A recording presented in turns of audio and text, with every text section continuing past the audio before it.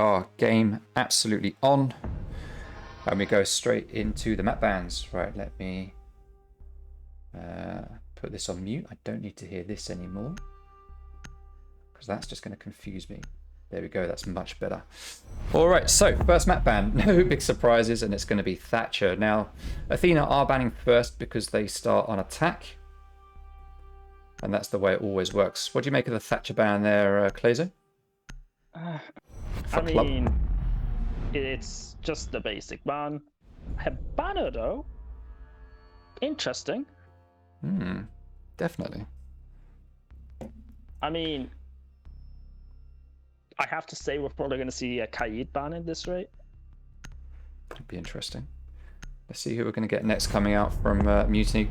All right, so Mirror, no big surprise. That kind of limits what you do on, mainly I think, on gym and bedroom. I think that's the main site for Mirror these days on this map. True. I mean, Thatcher, standard meta ban. Hibana, interesting choice. Didn't think, but we'll see.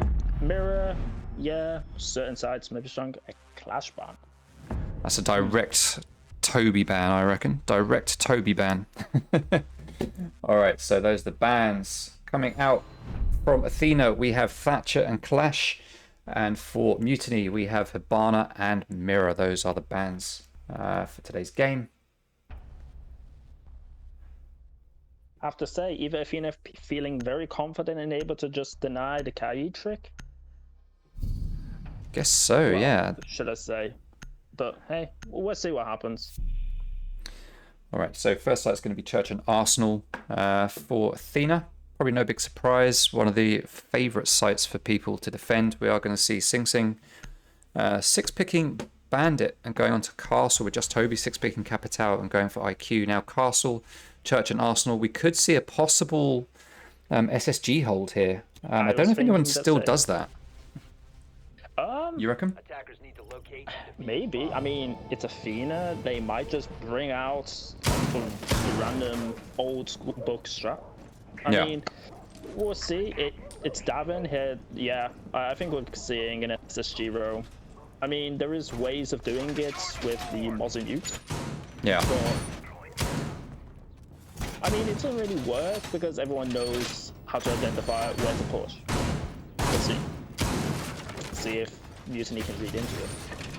Yeah, that does look like what we're getting. We're getting castle barricades up here on the windows. We are getting some reinforcements up here, some rotates. We've got Mute up top and castle back downstairs. Doing some castle barricading down here. So yeah, looks like we are getting an SSG hold. Now, as we know from the SSG hold, it does leave this hatch here in stocks. Right for the picking. You can just rush in, open that hatch, drop down, and get into sight before anyone even makes it back. We can see Nekwa would be the only one here that would get in the way of that rush, with Sing still over here reinforcing in Church. However, it does look like the boys from Mutiny aren't going to take advantage of that, and they are going to make their way. Certainly, Den at least is going to make his way through Strip Club with Kicks playing over here in the bar, playing as Vigil. He's going to be using his utility a fair bit to try and make sure the drones don't spot him. But Den is on drone. He knows that Kicks is somewhere in the area. And we have IQ going up to the roof along with Brisk Zach, who is playing Ace as we always expect. And we've got Aza and Typhloazon stacked up here, trying to make their way into CCTV by using a bit of maverick tricking, with Henry being the sole player over here in Cash, waiting for that push. Now, we do know that Cheetah Den is downstairs with Kicks. Kicks is looking around. Doesn't look like he's exactly sure on where players are, but he is going to peek underneath the gaps in the doors and use his utility to try and deny those drones. Now, we saw Den almost make a hole in the wall there, and that would have given him a good opening onto Vigil. And he is going to go for it. Who's going to come off best here? Is he going to open it up? He is going to open it. He's getting ready for his teammates to join him. Vigil is going to hear it. Oh my word. How did that not get spotted or heard?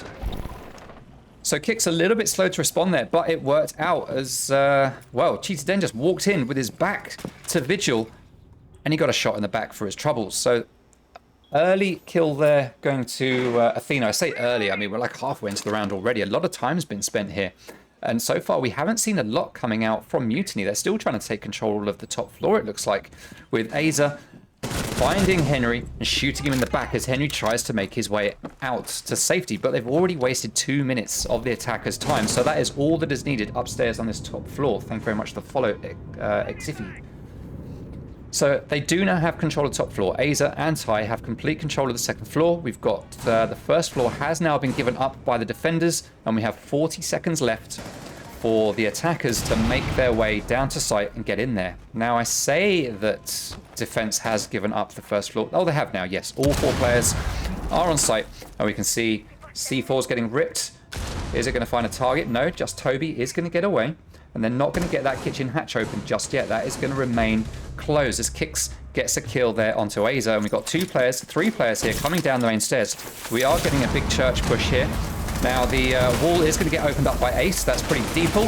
Maverick starts to push in, trying to take the kill in church. But there are 2 players there opening fire as Davin takes down Zach. Remaining seconds of the round, and all of a sudden the action is quicker than I've got time to switch from player to player for. And we see 3 quick kills coming out from Athena there as Mutiny try to rush the site with the remaining 20 seconds left to go, and it just doesn't work out for them. And Athena take that first round. Yeah, I have to say, well played from Athena with that SSG room. Bit of a comedic moment between Kix and Den. That was funny. Yeah. I mean, what a great way to start the round, I guess.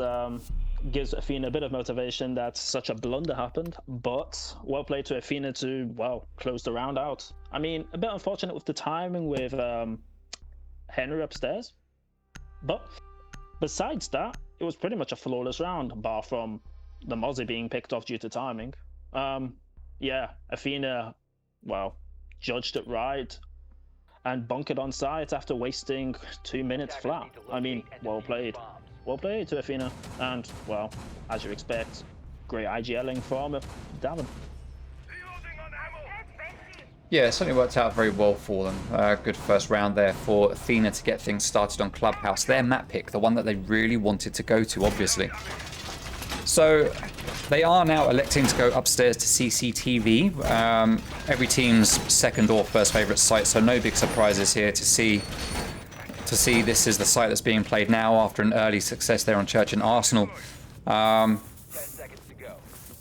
Let's see what kind of setup we're going to get now. We will possibly see something different. We're not getting a rotate opened up here, which is interesting. We are getting poles get opened up. We have seen Kaid get played, and electro claws have been placed, but where... Oh, okay, so I've seen this in a Reaper video, I think. There's an electro claw just up there behind the wall. Now, Thatcher is banned, but that does mean that that's not going to get taken down by any grenades or any Maverick tricking at all. That electro claw is likely to stay up unless a grenade goes through that drone hole. Now, where's the second one? That's the question. Normally would put it here in the... TV. It'd be either in the TV or underneath garage, under the window, effectively. I can hear it around here. I think it's somewhere here. Yeah, I think it's underneath. I think it is actually under the TV rack. Well played. This wall is only going to get opened with Maverick tricking. But there is no sledge. They're going to have to use Ash for that. They're going to have to use a combination of Typhlo Ozone and... to be fair, actually, no. You could Maverick trick the wall and then use Ace's Selma charges. They can still get through here. It's not completely stopped. So they can still get through, but they are taking their time to think about it. We're 1 minute into the round, and we're only just getting the Maverick trick starting now. With Aza downstairs at the garage door, trying to get the pick onto Wamai upstairs. He's going to use the yellow pings to try and line up that shot before anyone goes for a kill. Sing Sing takes down Tide, but is refragged by Brisk Zach, and I'm too busy here watching drones. There we go, that's that wall Maverick trick. Oh no, the electrical is still up, which means the breaching round gets destroyed, and that's going to mean Ace can't get in there either. That is, of course, the thing with a Maverick trick. That doesn't always stop the electricity. Oh, no. That's going to be... Well, I think that's actually impossible now for Mutiny to actually get through. They won't be able to use any utility on that wall. They've got shotguns. Okay, so Den has the shotgun. He is going to use that. That's how they're going to open it. Fair enough. Well played to Mr. Den. We have Just Toby downstairs running into his own fire. He manages to down Kix, and he finishes him off with a Captel bolt. Nicely played there by Just Toby, who now has control of the first floor of Garage. Davin Atkins is downstairs as Malusi. He sees Jackal looking the wrong way, and he takes him down. And for some reason now I pressed completely the wrong button, meaning I've taken you away from the action. There we go. Ah. FML, Clazo, FML. Chris Zach with another kill there onto Nekwa. 2v2 now with 30 seconds remaining. And we are going to have Henry just holding here at the top of these stairs, or main stairs as people would call it. And Davin is going to be holding in construction, watching through to Cash.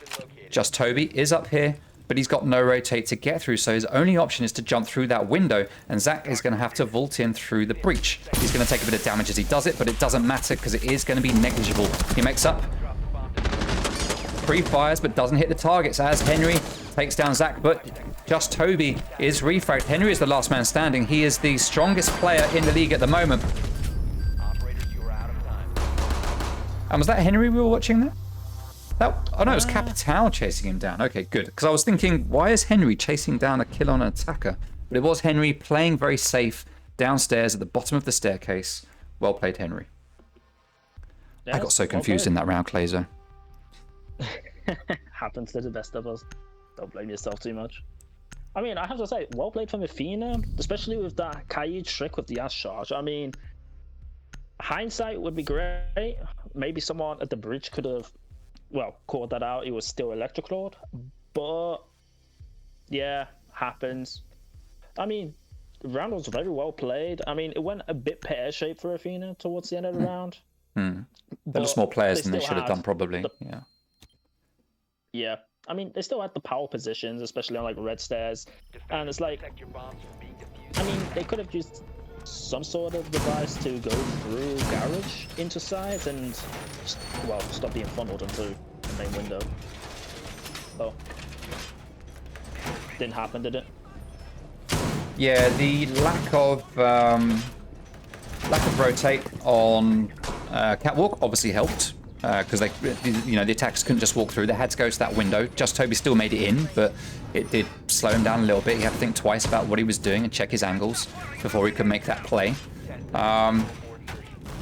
So yeah, it was a good, interesting setup and something different from Athena that we've never seen before. Now, what's going on here? Davin Atkins has opened up a little hole here. We've got a signal jammer on the wall. We are playing to him in bedroom. We've got an extended hold, as you'd expect, with standard holes here in the wall, with 2 ADSs, a hole here. And some holes here. We're going to see that from Davin. That hole is designed to impact the wall from the yes. I have seen this. Okay, so they are going to get CC wall open up very quickly. Now, there is no Hibana, so it's going to be down to Ace to open this up. Now, I don't think an impact trick would actually be successful on an Ace, depending on how high it is.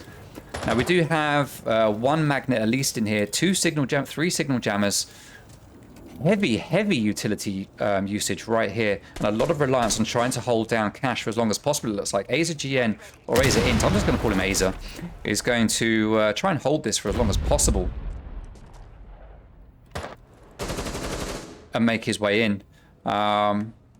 But it looks like we are going to get some Maverick tricking over here on the jacuzzi wall. So small hole getting opened up. There's nothing there denying the wall. So Ace is now going to get that main wall open. We've got 2 players stacked up there. Aza trying to make his way in through CCTV into Cash. Hey, thank you for the subscription, Jax. Very much appreciated for the gifting. Cheetah Den takes down Kicks, rappelling upside down on that window on the main stairs. Well played there by Cheetah Den. He is going to hold this position for quite a while, possibly, because that does deny the rotate. It is very common for a player to stay here on the top of the stairs to watch the breach, but that's going to be denied by Cheetah Den, as Just Toby takes down Sing Sing. Now, we are in a 3v5, and for once, it looks like Mutiny are in the driving seat. Let's see if they will be able to capitalize on that. We do have one defender sitting over in logistics. That looks like it's Mute. Yeah, it is Nekwa playing on Mute. He is going to open up a rotate here into the bedroom as Henry does get down. Davin Atkins does take the first kill of the round for Athena, though, by taking down Aza. That is a top fragger out of the picture. But we are essentially in a 4v2 as Henry is unlikely to get revived at this point. Nekwa comes out of the bedroom, but is surprised to find Den sitting there right behind him. We can see there's one more player in logistics. That is Davin. He manages to take one down, but Cheetah Den is there to get that refrag, and he manages to get the pick, taking down Davin and putting the first round on the board now for Mutiny, making it 2-1 at the end of the first quarter of regulation. Well played to Mutiny. Yes, and well played to Den as well by getting that 3K. I mean, I have to say though, well played from Den to get that opening pick on main stairs onto, I think it was Kicks. Yes, yeah. it was. Yeah, I mean, I have to say, well played from Mutiny as a whole. I mean, they did a split push, sort of draw their attention into cash, but just won their gunfights. And, well, I have to say, yes, Jim is a weaker side to defend, but still, it was pretty well played from Mutiny as a whole. And it was a very convincing round from them. Yeah, they did very, very well there. Hey, thank you for the follow. I am Fracture. Great name, great name. Welcome, MYR, to the stream. And SPR Red, thank you for coming along.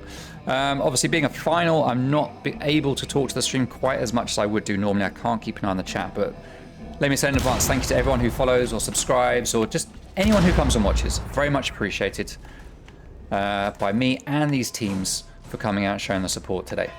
All right, so we have just Toby setting up his drone here at the end of Dirt. We've got Zach setting up here as well, so I'd strongly suspect that we are likely to see a Dirt tunnel push at some point.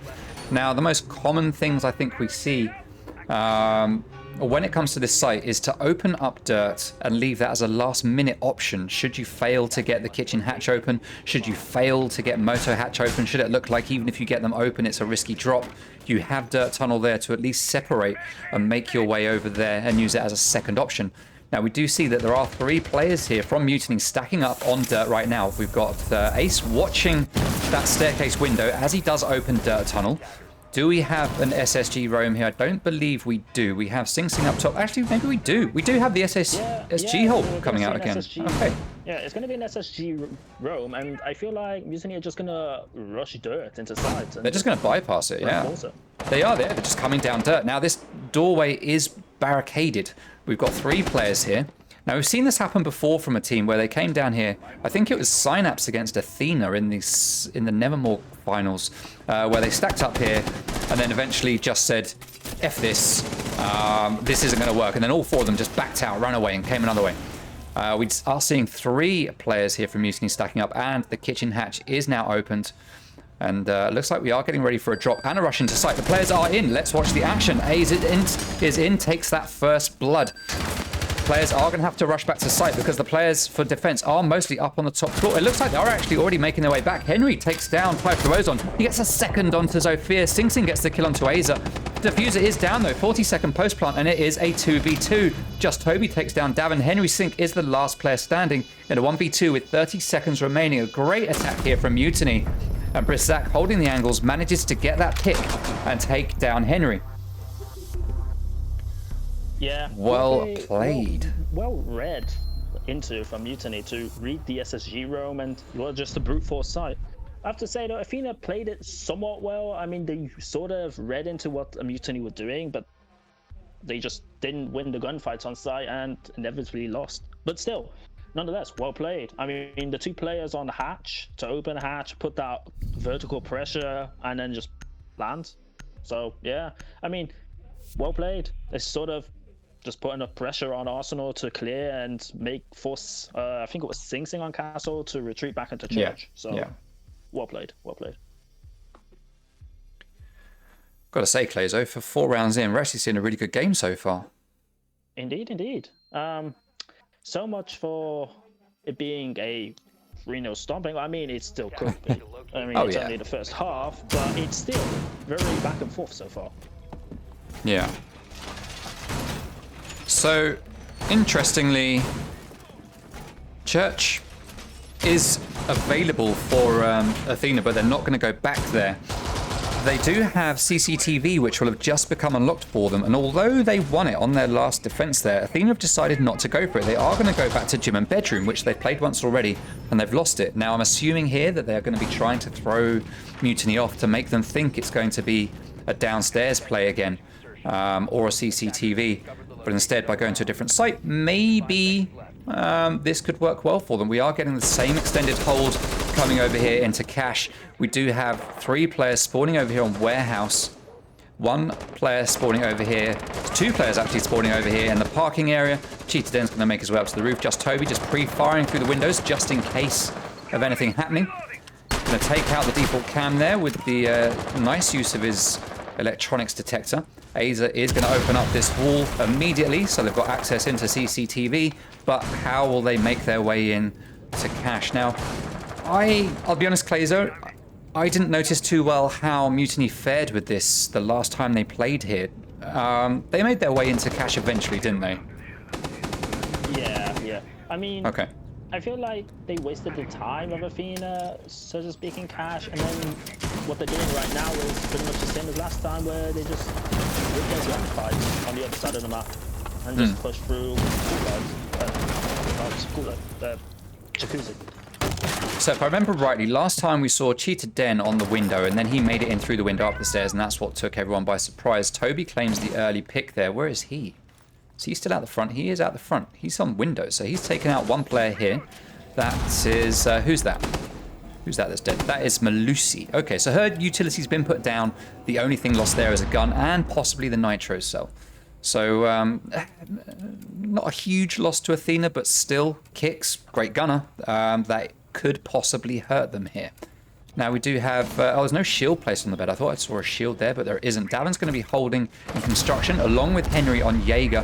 Nekwa holding here in logistics. That jacuzzi wall is getting opened up. 2 players stacked up there. 1 on windows, 1 over here on CCTV, and then up on the top. Going to be rappelling onto that staircase window again to make the same plays he did before. So we've got a complete pinch coming out here from Mutiny with 4 players stacked up pretty much on site, just waiting for the attackers to make a move. It looks like the attackers are waiting for the defenders are waiting for the attackers. We have drawn a stalemate. It's like a Mexican standoff. It's like, you go first. No, you go first.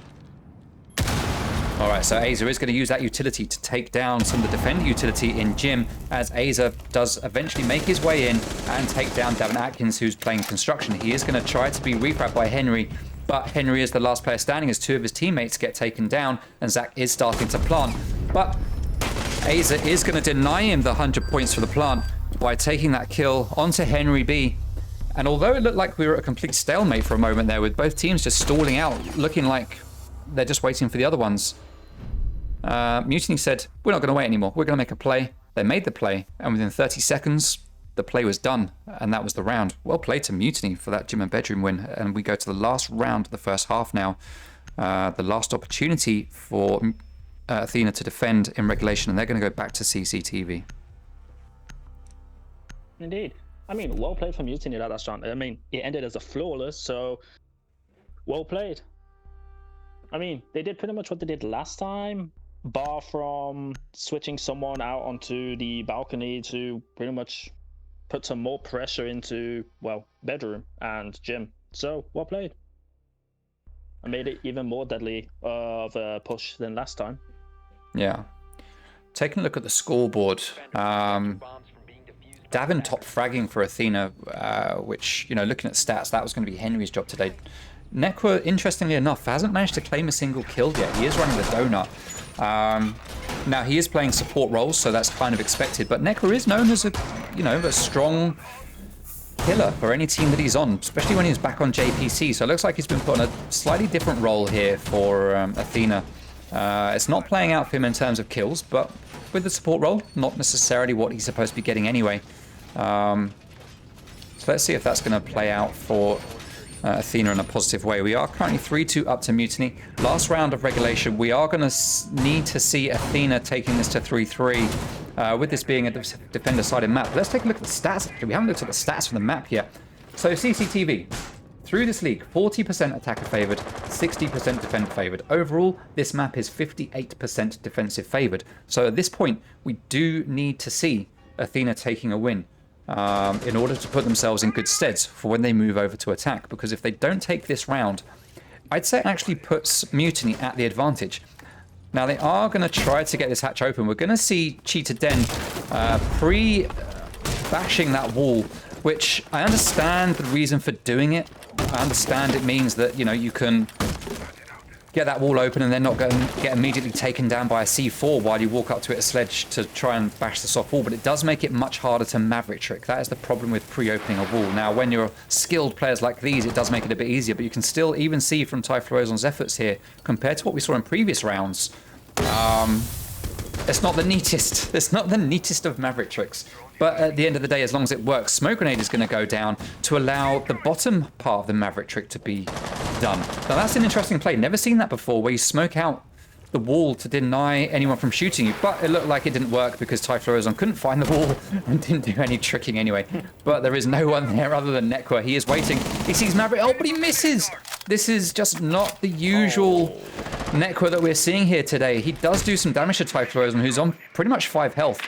But that was a bit of an oof there from Nekwa. If he'd had a proper gun, I say that, the SMG-11, a lot of players make good use of it. Aza makes good use of the SMG-11 for a start. He doesn't miss with that thing. Zach takes down Kix, who's playing on Catwalk. Toby has been downed. And that puts us in a 4v4 at the moment, essentially. But Aza is downstairs with him. There is no one nearby, so he is able to get that revive should he need to.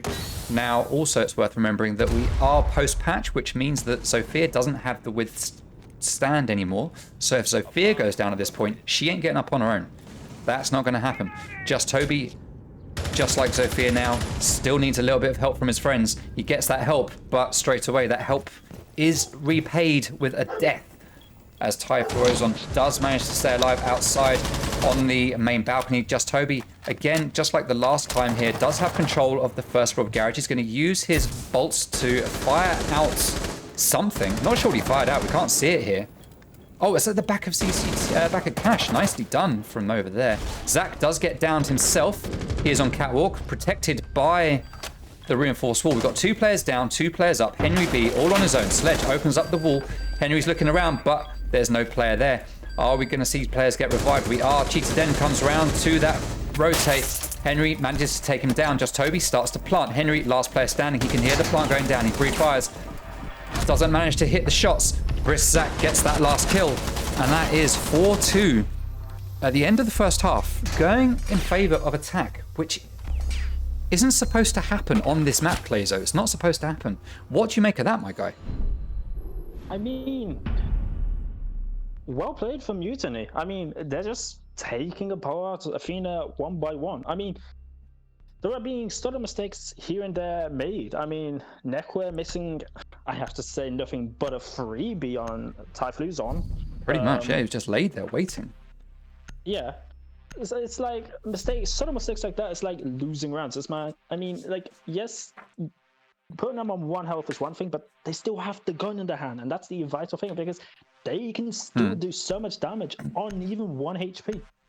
All you need is 1 HP and 5 bullets, right? And you can still win. In theory, yes, in theory.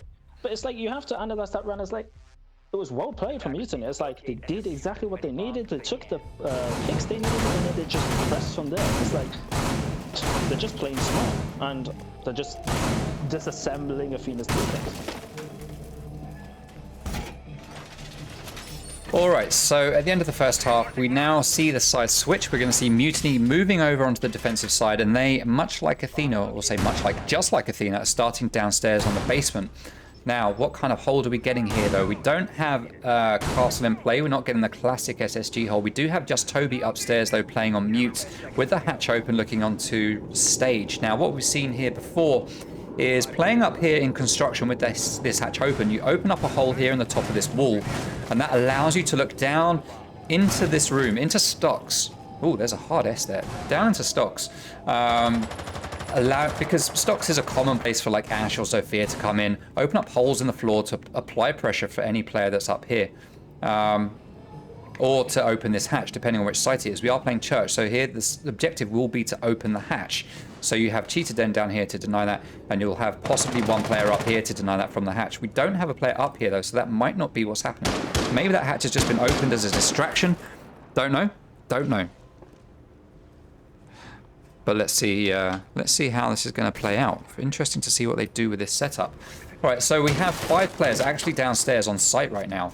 So a lot of work done upstairs for a setup, but not being taken advantage of by Mutiny right now, as we have Athena taking control of the top floor. Now, whether they realize it or not, they have complete control of the second floor. We're a minute in, and they still haven't made their way down to the first floor, so they're going to need to start moving a bit faster. The drones are going to have spotted the hatch, and they're going to be thinking, hello, there's a hatch open here. What's this about? We see Buck being played by Davin, opening up some holes here. And did I see there, that hole actually gives you a nice little line of sight down onto the main stairs. Now that could be a good flank watch for anyone playing in kitchen. If I saw that right, we need to see if anyone goes back there to look at it. But we typically see people going for the hatches here. Someone might come up the main stairs to get a flank. Nekwa's going to be there to watch it from there. But did we see a... we can actually sit here on spectator cam a bit. Yeah, if you look through that hole, you can just see down to the top of the main stair. So that would allow you to cover the flank from here. So I guess... all right, yeah, Davin is actually going back to it. So we can see it from his perspective. That is a nice little angle there from Davin, allowing him to see all the way down to the main stairs. Good flank watch coming out from Athena. We still have 5 players downstairs on site though. 1 minute remaining, and we only just have Athena started to open hatches, going very, very slowly here. Nekwa trying to maverick trick this hatch, but it doesn't look like it's his forte. He is struggling a bit. C4 gets ripped. Nekwa needs to back out. He hears it, he moves, but it doesn't get thrown or pulled. We can see the gunshots there, trying to take Nekwa's head off as he tries to get... I don't know if this is the play, getting Nekwa to do this. It's not really working. Sing Sing doing it the old-fashioned way. Thermite charge on hatch, but it does get impact tricked. Big play there from Typhlosion. He's going to get ready for the second impact trick. 25 seconds to go.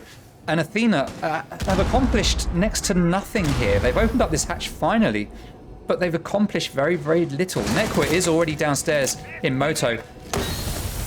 That's the Goyo shield broken. 2 deaths now. And Mutiny are well in the driving seat here as Henry gets a kill. Cheetah Den does get the refrag. 3v2, 5 seconds remaining. Diffuser is dropped on site. Nekwa last player standing. And it's just a flurry of kills as Athena just stall out through that whole round. And Mutiny just... Mutiny controlled the pace by sitting in corners. How does that happen? Yeah. I feel like Athena forgot the golden rule of attack, and it's time management. It's all about time management. They spent so long with the upstairs, like they spent a minute flat upstairs where there was next to nothing. I mean, yes, they had a few vertical holes towards flanks, but a Mutiny just didn't care in the world. I mean, they just sit on site and bunkered. I mean, there was a half through the round, they just started to open hatches. Nekwa... questionable maverick checking the hatch, and it's like, okay, maybe he just shouldn't be on maverick to do the checking. I think that's what we're seeing here with Davin going on. Yeah, to they've the switched the roles, which makes sense. Yeah. But yeah, just so much time being wasted on that one clear slash whatever the hell it was, and it's just, well, cost them the round. Just giving the freebie away. I don't know that we can even call it a roam clear. There was no roamers to clear. I mean, it took 2 minutes to clear the top 2 floors and there was no one there. The droning just... I don't know. It could have been quicker.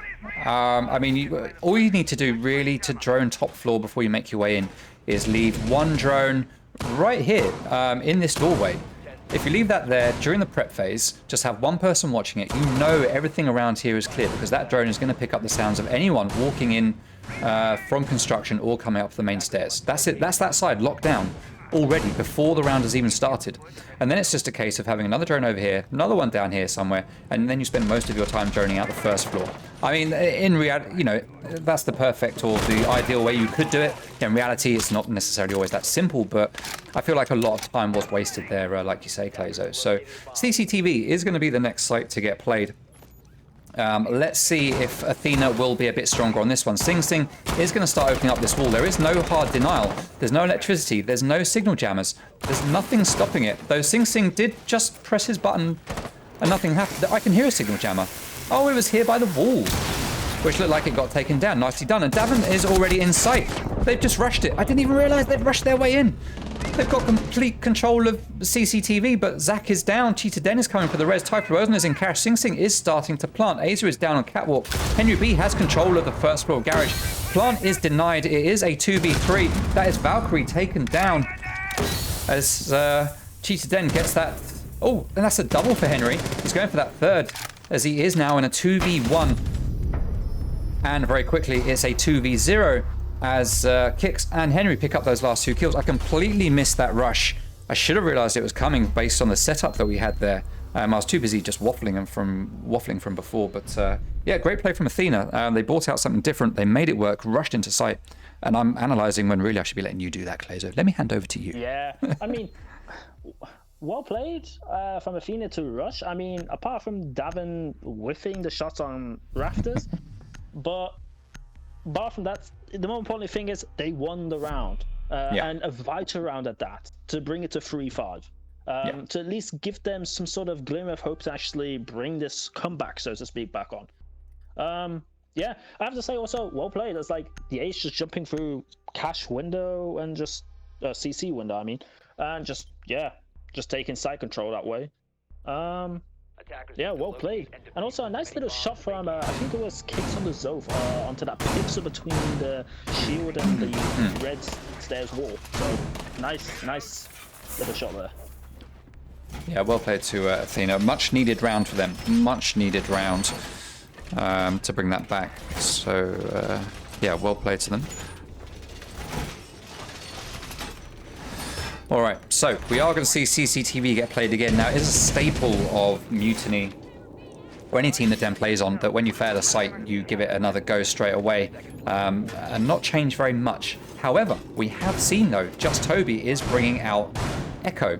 And I think that's the key change that we're seeing here between these two rounds. Who did we have last time? We had Maestro being brought out. We had Valkyrie, which is the same. We have Mute, Smoke, and Jaeger. So we do have the exact same lineup, except we have switched out Maestro for Echo. So two different types of intel gathering and plant denial. Now we are going to see Davin coming upstairs. He has taken control of Maverick. Clearly, Nekwa's decided, yeah, this isn't for me, guys. Can we switch it up? And Nekwa has handed that over to Davin. Davin, I think Nekwa could have managed that, to be fair. What Davin just did, opened up a little hole, took down the signal jammer, and that is the wall open 30 seconds in, and already they have that line of sight. We're going to have Kicks here, just repelling, trying to hold off any rotate. Zach playing a smoke on the top of the main stairs, very standard. He'll be using gas grenades to try and deny a default plant, or to stop anyone from pushing in through the breach. Just Toby trying to sit here safely in cash to deny the plant with yokais. Typhlosion playing construction. That's the problem with not going on Do Not Disturb, is we see stuff like that with Catsy. Looking for a group. No one wants to join your group, Catsy. No one wants to join. I didn't mean it. There is a reason why we're not on Do Not Disturb today. I'm not going to say why, but there is a reason for it. So apologies if we do get pop-ups stream. Apologies. So Henry... Oh! Henry pinged something, but Typhlosion with the SMG-11 just tags him right in the noggin and takes him down. Early lead there. And that's an important pick there. Typhlosion's going to continue holding this angle. Drone is going to come out as Nekwa starts putting kills on the board. He has 3 now, so well played to Nekwa, starting to be... Oh, hello. Yeah, I want to come through. Yep, on you go, on you go. And eventually they make it through the doorway. Well played.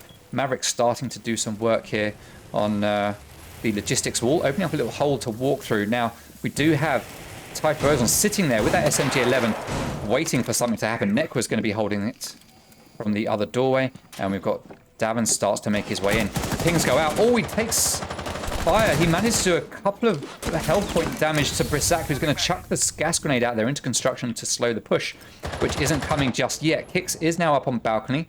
Aza playing here, using the same setup that we saw coming out from Athena here, with that 0 rotation and just a hole for shooting through. And we're seeing a heavy construction take coming out here from Athena right now. All gas grenades have been spent. Grenades have gone down to take out any utility on the other side of this construction wall, and that is going to get opened up by Sing Sing. They tried to impact trick it, but it is unsuccessful. All now open, and Athena have a pinch set up through the main wall and through construction wall in a 4v3. Just Toby evens it up though and makes it a 3v3 as Nekwa picks another kill up. Kix gets his own, leaving Aza all on his own. Sing Sing starting to plant. Aza tries to get the kill onto Zofia out there on the balcony, but Kix manages to get the picks. And he takes another round, or helps to take another round. It's not like he did it all on his own. There were 4 other people there with him. Manages to help take the round and put another one on the board for Athena. Yeah, I have to say, I mean, I'm interested to know how Typhlosion got the kill onto the Ash, who I think was Henry, which, well played, nice shot. Oh yeah, it was. But it's like, yeah, I'm just curious, like, I feel like Mutiny just lost manpower and just control. I mean, they tried to impact check the construction wall, and it's like, after that failed, it's like they just lost control of the site. It's like they couldn't just anchor and hold hard angles. Yeah, I mean, it's just the default open up cache and open up CC wall, and it's like then they can't rotate out of garage and rotate through side. So that's just standard way of playing that if you're going to do a construction push. But I mean, well played from Athena. Yet again getting another vital round, because every round is now vital for them to get this comeback and try to win this round. Yeah. Okay, so we are now going to see Mutiny decide to go somewhere else. They've had Church and Arsenal just become unlocked for them, so they are going to head back there. Now, we looked earlier at some stats for CCTV. Let's take a look at the stats for Church and Arsenal. We can see it's 41% attacker favoured and 59% defender favoured. So they have lost this site once already. No, sorry, they won it once already. So in reality, this is most likely an Athena round. When it comes to stats, let's remember these stats are based on this league. It's not based on ranked. It's not based on PC Pro. It's based on this league and what the teams have done. So with a 59% defensive rating, they played this once, which means that realistically, favors are tipped to attack here. Let's see how it's going to play out in reality. When it comes down to it, stats often don't mean a lot with things like this. Now, will we see a faster droning and roam clear game coming out here from Athena? Now, we have 30 seconds in. We've got the wall here from Jacuzzi only just getting opened up. Henry peeking. Drones. Can't see any drones actively rolling around here on the top floor. Kicks is outside the window, and again, okay, there's Sing Sing droning out now. Henry's starting to make his way in. But Henry does look cautious, and I feel like they should have had this droned already. Like I said, they just needed one drone here, and that completely shuts off this whole side of the building in terms of clear. So they've spent 1 minute just clearing one side, which does seem a little bit... I'm sure there's reasons, and if we get an interview with Athena, maybe it's something we'll ask about, but it does seem like it's taking a little bit too long to drone out this side of the top floor for my liking. I mean, perhaps maybe they're worried of maybe an elusive cheetah den or a Brissac roaming somewhere around the map and scaring them with this so-called potential roam. I mean, maybe Den does like a flank. bit, but yeah, true, he does. Den is a flanker, I've said this many times. Yeah, true, and I feel that's probably what Athena is sort of so worried about and wasting so much time about doing, even though he's just anchoring on site. Yeah. I don't know. I don't know. It seems overly... they're right to be cautious. It just feels overly cautious at this point. All right, so we are going to see Sing Sing going for the thermite charge. There's an impact trick attempt, and it is successful. Although it goes over to the other side of the hatch, it does still take down that thermite charge. Sing Sing is going to back out. He's not going to use a second one there. He's going to go into bar and go into drones. As Cheetah Den takes down Davin Atkins. Right to be concerned about flanks, I guess. But where was that? Was that on the first floor? It was on the first floor. Where did he get that from? Let me get over to him quickly. There he is, down here. Okay, so that was through the floor. Well played there to Den. Getting ready for the impact tricking should he need to on this hatch to back up Typhlo's on his neck. But is at the bottom of main stairs. Trying to take down the magnet. His aim is just not on point today. Oh, he sees the magnet up above just a little bit too late. It does grab up that Selma charge. 3v5, and Mutiny have huge control here of the flow of this game. 15 seconds remaining, and again, just like last time, it's a mad rush to try and get into sight at the very last moment, and it doesn't work out as just Toby with the SMG-11 picks up 2 headshots. Oh, nice one there onto Ace. Oh, well played, Toby. Nice. I have to say, Joe, I feel like the Hibana ban for Mutiny is really hurting Athena. Just with getting those hatches open. I feel like they played perfectly into Mutiny's hand with that ban. I mean, they're struggling so much with getting that hatch open. I mean, it's just getting impact tricked every time. They're wasting, like again in the first round on when they pushed Church. It's like the time management is so crucial, and Athena are just not there with time management today. I feel on their attack. It's just it's un-Athena-like, I have to say. Yeah, I mean, okay, so we are going to see Ty 6 picking Mutant going on to Kaid. We are getting a CCTV hold, so let's see if they do similar Kaid placements that we saw coming out from Athena to hold them back. Typho's on, putting one up there behind the wall, and he is going to drop downstairs. I don't know if this is just the latest meta or if it's a case of Mutiny see what Athena doing and thinking, yeah, let's just play their own strats against them. Why not? Not a strategy that I'm a fan of. If it works, it works. But I don't know. I like seeing teams do their own things. I'm not saying they're copying Athena. I mean, these are positions that we've seen in YouTube videos and whatnot. So there's nothing unusual or new that we're seeing here. Just odd that we're seeing it all come out in the same game, but it's working, so it doesn't really matter. We are seeing the same setups coming out from Mutiny that we're seeing from Athena. So very curious. The difference here though is that I think I called when Athena were doing this that a grenade coming through the drone hole would take out that electro claw here. Mutiny have covered that with an ADS though, so that does make all the difference, and that could help a lot. Typhlosion opening up the hatches, and again, as I talked about before, we've got holes down here in stage, allowing anyone up here on this hatch to look down here to deny anyone that plays in stocks to try and take angles on the players up above. We've got just Toby playing down here in lounge with the castle barricades, just waiting to try and stop anyone from taking control of down here. Now, Sing Sing does take some damage. Where is he? He is up here on the rotate, or the breach rather. The wall isn't opened up yet. They have managed to do the Maverick trick, a lot cleaner than it has been done before. Kix is going to be responsible for opening that up with a lifeline. He's going to wait until just the right time. The time is now, and that is opened up. Den getting ready here to try and shoot that player on rappel. Athena need to watch out for this. If Sing Sing comes a little bit too far over, which it looks like or Kix rather, he has come too far over. Oh, but he reads into it and he takes down Den. Well played by Kix. Did he know that he was there? He must have heard him shuffling around. Well played. Or there was a drone on it. Who knows? We don't know. We will never know unless we ask the question later, but I'll have forgotten by then. Davin is going to be droning out, and it looks like we are going to see another push coming here from construction. We've got 4 players stacked up now, with 1 player over here watching the rotates. That's going to be Kix. He's going to be watching for that garage doorway. As Davin takes a load of damage up here in construction, he's going to back out a little bit.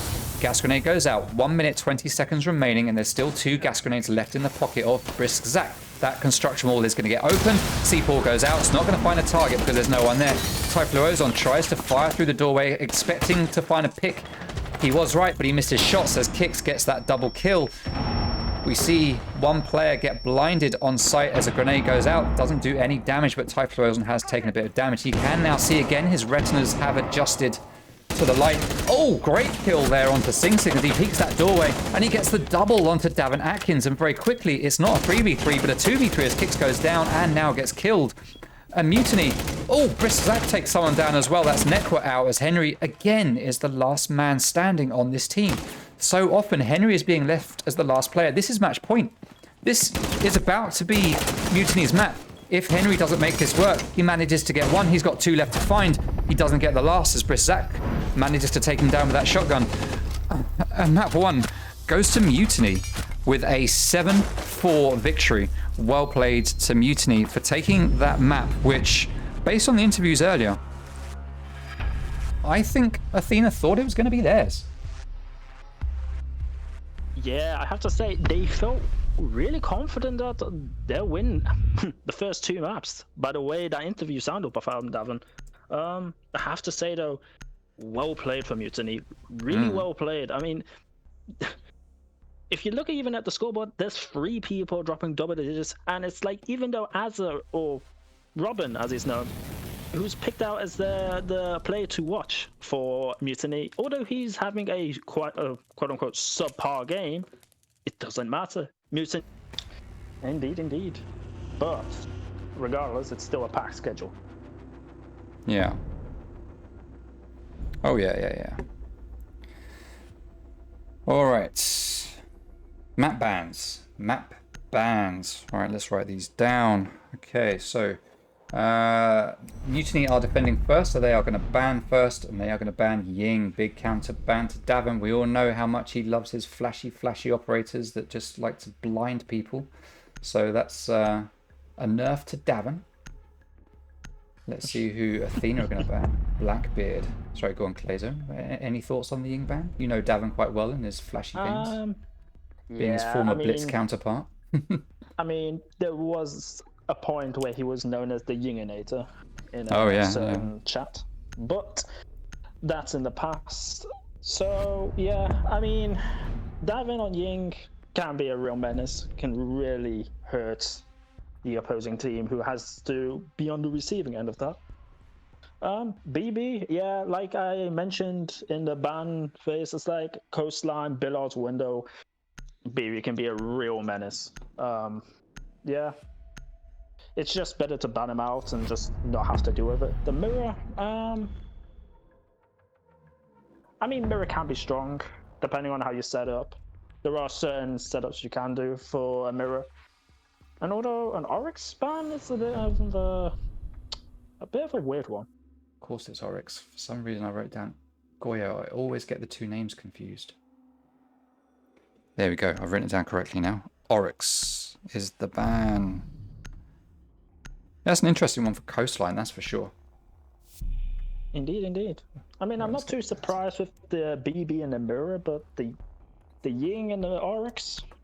Ying I understand, because we're playing against Darren here.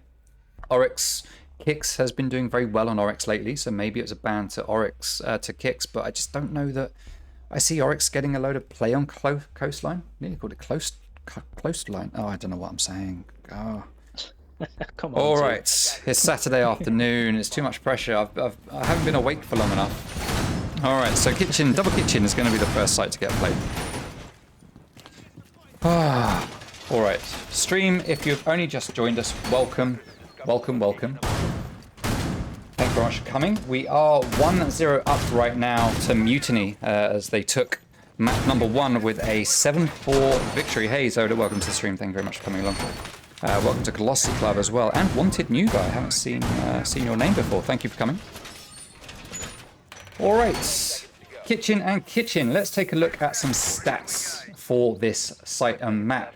As I forgot to do a lot in the last map. So kitchen and kitchen, or kitchen service, 42% attacker favored, 58% defender favored. And overall, this map is actually 51% defender favored in this league. Now, a lot of people say that Coastline is an attacking favored map, but in this league, it has been very much 50-50, or 49-51 to be more precise. So let's see how this one's going to play out. Now, this was this Athena? This was Athena's map pick, I believe. So they didn't pick the starting side. That was selected by Mutiny, and they selected to start on defense, which is an interesting one. Like I say, considering people see this as an attacking sided map, it's interesting that Mutiny would choose to start on defense. But it is what it is. Clearly, Mutiny feel that they have their defenses all sorted out. Alright, so let's take a look around here as Davin gets taken down very early on by Aza, and I missed it completely as I'm trying to find the right player to look at. I'm guessing that was upstairs as Aza is playing Vigil. Where was it? Where's the flashing skull? I can't see it. No idea where it was. Hold on. Nope, I thought that was blood, but it isn't. Well, I don't know. Doesn't matter, he's dead. Right, so Typhoozon playing downstairs in the lobby. Zach watching cams. Aza roaming around in the lobby with Ty. Just Toby playing in security.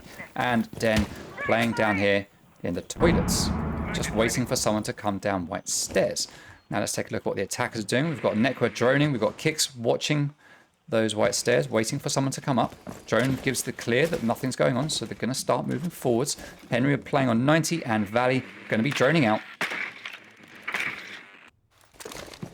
And checking to make sure it's all clear in Penthouse.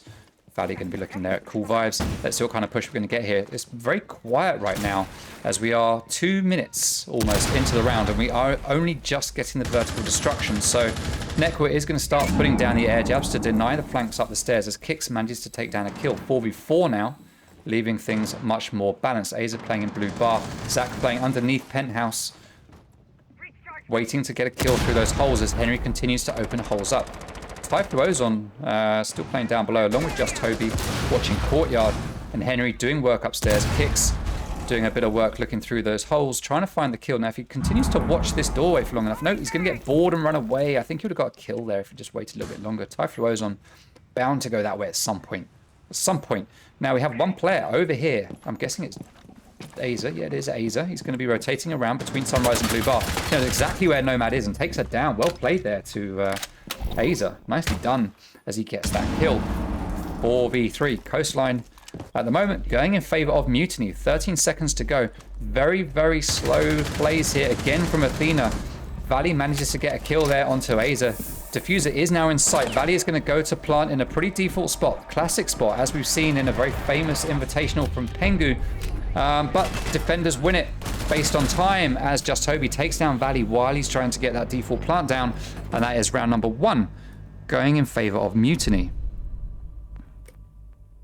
Yeah, I have to say, well played for Mutiny, especially Robin, or as if new members of the stream who've joined, Robin is Aza.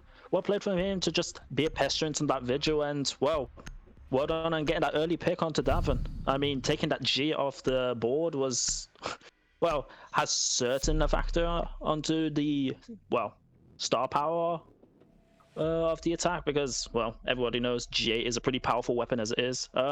Yeah, I have to say, well played from Robin, just being a pestilence and just wasting of time. I mean, it was what, 40 odd seconds left on the board when Robin eventually died by Sunrise Corridor, blue bar side. So well played. Also denying that plant from courtyard and having that holder, it was like well read into like where they're gonna possibly plant. So well played from Mutiny as a whole. Very good round for them. Yeah, they're doing very well there on Coastline with the defensive start. Well played to them for taking, I'm going to say, a convincing one. Again, time management for Athena just not looking good. And I don't know if it's kind of Davin died and then everyone else just sort of stalled out. Looked like they didn't really know quite what to do. It's difficult to call, obviously without hearing all the comms exactly, but it just looked like things really slowed down. There wasn't really much motion going on upstairs, not much work being done that we could visibly see anyway, nothing obvious. And it's not been paying off for them, these perceived slowdowns in what they're doing.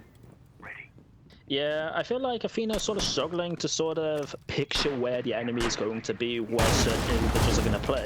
I feel like Mutiny are doing a very good job of masking where their players are going to be, whether they're going to be bunkering. Like I said on Clubhouse, like we expect a certain place like Den or Robin just to be roaming or doing something, and it's like they're doing the totally opposite of what they usually do. And I feel like Athena like being caught unawares by it. Alright, so we are heading over to hookah and billiards. This is typically the favourite site before kitchen sometimes, but often after kitchen, and that is no different here today. We are going to see Mutiny heading up there now. They've got their setup done with some standard reinforcements. A little bullet hole here from Zach, taking a leaf out of SMWD's book quite clearly. Not that she invented bullet holes, obviously, but it's something that she is well known for. We already have complete control here of Penthouse and Theatre. Valley's going to be joining his teammates in there as well. And it looks like not very much work is being done down below. We've got Aza on Jaeger roaming around downstairs completely free with nothing stopping him. We've got Nomad, so there's probably some air jabs here. Yeah, we've got one here at the top of the white stairs. So that's going to stop that flank up that staircase from Aza. He is down at the bottom of that staircase now, looking like he's ready to make a push, but he's not going to be able to. He can hear it. Going very, very slowly. He's going to take out this flank drone eventually with the butt of his gun. He's not going to be able to just get upstairs easily. He could, however, make it to the top of the staircase and get a kill onto Kix if he does it right, but he is going to back out while Kix is completely looking the other way. Now we need someone to check that flank drone and see, oh, wait a minute, flank drone's gone. You need to watch your back, guys. C4 gets ripped, but it doesn't get detonated as Henry takes down Typhlo Ozon. He's now got control of Aqua. You can see the utility there on the pool table. That's going to get taken down straight away by the Ash breaching round. It looks like we are going to get a default plant attempted as Aza takes down Davin Atkins playing from hookah. Now 4v4 as, again, Davin is the first one to die. This is not ideal for Athena, but they're making it work this time as Henry starts to push in. He gets one kill. As Valley takes down one, Cheetah Den is there right behind, but Valley lays down on the floor, gets that pick. Aza GN or Aza Int is sitting here just waiting, but Valley knows where he is. He peeks around that doorway with the pistol out and manages to get that kill. And I feel like I missed all of the good action there, unfortunately, but still, we see what happens. And Athena take a round, making it 1-1 at the end of the second round. Yeah, I have to say, well played from Athena for that push. I mean, I don't know whether they had intel on Robin on the Jaeger flank, but he was sort of pressed to, well, he couldn't really do much without that air jab on that flank. So I don't know if that, because of that, it forced him to go back and sort of stop his, well, his flank.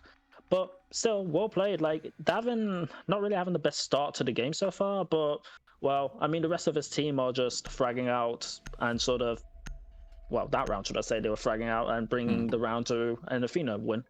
But still a long way to go in this game. Is a long way, and still anybody's game, it looks like. As we are going to see Blue Bar and Sunrise get played now by Mutiny, which may or may not be read into by Athena. I suspect we'll see a pretty standard setup coming out on this site. We are going to get the standard rotate here in between blue and sofa. We're likely to get some holes opened up here in the bottom of this wall facing into courtyard. We're going to get a rotate here into office, and we are going to get standard reinforcements here. Will we get a shield placed on Pengu, or will it be left bare? That's the question. We have smoke coming over here. There we go. There's the Pengu shield. Nothing unusual coming out from Mutiny just yet that I can see anyway. Toby going to be sitting here, or standing here rather. Oh, he's picked up a drone, so he's going to be placing that somewhere useful. Let's see where he's going to put that one down. But he's going to be playing here in kitchen, possibly getting ready for... He's got 2 drones. Well played to Toby getting those picks. All right, he's going to open up a bullet hole here to watch the doorway. All right, let's see how this is going to play out. That could be a nice, easy kill. But did they see the bullets coming through the doorway? Drone goes down. Those bullet holes could get picked. But the Mozzie Pest is going to stop that drone from coming through the doorway. Oh, nice one here from Toby, where he's got an angle here onto the main door through the bottom of this wall. All right, he pre-fires the bullet holes rather than just patiently looking through. And that gives his position away. He does get shot at from that main door. Is that Henry? That is Henry. He's going to be peeking it to try to get that pick. And now we see Kicks starting to move in. And they are going to apply pressure to Toby, who's got a teammate there with him. Oh, and Kicks with a lovely headshot there onto just Toby. There's a second player there. It looked like it was Typhlosion. It is Typhlosion. He's going to be playing here in kitchen, takes down the drone, and he's going to hold this position until the moment he dies, it looks like. He opens fire, takes down Valley as Cheetah, then takes down Kicks.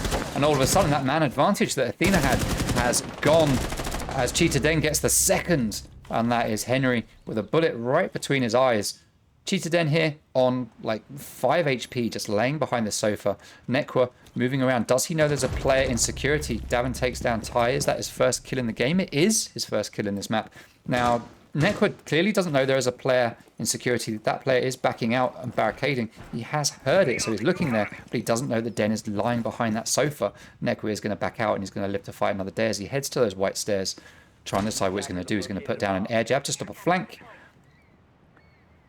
while Davin is droning everything out from kitchen. Now, we need to see these 2 players playing together if they want to make an impact in this round. Cheetah Den has backed out and gone back to Sunrise. We've got 3 players now playing on site, although Aza has just moved out to play an office, as Davin is going to drone that out. And he is going to spot Aza. They know exactly where he is, but they don't necessarily know where the other 2 players are, as Davin moves that drone between the sites. He's going to spot Den now, I would say, and that is Zach spotted as well. Now they know exactly where all 3 players are. So Nekwa is going to be able to move forwards. He's got intel, but he's not looking high enough. And with the SMG-11, he gets taken down. Davin Atkins takes down Cheetah Den. 1v2. Gas grenade goes out to slow down the push. 40 seconds remaining. 1 gas grenade left in the pocket of Aza, or Brissac rather, as he throws down 1 more. Being Sledge, he can open up the floor up above to start to move some anchoring positions out of the way. He doesn't have to fuse. He's got 30 seconds, but it doesn't matter because Aza is there with the powerful MP7. For some reason, with the holographic sight on it rather than iron sights. Don't know why you'd want to do that, Aza, but you got the kill, so clearly it doesn't matter. And that is a round to Mutiny. Strong one for Athena at the start, but kind of threw it away with some unfortunate picks. Yeah, I mean, it was looking well as they were pushing towards kitchen, but then all of a sudden it just flipped on their head, and it's like they lost within a blink of an eye 2 members, and well, that man advantage flipped on its head. So yeah, I don't know what the problem was there, whether it's just a lack of communication or just being unawares of certain angles, but nonetheless, well played to Mutiny. They're just playing, I feel, better, or it's just, I feel Athena just unawares to some angles with slow reactions or something. I mean, that Nomad onto smoke, I mean, I saw the smoke, but I'm not sure. Yeah, I don't know. It just might be just slow reactions, maybe just about the office for certain individuals. Yeah. but nonetheless, have to give respect to Mutiny for just getting the picks they need and winning rounds they need. I mean, 2-1 so far, and they're on defense, so pretty. So let's take a look well, at some. Oh, go on. No, Karen. Thought you were done. Well, it's sort of following the suit of the map prediction of well, the rounds being in favor of ever so slightly to the defense.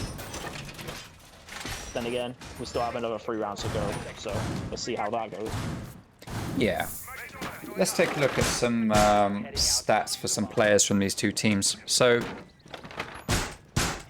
nothing particularly interesting. Well, it's kind of interesting, so let's talk about it. Actually, no, let's focus on the round first, then we'll talk some numbers later. All right, so kitchen and service. We've got a shield placed here in this corner. That's going to allow a player to sit here on rotate, or at least rotate through the rotate, without being pressured from this doorway. Standard reinforcements here on the double wall, the second half of this wall here. So it's actually a quad wall, but that's the double here.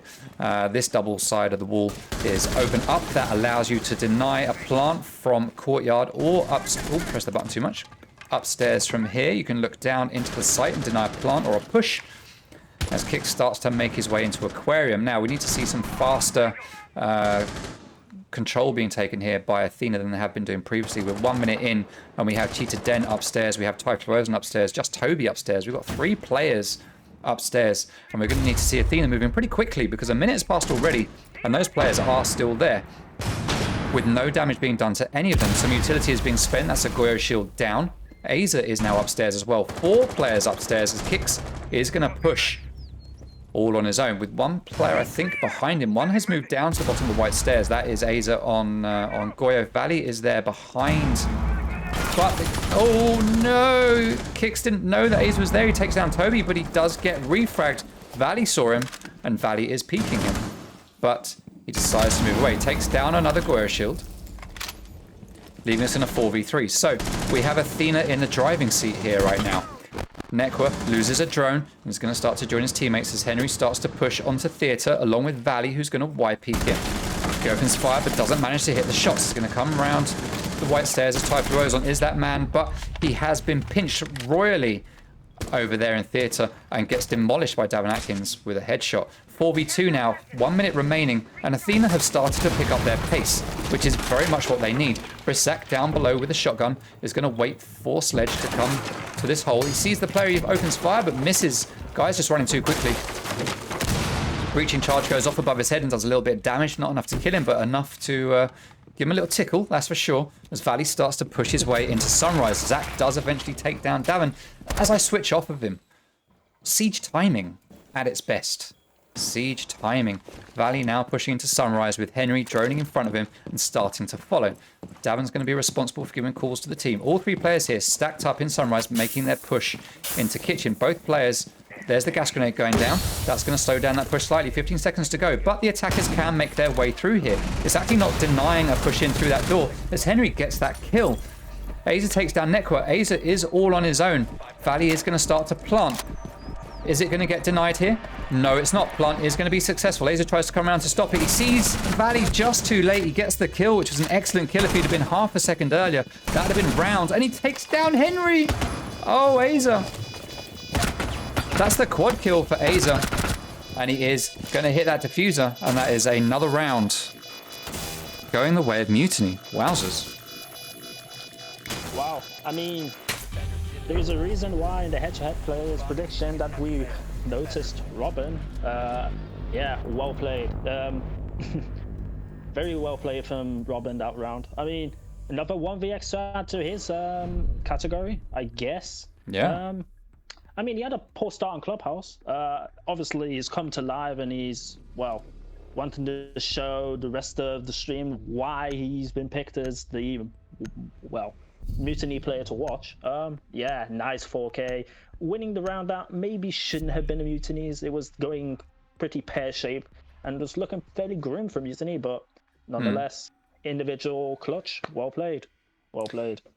Yeah, I mean, it's hard to say the round wasn't won due to one person when they get a quad kill. Obviously, it's more to it than kills. It's what it's the setup for that player to get those kills, and obviously the rest of the team played a part in delaying Athena for a long time and allowing that to happen. But certainly there at the end with that last 2 kills, that was all Laser, and fair play to him. He did a great job at it. As we head back up now to Hookah and Billiards for the next site to get defended, it's become unlocked for them now. They played it once already, Mutiny, and they won it. It's now unlocked, and they are going to head straight back there to see if they can make it a second win on this site. And at the moment, with the way they're playing, it looks like it could very well be possible. Now, talking about AZGN, I mean, you went through some stats earlier. A lot of people might have missed it. Not everyone comes along for the start of the stream, but the top KD on Mutiny is actually AZGN, but he is 9th out of the whole league when it comes to KD.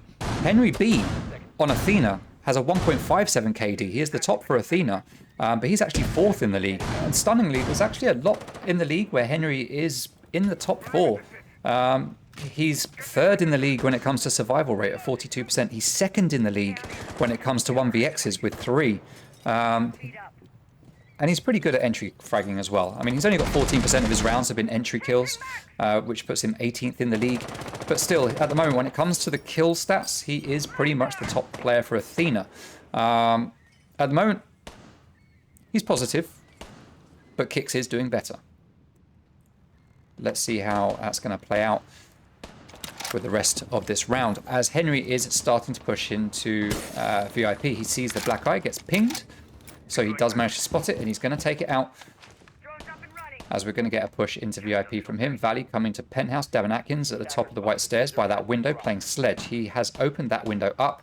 AZGN was getting ready to come up the white stairs, it looked like, but he is going to back out and join just Toby and Typhlosion over here, over by the site. It's just Toby is going to hold position in luggage, watching Valkyrie cams. So that's Typhlosion watching the Valkyrie cams, not just Toby. Just Toby is just rotating in between site and aquarium, it looks like. Diffuser is currently sitting on the floor. Athena waiting to find the right moment to pick it up. They're just going to leave it here.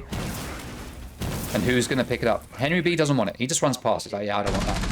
I've had my lunch, I don't need... No, alright, fine. I am hungry. I'll take the sandwiches. There we go. Henry picks it up, and he starts to run over to join his teammates here at the top of white stairs as Nekwa puts down the flank denial, and we are getting a 3 to 4 man push here through luggage as Typhlosion takes down the first of those 3 to 4 men. Making it a 2 to 3 men push now here. But it looks like Nekwa's given up. He's going to watch 90. Davin's given up. He's going to rotate around to aquarium doorway and attack from a different perspective. So we're going to get pressure applied to Typhlosion from both sides here. Davin can distract him. Henry B can come in from the doorway. And there we go. There's Henry. Just comes in, jumps over that bar and takes down Typhlosion. And that is aquarium control gain. Now they need to take control of site. Valley does take down just Toby, and it is a 4v3. We've got Cheetah Den playing down below here with the C4. It gets ripped and pulled, but there's no one there. Nekwa is there, actually, but he takes a tiny bit of damage, but does manage to stay alive. Nekwa takes down Aza now, leaving us in a 4v2. Den is going to rotate back up the cool vibe stairs. He sees Nomad. C4 does get pulled by Zach. Doesn't do anything yet again. That's 2 C4s gone. No more left. That's heavy plant denial for the default plant. And a beautiful kill there onto Nekwa from Den, just spotting the veil or something over the top of Nomad's head, whatever you call it. Don't really call it. It's not, I don't know what it is. The little headgear. And Davin with the frag grenade takes down Briszak, the last player. Actually, it was Valley. Oh, so Zach was downed by the grenade. There we go. That was Briszak going down. Valley cleans up with a kill. I'm getting so confused, but Athena finally put a round on the board, which they need, making it 2-3 in favor of Mutiny as we head into the last round of the first half in regulation. Yeah, I have to say, on that round, Athena did play pretty well. I mean, there were a few moments where maybe that natural from Cheetah Den could have changed the round a bit more by killing the Nomad earlier on instead of having to preoccupy it by killing the Nomad 30 seconds later. But yeah, I have to say, well played from Athena by putting quite a bit of pressure onto luggage. I have to say though, nice shot from Typhlosion. I think it was onto Kix on the Zove in luggage. But yes, yeah. Yeah, Typhlosion having to hold Aqua by himself with 3 people pushing him. It's it was bound to happen that he's gonna lose Aqua eventually. Lose it he did. And the round just went Athena's way. So this is their last attempt on attack Blue Bar and Sunrise. Now this is one of the lesser played sites on this map, with Penthouse being the least played. Let's take a look at the stats for it. As we look at Blue Bar and Sunrise, 50-50 on the stats. So 50% defensive favoured, 50% attacking favoured. We have seen this site played once. It was won by Mutiny. So you don't need to be a mathematician to work this out, and you don't need me to tell you, but that means that when it comes to stats, laws of statistics, laws of averages, whatever you want to call them, says that Athena should win this. It's not definite, but they should win it. Let's see if they will be able to make the stats look good, or if they will show that stats actually don't mean anything whatsoever. We have a one-man top floor hold here on Coastline right now in this round, which is coming from Just Toby. We've had Aza playing Bandit come up to join him. He's going to be sitting here at the top of Cool Vibes, just watching into Hookah Doorway. It is going to get droned, so Henry shouldn't just walk into a barrage of gunfire, because that drone should give him the intel that there is someone there. He's peeking it very carefully, so clearly they know that someone's there. Random gunfire comes up from Aza through that wall, doesn't hit any targets, C4 goes off. There's a bit of a waste, an unfortunate use of C4 there from Aza. Could have waited until a little bit later. It was a good opportunity for a possible pick, I guess, through the wall here. But it didn't pay off. Where was it, in fact? I can't see any holes where it was set off. I don't know. I mean, I would assume it's around here somewhere. Aza does eventually get a kill, though, and that is onto Nekwa. Nekwa, not having a good day today. Not having a good day. Henry holding Cool Vibe stairs. Valley's going to make the long rotate up to ruins, while Kix is up above site, opening holes, trying to find players in default positions. There's a player in Pengu, but he can't get to him from there. He's going to open up a hole here to look down behind Bar, but there is no one there. Henry doing damage as well, along with Davin doing damage above Blue Bar. And I'd be surprised if we don't get a Blue Bar push here. Just Toby has dropped back down now, and he is playing in kitchen service next to Typhoon, who is playing down here in kitchen, just holding the angles for someone to come down. Cool Vibes. Still in a 4v5 as Henry is taking a lot of damage through the holes that are being opened up by Athena here on the floor. Those holes, as everyone always says, work both ways, and with 1 minute remaining, they need to capitalize on these holes that they've made and not let them get used against them like they have done so far.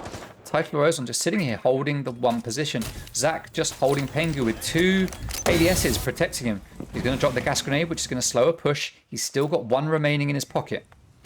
Bandit just sitting here waiting for a possible run out, but there is no one here. That is going to be a waste from Aza. That's another grenade kill from Davin Atkins onto Zach. Zach is hating the grenades right now with Jaeger in play. That shouldn't really be happening, but it is. It is.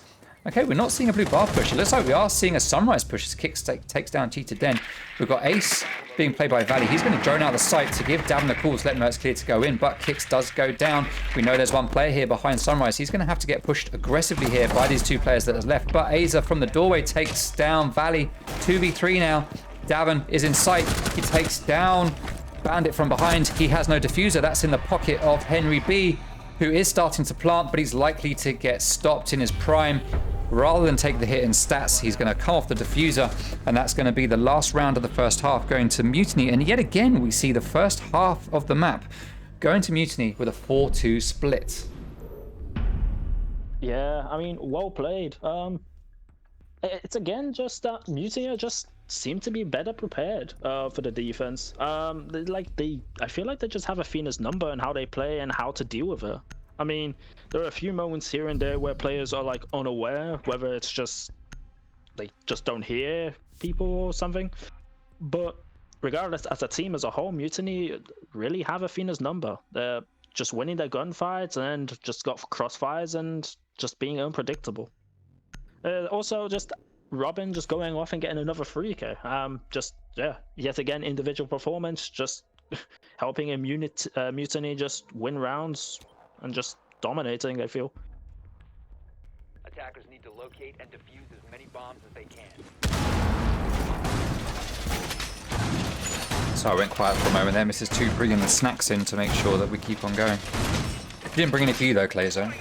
Bit mean. Oh. I know, now you know. Now you really know where you stand. I see. Thanks. You see how it is. Doesn't matter. I'll just go to the fridge and get my own snacks, I guess. Fair enough. I'm too lazy, you see. I'm too lazy. All right, so first round of defense, we are going to see, well, first round of defense for Athena at least, we are going to see them playing in hookah and billiards.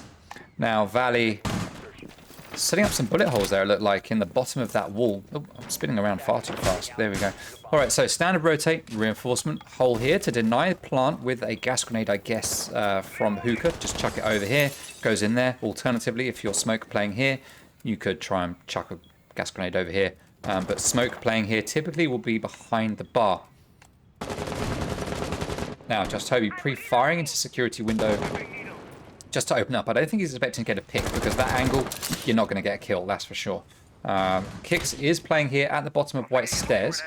He hears some air jabs going down, and he's going to start to rotate his way up White Staircase. There is no one here just yet. Valley is up here as well. Where are the rest of the players? We've got Davin roaming around here in VIP, playing as Legion. He's going to drop a early warning sign there, stick the goo mine in the doorway to let him and his team know when someone's coming. And the players here from Athena are quite spread on this top floor, with one pretty much on every axis. You could almost form a perfect cross here. Well, an X, more of an X, I'd say. Cheetah Den takes down Kicks, though. Is that the player that was down below? It is the player that was down below. There was one player downstairs, it was Kicks. And Den has taken him down. Zach, for some reason, playing on Sledge rather than Ace or anyone like that. Oh, he would have had a perfect shot onto Jaeger there, but he moved at just the wrong time. Couldn't flick back in time, but he flicks to the right place that time. Manages to take down Henry. 2 early kills for Mutiny. A third one.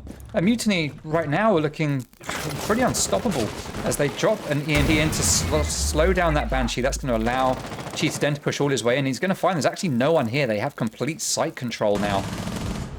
Valley takes down Aza. He is playing here at the top of Cool Vibes, but he's going to get refragged by Den. That's the triple kill. Davin Atkins. Oh, he managed to get the cheeky double there as he comes in from behind an aquarium. The diffuser has been planted. He's going to get the triple. He manages to take down one player. He knows that a player has just jumped out of the window. He's going to go for that diffuse. He's going to get it. Den isn't in position. He doesn't know. What a clutch from Davin Atkins. Oh my God. Well played. That has got to be... That's a player of the week from Davin Atkins there. Yeah, I'm just a bit confused by Mutiny as a team. Yeah, they took their eye off the ball completely. I mean, well played to Davin, but Mutiny throwing rounds? Question mark? It definitely shouldn't have been Athena's round. Mutiny had so much control. Yeah, I mean, Den with the triple kill, and then well played from Den to get that, and then well played from Davin for that flank. I mean, he read it, whether it was through luck or just game sense, just read a Mutiny's weakness like a book. And well, what a way to win a round. Gets 4 kills. Oh, I think it was 4 kills. And gets the plan, yes, and wins the round. Yeah, well played. I mean, that is a classic example of the phrase. I mean, that's why they come up with the phrase "snatching victory from the jaws of defeat." I mean, that was Mutiny's round, without a doubt. That was Mutiny's round, but they just completely took their eye off the ball and allowed Davin to get that flank. Den jumping out the window. It was the right play for him, but why didn't he rappel back up to the window? Instead, he decided to run all the way around to Aquarium. Yeah. He should have had the calls from his team to say, "I've just been shot from Aquarium." He should have realised, wait, I haven't got time to run around there. I guess he just didn't think that he would go for the defuse, but Davin, big brain, just hit it, and he got away with it. Yeah, I mean, what played to Davin for playing playing it like he did. But there's questionable play from Den. I mean, starts with the round exceptionally well, gets a 3k, and then, well, I feel like loses the round for Mutiny by a small misplay. Yeah. Yeah. Well, it wasn't all Den. I mean, there were 2 players or 3 players that died before, so we can't just put it on poor Den. But he was in a position to hold it down at least. Yeah. All he had to do was rappel out that window, and Davin would had no option but to just wait and try and make a play, waiting for Den to peek him. So yeah. All right, so now we are seeing kitchen and service get played. Kix is going to be playing down here in security. Netquart is playing on site with Maestro. Valley holding here. I don't. What do you call this little position here? It is technically service entrance, I think. But what's this little box here? What do you call it? That Valley's in right now. I mean, I don't know. I just call it garbage, I would say. I mean, it's Garbage. just the default. Poor Kicks. No, not Kick. Poor Valley. I mean, you could call it racks, I guess, but there's not really an individual caller that I would think of that could be called for that. It's just deep service. Yeah. Okay, so grenade goes out from Den, does a tiny little bit of damage to Valley, tickles him. That's all it does. And that grenade is now wasted. It looks like we are getting an attempt here at a jump in through the kitchen window for a plant. Another grenade goes out behind a stun grenade, but Maestro manages to survive, takes 0 damage at all. He's going to peek that window, and Nekwa does get a kill with the Alder. Oh, he sees the player there, but just pauses, and it was actually a trade. So well played there to Zach and Nekwa for that trade. Nekwa, to be fair, I mean, he was looking at that face for quite a while. God knows how long Zach was looking at his face in return. It's just one of those unfortunate moments. Like, you look around, you don't expect to see something. Oh, wait a minute, is that a head? Oh, it is a head. I'll shoot at it. And by then you're already dead. All right, well, that's how my life goes on Siege anyway. All right, so we are in a 4v3 now with drone from Typhlosion getting signal jammed out. So that's one bit of intel lost. That is his only drone left on the board. And Just Toby is the only player left with a drone, but it is in his pocket. So that means there are no drones left for Mutiny to take advantage of. Typhlosion takes down Henry. That is Jaeger out of the way. Like I said, top fragger for Athena at the moment with his stats. So that's a big gun that's lost, but still 3v2, 3v1 here as now Valley with the SMG-11 takes down Cheetah Den, leaving Typhlosion all on his own inside with Diffuser and Hibana. Doesn't know where players are. He's got an idea. He tries to swing onto Mute, but Kix is there playing on Ella. He managed to get that pick, and that is a round going to Athena. And Athena are now managing to readdress things and bring things back to where they feel they should be, I think. We are now at 4-4 as we go into round number 9. Yeah, I have to say, this feels more like a defender-sided game in general. I mean, I feel like most teams are just, well, being more dominant and just winning on the defensive side. I mean, bar from the one round from Mutiny where they throw, it just feels like it's been very defender-favored for both teams. So, yeah, definitely. So much for it being an attacker-favored map. So ASR6 in the chat reckons comms were probably sloppy and started screaming, making Den not think straight. That's a good call about that previous round. All right, Bar and Sunrise is going to get played now. We saw the stats. This is a 50-50 site, attack and defense. We saw it played twice on defense by Mutiny, and they won it both times. So the question is this, in this matchup at least, a 100% defensive favored map? Site, sorry. We will find out in the next 3 minutes or less. So let's see what happens. Let's see what happens. Okay, so standard setup coming out here from Athena. We are getting the typical holes opened up here at the bottom of the wall in Blue Bar, looking out into Courtyard, or looking into Blue Bar from Courtyard, depending on what side of that wall you're standing. Standard rotate going up here in between the two sites themselves. Standard reinforcements, a little bit different here. Hole at the bottom of the wall. Not quite what Mutiny opted to do. This is what Athena are doing. And a shield in a different spot here, not playing on Tengu, mixing it up a bit, putting that shield a little bit further back here, allowing them to watch the doorway from a distance. And Valley will be able to smoke or gas that door out if anyone tries to make a push in through there. Now the problem here is, of course, that Valley is exposed if anyone gets control of kitchen, but we do have Henry over here who is going to be Valley's canary, as it were. All right, Kix is going to be holding here in lobby. Typhlosion on drones. Just Toby rappelling up, it looks like, on drones, is he? No. There we go. Okay, he is on cams. He knows where Mute is. Oh, Mute spots the drone. Pre-fire. Oh, if he'd have been like 2 millimeters lower, that would have been a kill. Oh, Davin doesn't know how close he got. Well, he probably does know, to be fair, how close he got to being killed there as the bullets whizzed over his head. Unfortunate one for Toby, very unfortunate, as Kaid is going to back up and join his teammate over here, and we are now seeing top floor dominance being asserted by Mutiny as they open up the typical holes above the site to move the defenders out of the way. And we have all 5 players upstairs now, 4 of them just above the site, with Typhlosion playing outside, watching cams. Aze is going to come out and watch cams as well, as Zach takes a bit of damage through one of those holes that they've created. going to peek it, but I'm not sure he's going to find a kill as Den gets taken down thanks to a cheeky flank up the stairs there from Kix. He is quickly refragged by Aza, though, making it a 4v4. 1 minute, 20 seconds remaining. 4v4. Still anybody's round at this point. We've got just Toby doing flank watch. We've got an air jab there, but he's also going to watch it with his gun. Ty just watching drones, Zach watching angles, and Aza watching the same staircase that Toby's watching. We need to see more activity coming out here from Mutiny, I would say. They need to do a bit more than just watch some angles, especially having two people watching the same angle. It's just not necessary. Oh! Nekwa with the big play there. Two players running down those stairs from Hookah, the Hookah staircase. He pops out, and with that, is it the TSG or the AS? It's the AS on Kaid, I think. TSCG, with that improved recoil control with this patch, manages to get 2 picks. Just Toby is going to peek that doorway. Almost shoots his teammate Zach, who is running back upstairs with Diffuser. Just Toby peeking in, but the gas grenade goes out. That's going to slow him down a little bit. It's not going to stop him, but it is going to make him lose a bit of health as he pushes his way in. Now he's sat here in sauna, completely exposed as Zach takes down Valley. Zach has Diffuser. He is upstairs. You do not want your man with Diffuser upstairs, dropping it at this stage of the game. And there's Nekwa with the 3K onto Toby with that very powerful shotgun and a cheeky little C4 getting thrown out of a Nekwa there just at the end of the round. Well played to Nekwa, stepping it up in Coastline in that round, much more than he was in Clubhouse. Well played. Good round for him. Very good round.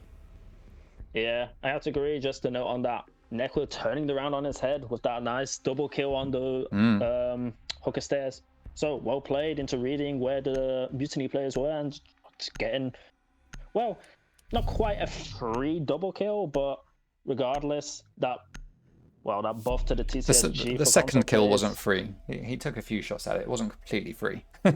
Yeah, but still very good into reading it and getting the double kill and, well, to throw it around on its head pretty much. Yeah, that was the switch around, I would say. I mean, Mutiny were running out of time. They hadn't really done enough, I don't think, at the point of the round that they were in. So I think it was favoured Athena at that point, but that doesn't take away the fact that just getting those 2 quick kills like that did turn it around. And then for some reason, Zach heading back upstairs with the Diffuser, I don't know, I guess at that point they decided to just play for kills. They knew that Nekwa was downstairs in Sunrise. I guess Zach thought, oh, I'll make it back up to the holes and I'll just shoot him through the floor, not realising that another player had gone upstairs or was making his way upstairs to counter that play. So an unfortunate raft of decisions there coming out from the last 2 players, well, the last few players at least from Mutiny, unfortunately costing them that round. You have to point out that Robin is sort of having a sort of slow second half of the game. I mean, for the last few rounds, he was on 11, 12 kills about 4 rounds ago, and since then he's only managed to get like 1 or 2 kills. I'm not quite sure if he's got more than 2 kills, but that's how it feels. I feel like he's not had really much of that impact in the Who's this? Aza? department. Yeah, Robin. He's got 13. From Mutiny.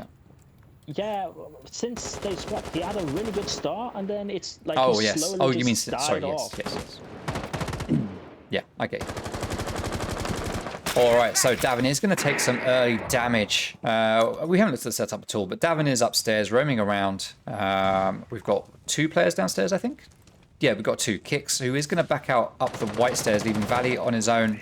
No, he's not downstairs. Sorry, he's upstairs, but there is 1 player downstairs. It is Jaeger, being played by Henry, no doubt. Henry is a Jaeger main. It's his most played operator. Fun fact for you. He's played Jaeger 54 times in this league up until today. All right, so we have Zach up top. Normally he plays Ace up here, but he's not doing that this time. Ace isn't banned, but he is choosing not to play Ace, or the team is making him choose not to play Ace. He's going to play Thatcher, and he's going to play up here from above, while Typhloozon is going to be playing as Hibana. They've got that wall open into the site from up here, which gives them a position to stop rotates. We hear an air jab go off. Not sure who that was. Not Davin, I don't think. Nick was on site, kicks downstairs. Could have been Henry. He's sitting here waiting. He sees the head of Den, and he manages to not take it off, but he does manage to down him and finish off that kill. Well played to Henry. Unfortunate for Cheetah Den, who just didn't have the intel. Now a drone goes in. It's a little bit too late, drone. A little bit too late. A window does open up outside Henry, or by Henry. He doesn't look at it. But Toby has rotated away and is standing here watching this dirty little angle right here behind the bar. If Henry stands up in just the wrong position, he's going to get it popped off. Aza GN is coming in to back up Toby. They are going to pinch him. Henry takes him down, but he doesn't know that the player is behind him, and just Toby does manage to get that pick.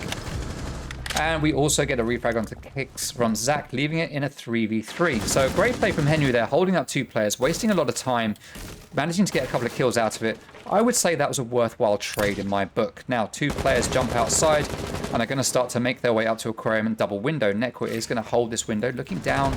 He sees the rappel and he manages to take down Nomad. He gets blinded at the last moment, but he does get the kill, and that's what's important. Gas grenade goes out, or C4 goes out. That was a gas grenade, goes out, but it gets shot and doesn't get ignited by Valley. There's the second one. That's going to slow down Zach a little bit. We've got 15 seconds remaining.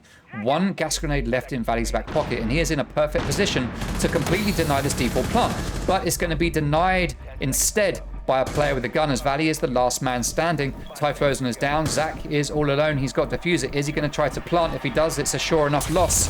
Oh, he comes around to the doorway to try to get the pick, but he's looking the wrong way and completely misses the fact that Valley was an easy kill.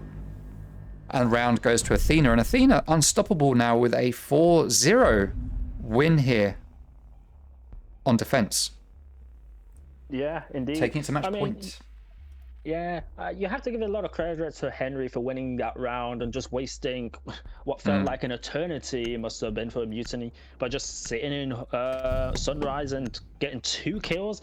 And, well, eventually getting killed off, but wasting a good chunk of the round. So, making the Anchor's job a lot easier on site. And, well, yeah, just wasting time. And, well, eventually the round came to just time management as well for Mutiny.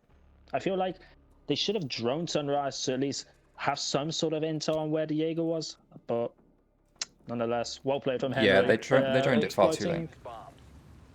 Yeah, I mean, I feel like they just didn't drone Henry downstairs in Sunrise at all. Yeah. I feel like just Den ran in. Yeah, Den went in with what looked like no intel.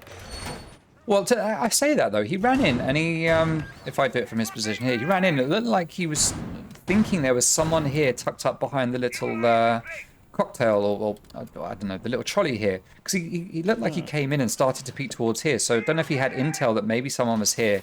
And then they just lost that bit of intel and he came in just assuming someone would still be there. That's kind of how it looked. So maybe they had intel and it was just fake intel or late intel. But either way, it was a misplay from Mutiny there a little bit, and Henry just capitalized on it like you rightly say.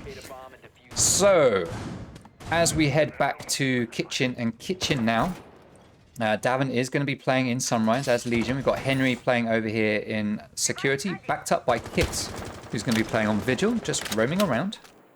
Hey, thank you very much for the follow, Tix. Very much appreciated. Thank you to everyone who's followed or subscribed so far. Thank you, by the way. Not as active with the chat as I would be normally. But it is a final. I have other things that we need to talk about.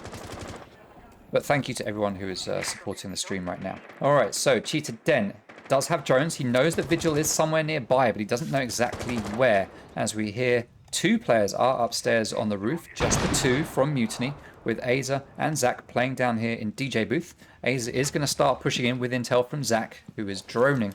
Aza just jiggling his way there around the doorway, just face checking, just to make sure that the drones are good. And he's going to start opening above the site. Now, Nekwa just moves out of the way before taking any damage from that breaching round. Oh, he almost runs into another one.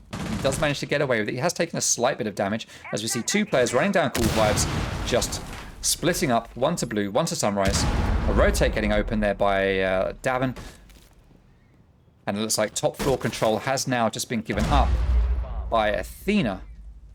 Henry playing down here in security still. Nekwa just tucked up here behind the desk. Is that going to get spotted by Mutiny? That's the question. Valley on site. Kicks, Blue, Davin, Sunrise. Okay. Utility getting spent. Floors getting opened. Holes getting peaked. Guns getting fired. And damage being taken by Valley, who takes a little bit of a bullet there from, I think that was Zach up above that opened fire onto him. Valley's going to retreat here to safety. He can't get tagged from above here in this position, as Darren there throws another impact grenade, and Nekwa takes down Den, but is quickly refragged. So like for like kills, leaving us in a 4v4 with Typhlosion droning out the lobby. Brissac still holding upstairs. He does love his holes in the floors. A's are doing the same. 1 minute to go. They're looking to see if they can get some picks here before they start pushing to site. Just Toby droning everything out to get the information needed. Den will be responsible for watching some flank drones somewhere. Absolutely sure. Let's see what the attackers are doing. 2 still upstairs. Aza gets that double kill. That's Valley down on site. And that's big. That is plant denial. Typhlosion has diffuser. He's going to push deep. He can't plant right there by the wall because it is right by a breach hole or a rotate. And Maestro is dead. So that plant can't get denied, but it could have been watched 2v4. And it looks like in a post-plant, this is definitely going to be a mutiny round. Let's see. Aza is going to go upstairs on rappel. Just Toby watching for the lobby run out. Davin does take down Aza, so it is now a 2v3. But Typhlosion, perfect position here to clutch as Henry gets taken down by Just Toby, leaving Davin all on his own. Can he do a 1v3 clutch like he did last time? It's very unlikely at this stage. The attackers are just too well set up. He rushes onto Sledge, but Zach is there with the SMG-11 and takes him down with a cheeky little teabag at the end of it, just making sure that his crouch button is working properly. His sensitivity is so high. Well played to Mutiny. Yeah, well played to Mutiny. They executed pretty much site how they needed. They got the plant denial off the board and, well, had pretty much free reign of the site after that. Yeah, and, well, after the plant was down, it was a fairly straightforward round on that, just holding angles and, well, yeah, you know, fair enough. Props to Mutiny for playing the round textbook-wise. Yeah, it was a very good round for them. Big thank you to Jinx, by the way, who has just hosted the stream for 52 viewers. Thank you very much, Jinx. Very much appreciated. Yeah, my guy. All right, so Athena are on match point. It is 6-5. They've been on match point for 1 round. Mutiny just managed to win 1 back. Are Mutiny going to get back into the flow now and allow them to take this to overtime? Or has this second half of the game or the map just been a little bit too much for Mutiny to come back from? They lost 4 rounds in a row. Managed to get that round, and I don't think it was a close one, to be fair. I think Mutiny were very dominant on it and took it very, very convincingly. So maybe this is a sign that we are going to go to overtime. We are going to see this round play out. This could be the last round of the map, or it could be the first of 3 to 4 rounds. Let's find out. I've been removed from my party. That's most unfortunate. But it doesn't matter. We don't need it. We don't need it. Alright, so Kicks running around in the lobby. Let's see the setup we got coming out here. It is a kitchen service hold again, as I say. Nekwe is going to be playing downstairs. We've got Davin and Valley and Henry all upstairs in theatre at the moment. I'm guessing they're not all going to stay here. That would be absolutely crazy if they did all stay here. Sure enough, we are going to see Henry back out. Davin Atkins is going to put down Goya Shields. Looks like he might remain around here. Henry's going to play 90, which is a good spot. Valley's going to be playing on site along with Maestro, and we are going to see Kicks here playing on Ella, watching Cool Vibes.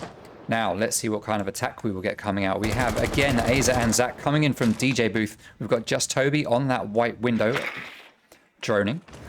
Typhlo is on the roof, looking for his entry point. Running around all on his own. Ah, the lonely footsteps on gravel. It's a sad, sad sound. Alright, he does start to rappel down to the floor and start to join his teammates over here somewhere. Yeah, he's going to come up to the DJ booth and join Zach and Aza. Now, Aza was starting to push in there, but there was no one there. Davin is here. He's got Kicks coming up the stairs to back him up, and Henry here on 90. Now, Davin has a reinforcement placed here that's going to deny anyone from shooting him through that window, but Just Toby has made his way up. Zach takes down Nekwa. Are we going to see Kicks coming up white stairs? No, we're not. Henry is going to come around. He knows there's a player here. He sees him lay down, and that is a nice kill there for Henry as he takes down Just Toby, backing up Davin, who unfortunately needed the backup because Zach was there in the room with him and he did take him down. So 3v4 and man advantage is very much in favor here of Mutiny, but Kicks manages to readdress that balance, making it a 3v3. 1 minute, 15 seconds remaining. Typhlosion has diffuser. He's holding an angle there and going to go on drones. Brissac just watching the flanks, making sure no one comes through. Aza sitting here watching the other side. Now Jaeger is starting to peek that, but he turns away and doesn't manage to see Jaeger. Jaeger takes a couple of shots, doesn't hit the spot. Sounded like a C4 got pulled there, but there wasn't. It's still in Valley's pocket, who also... yeah, he's used all his utility. All utility from the defenders has been placed. And now with 45 seconds, we get to a waiting game. Valley playing service entrance here, deep service. Kicks just playing kitchen doorway. Henry playing over here in security, completely out of the way, waiting for that late flank. Valley gets taken down. That's the triple kill for Zach. Will he be able to pull off an ace here? Let's not jinx it. Let's see if we can get it. Still opening up holes. Typhoon has dropped down. He's going to go for a default plant in the doorway, it looks like. But someone runs out of double door. That is Henry. He manages to take down Aza. Great play there from Henry. He is now here in lobby, just holding some positions. Typhoon starts to plant, but he gets downed. Henry finishes off the kill. Zach left on his own in a 1v2. And it looks like, it doesn't just look like it, it is an Athena round. And that means it's 7-5 to Athena. And we go 1-1. Well played to Athena there. Mr. Clazo, Mr. Analyst, what do you make of that? I mean, I have to say, well played to both teams upstairs. It was pretty back and forward upstairs, trading kills off, and it came down to a 3v3 on site. So it cost both teams 2 players just to lose that top floor presence for the defense. But still, Zach getting 3 kills. Very nice for an individual player stat, but well, still, there wasn't enough for Mutiny to get. And the first ban is going to be Thatcher. So blue ban, that is Thatcher. Let's get that ready. Interesting ban, or a very good ban actually for Villa. Thatcher, very strong, very useful. So good to get him off the board. And then we are going to get a sledge ban coming out. Now this is a classic Mutiny ban on this map. It forces a lot of utility to get used when attacking the top floor or when doing a take on the top floor, whether it's for sight or to get control for dining and kitchen down below. Classic Mutiny play, and I'm not surprised to see that at all coming out from them. Smoke is going to get banned. That's an interesting one. That is an interesting pick. Not a lot of teams will ban smoke. Very rarely banned in the league or any other league.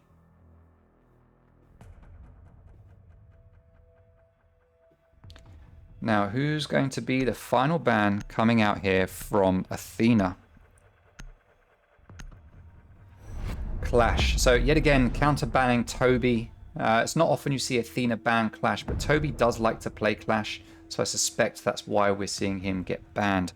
So we have Thatcher and Clash for Athena. And then for Mutiny, we've got the SAS. They just don't like the SAS on this map. We've got Sledge and Smoke both getting banned. In fact, that's 3 of the 4 members of the SAS getting banned. Interesting. Now, Athena are going to play Dining Room and Kitchen straight away here. They're not going to go to Aviator and Games or to Trophy, which is usually the favorite 2 sites for teams to start out on. But instead, we are going to see Dining Room and Kitchen. It's not the first time I've seen this. I've seen teams play Dining and Kitchen first before, so it's not a big thing, but it's interesting nonetheless. All right, now let's get the game underway. We are rocking and rolling. Let's get my controller set correctly. There we go, and head downstairs to site. I don't know if you were here for the bans, Clazo. I don't know if you saw them. Yeah, I mean, there were some interesting picks. Yeah, but it'd be interesting to see how that actually changes the way of the game. I mean, be interesting. I mean, Clash ban being a very annoying one to deal with, so yeah, makes sense. There's a reason why it's in the top 5 banned operators on defense. Yeah. But yeah. There were a few ones like Thatcher, okay, makes sense, I guess, but I mean, Sledge and Smoke. Interesting. So let's see what kind of setup or hold we're going to get coming out here from Athena.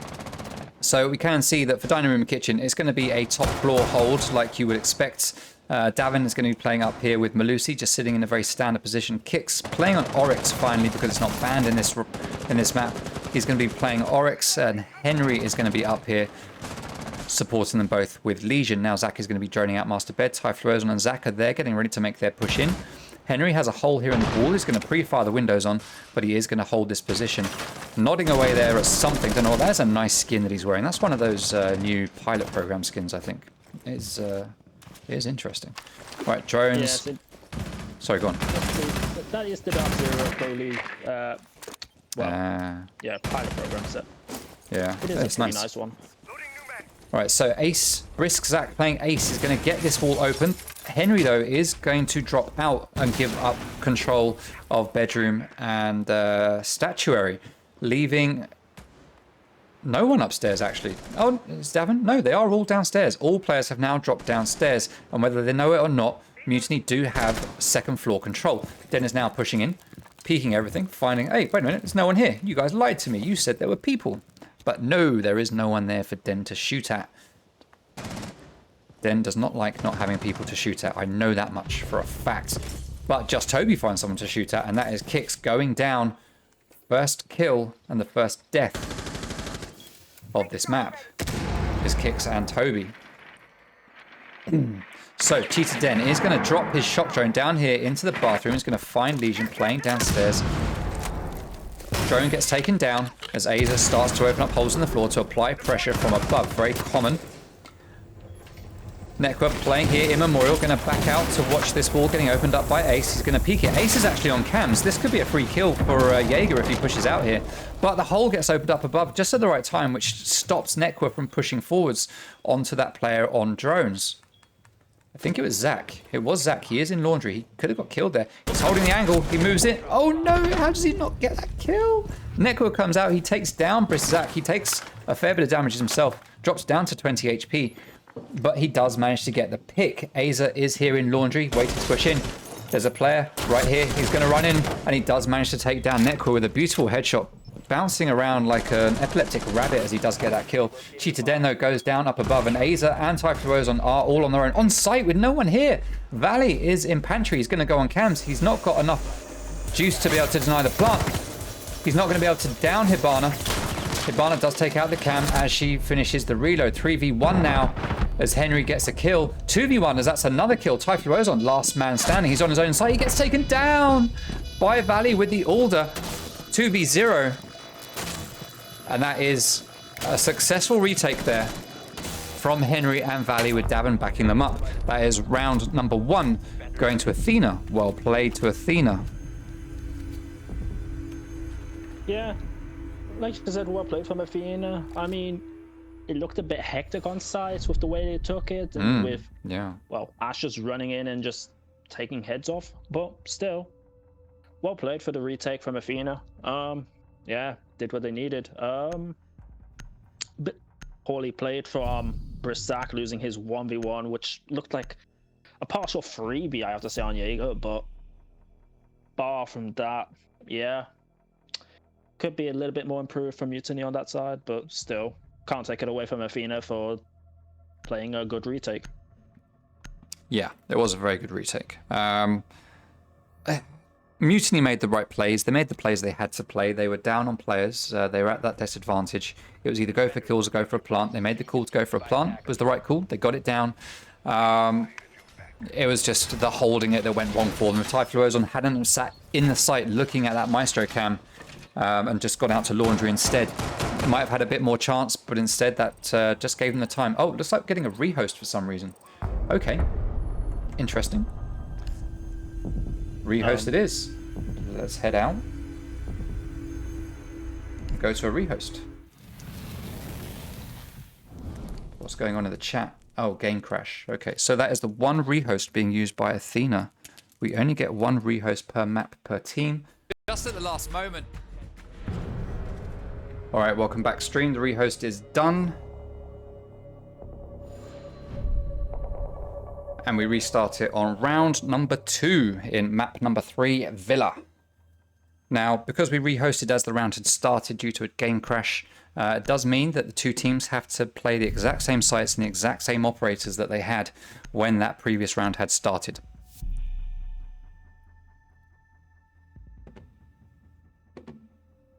And they pretty much have to do the same 6 picks as well, which is what we're seeing from Kix. It looks like we're getting Jaeger 6 picked with Pulse. Oh, that was a nice quick rehost. Indeed. All right. What's taking so long? Oh, players from Athena are taking their time to load in. It looks like, oh, all the players are actually, to be fair. Let's talk about some numbers while we're waiting for this to start up. If we look at the percentage of wins for rounds, attack and defense between these two teams, 52% of the rounds played by Athena have been successful. They've won 52% of the rounds that they've played in this league. They've won 47% of their attacking rounds and 56% of their defensive rounds. When we move over to Mutiny, they've won 57% of their rounds altogether, which is 5% more than Athena. 52% of their attacking rounds, which is 5% more than Athena. And 62% of their defense, 6% more than Athena. So Mutiny, at the moment, as we've talked about already, on paper, do look like the stronger team here.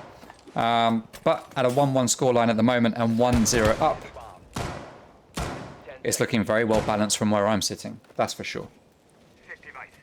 Indeed. 5 seconds to go. I mean, it is. Yeah. Attackers objective. I mean, it's only the start. Hopefully more to come. Oh yeah. All right, trophy and stat tree, the next site to get played. We've got a standard double reinforcement here on the closet, standard triple reinforcement. We've got bandit batteries. No impact tricking has been set up just yet, though it could be done. Valley could open up some holes, and that could be impact tricked if needed. Standard double reinforcements and a rotate here. And what else have we got? We've got a non-standard Davin Atkins roaming around here in the study and aviator area. He's going to back out now, head over towards Red Stairs, where Henry Sink is playing at the bottom down here in Memorial. Now Aza has opened up the window here. Or Henry opened it, I'm not sure. Cheetah Den takes that first kill. Aza jumps in. Does Henry realise this? Is he on the ball? He is backing out.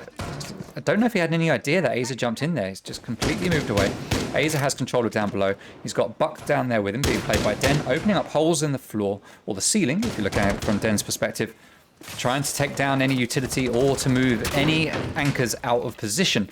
Henry being one of those anchors. There goes one bandit battery. He's going to go for a second one as Nekwa takes down Zach, and it's a 4v4. Diffuser has been dropped. It's going to need to be picked up by the attackers. It's sitting outside on the balcony, so that's nice and safe. Henry and Den still just teasing around these holes together. Henry could get... Oh, he just misses as Den runs out that doorway. He just misses the legs, doesn't see them. We saw it, he didn't see it. Most unfortunate for him as Den starts to do work now at the bottom of Astro Stairs with just Toby sitting in... Is it mud or bikes this is called? It's bike room or something, isn't it? Yeah, bikes. It's mud is in somewhere else. Can't remember where mud is. Anyway. Well, yeah. Anyway. I'm pretty sure it's bikes. Yeah, because there's a bike there. This is bike room. It's 2 bikes.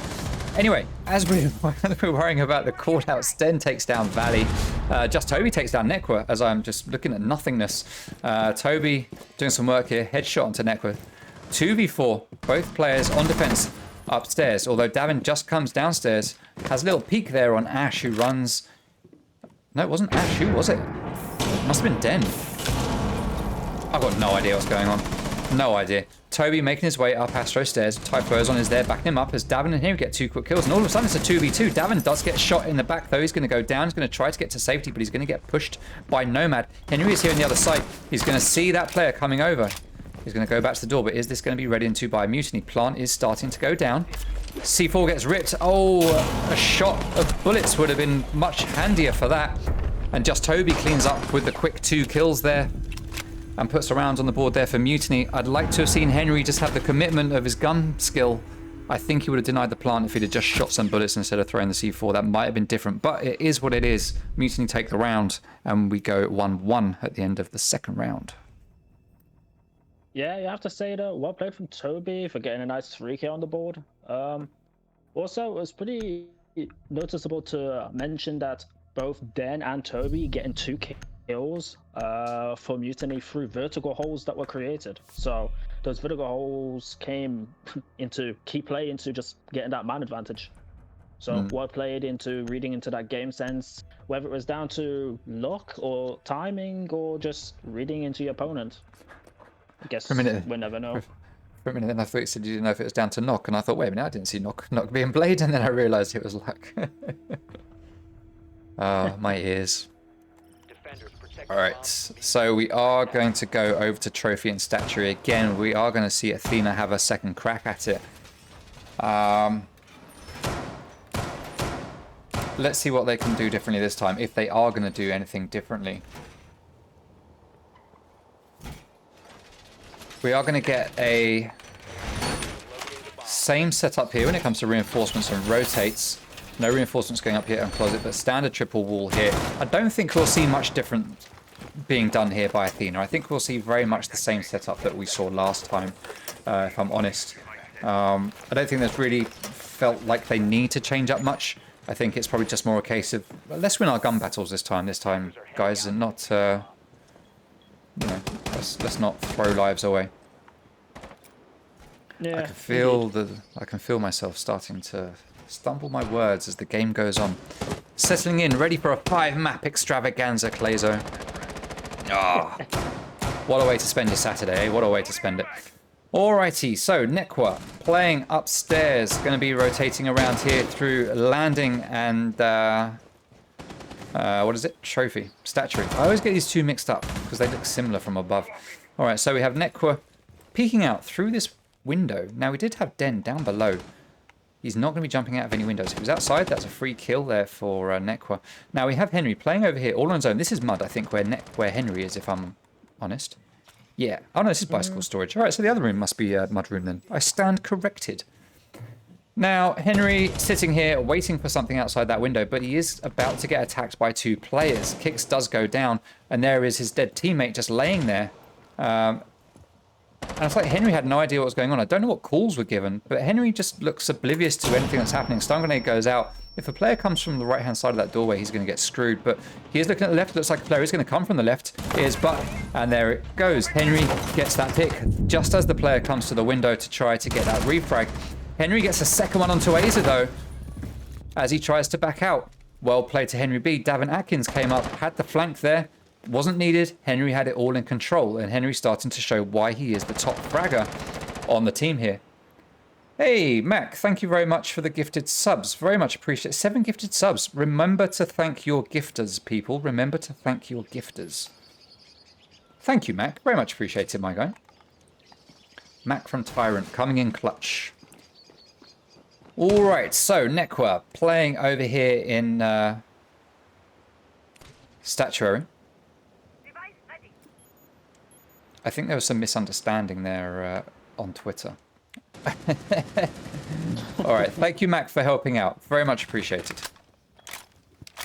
Subs are not needed, but they are very much appreciated. Thank you, thank you, thank you. All right, so as I talk about Mac and his subs in that little lull of action, let's come back to the action. We see Just Toby and Bristack downstairs. We've got Davin Atkins here just playing, waiting for his moment. He could come around and get a couple of kills here. Just Toby's got no idea that anyone's here. He's going to start running around. He's going to come out. Is this a free kill for Davin? Davin's just waiting. Nomad's got... Toby's got no idea anything's happening here. And there we go. That is Just Toby taken down. Well played to Davin for the extreme patience there. Diffuser has been picked up by Zach, but it's now been dropped as he goes down and finished off by Valley, who is refragged by Typhloozon. Typhloozon has Diffuser. Davin Atkins is in a 1v1. He's just going to stay down here and wait for that plant to go down. But it's not even going to start.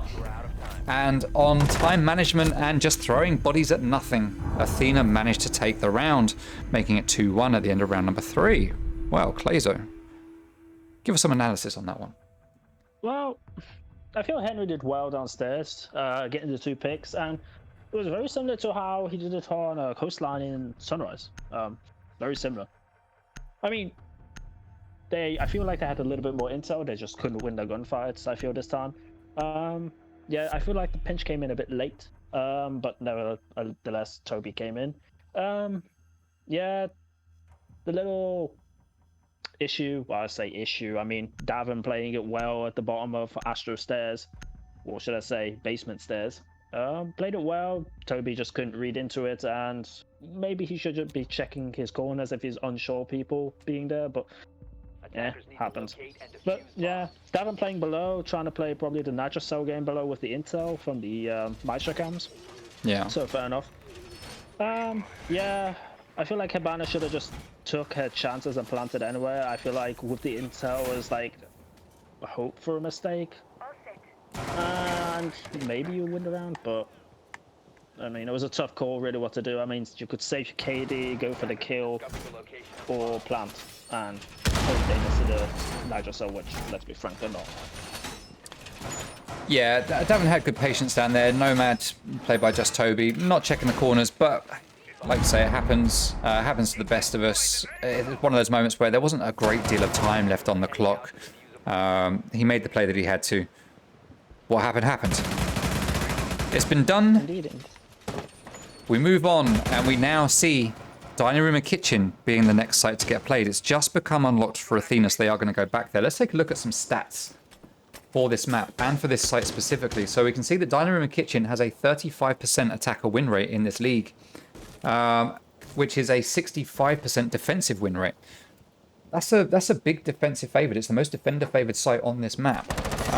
Other than Living Room and Library, which has been played once and was won by defense. So I'm not really going to count that 100% defensive win rate as hugely reliable. Dining Room and Kitchen, a lot more reliable on those numbers. So yeah, that means, well, I guess in reality we should see Athena win this at least one more time. But let's see, we've got the early pick coming out from Den onto Valley. So already turning things in favour of Mutiny. I nearly called them Munity. I think I heard you almost call them like Immunity or something. They need to change their name and make it something like Immutiny or Immunity or something like that. That'd be interesting. Maybe for season 2 we'll see a rebrand. All right, so Aza, yeah.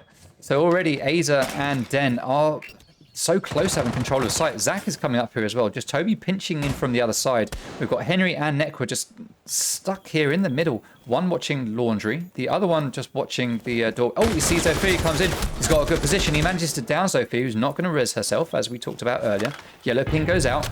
Nekwa doesn't seem to realize that she's down, not quite sure, but Nekwa is now down as he gets down by the player standing there in the pantry doorway. Just Toby gets a kill onto Darren Atkins. AZGN is likely to bleed out at this point. Oh no, he is going to get revived. Nekwa is still down though. He's definitely not getting back up as Sink gets killed. Just Toby gets the double. Henry again, last man standing. It's been happening all too often to Henry in this game. But that's a flawless round for Mutiny as they manage to take round number 4 and even things out yet again at 2-2. Yeah, I have to say, well played for Mutiny to sort of brute force it through, well, pantry stairs. And just, well, just brute force it onto site. I mean, bit of a brave move, smoking it off and going for the res mid-site. I mean, fair play for doing it. But also to note, Toby with the Nomad holding Astro side and just, well, denying the ability for someone to flank from below with the air jabs, I presume. I saw at least one air jab below. But it's also having that sort of pinch crossfire. It also helped the team execute onto site, and yeah, just very well executed, flawless round from Mutiny. So well played, well played. Yeah, definitely. Good one for Mutiny. All right, so Aviator and Games is the next site to get played. First time that we're seeing it. Looks like this is the third favorite site for Athena. Let's see what kind of setup we are going to get come out from these guys. It's starting to get a bit dark in my room here. As we've talked about, Henry is pretty much top of the killing stats for Athena right now. Let's have a quick talk about Mutiny. So AZGN is their top fragger. Den has the highest kills per round with 0.94 kills per round in this league. NerdSync is the closest to him at 0.95. So NerdSync is just above him, but he's not playing here right now. Don't know if we'll see him today, but NerdSync is 4th in the league for kills per round, with Den scraping in the 5th there. Just Toby is the biggest survivor on Mutiny, with a 40% survival rate. AZGN has the most 1vx's clutches with 3, same as Henry B, up there at the top of the league. Then you got Den with a 20% entry kill rate, which is very good. And Den has the 1.83, the 183 kills in this league. Den actually has the most kills in this league, but he has also played pretty much the most rounds, so you kind of expect that, to be fair. All right, so Valley playing Alibi, best defender in the game, as everybody absolutely knows. Henry Sink manages to take down Cheetah Den. Early pick there, that is Buck. That's a big issue for Mutiny right now. They would have been relying on Buck to do vertical damage, but for some reason, Buck looks like he died coming up this staircase. So maybe he wasn't going to be doing vertical destruction. Henry put paid to that anyway. Whatever he was going to do, Henry said, no, you're not doing it today, not on my watch. Good night. And put a bullet in him. Typhlosion, though, returns the favor, taking down Nekwa, and that is Kaid, as one Electroclaw gets taken down from below as well. 4v4. Valley's still playing an alibi because you can't switch in between a round. He's going to hold in Vault while we've got Henry playing here at the top of the main stairs in Classical Hallway, backed up by Davin, who is downstairs. Oh, goes down to the air jab. Just Toby's going to come down to try and capitalize on that. He turns away. Oh no! He sees Davin running away into Art Studio and just shoots him in the back. Oh, most unfortunate there for Davin, as Valley trying to hold things down here from the Vault. Taking shots onto the guy out on balcony. Kick Sync just here, waiting to peek anyone that comes into Aviator from study. Just Toby going to go on drones. Typhlosion going to come to back him up. Aza standing here, watching holes. Brissac droning. So Typhlosion repelling up to Liquor window. Or 90 window, as normal people would call it. Is he going to start opening up the Vault? It looks like we are going to get an attack into the games room here. We're not going for an Aviator take here. It looks like it is going to be games as Aza moves his way in, but he gets taken down with a swift headshot from Valley. Alibi best op until Typhlosion turns up and shoots her in the beam. That leaves Kicks all on his own. 1v3, playing here in a very strong position, but he's not looking behind him. He doesn't have the intel. Typhlosion comes in, shoots him dead in the back. Oh, look at that. That angle. Nicely done to Typhlosion as he takes around there for Mutiny, making it 3-2. As we go into the last round of the first half. Yeah, I have to say, well played from Mutiny, especially their supports. They're really coming out for this Villa game, especially on the attack side.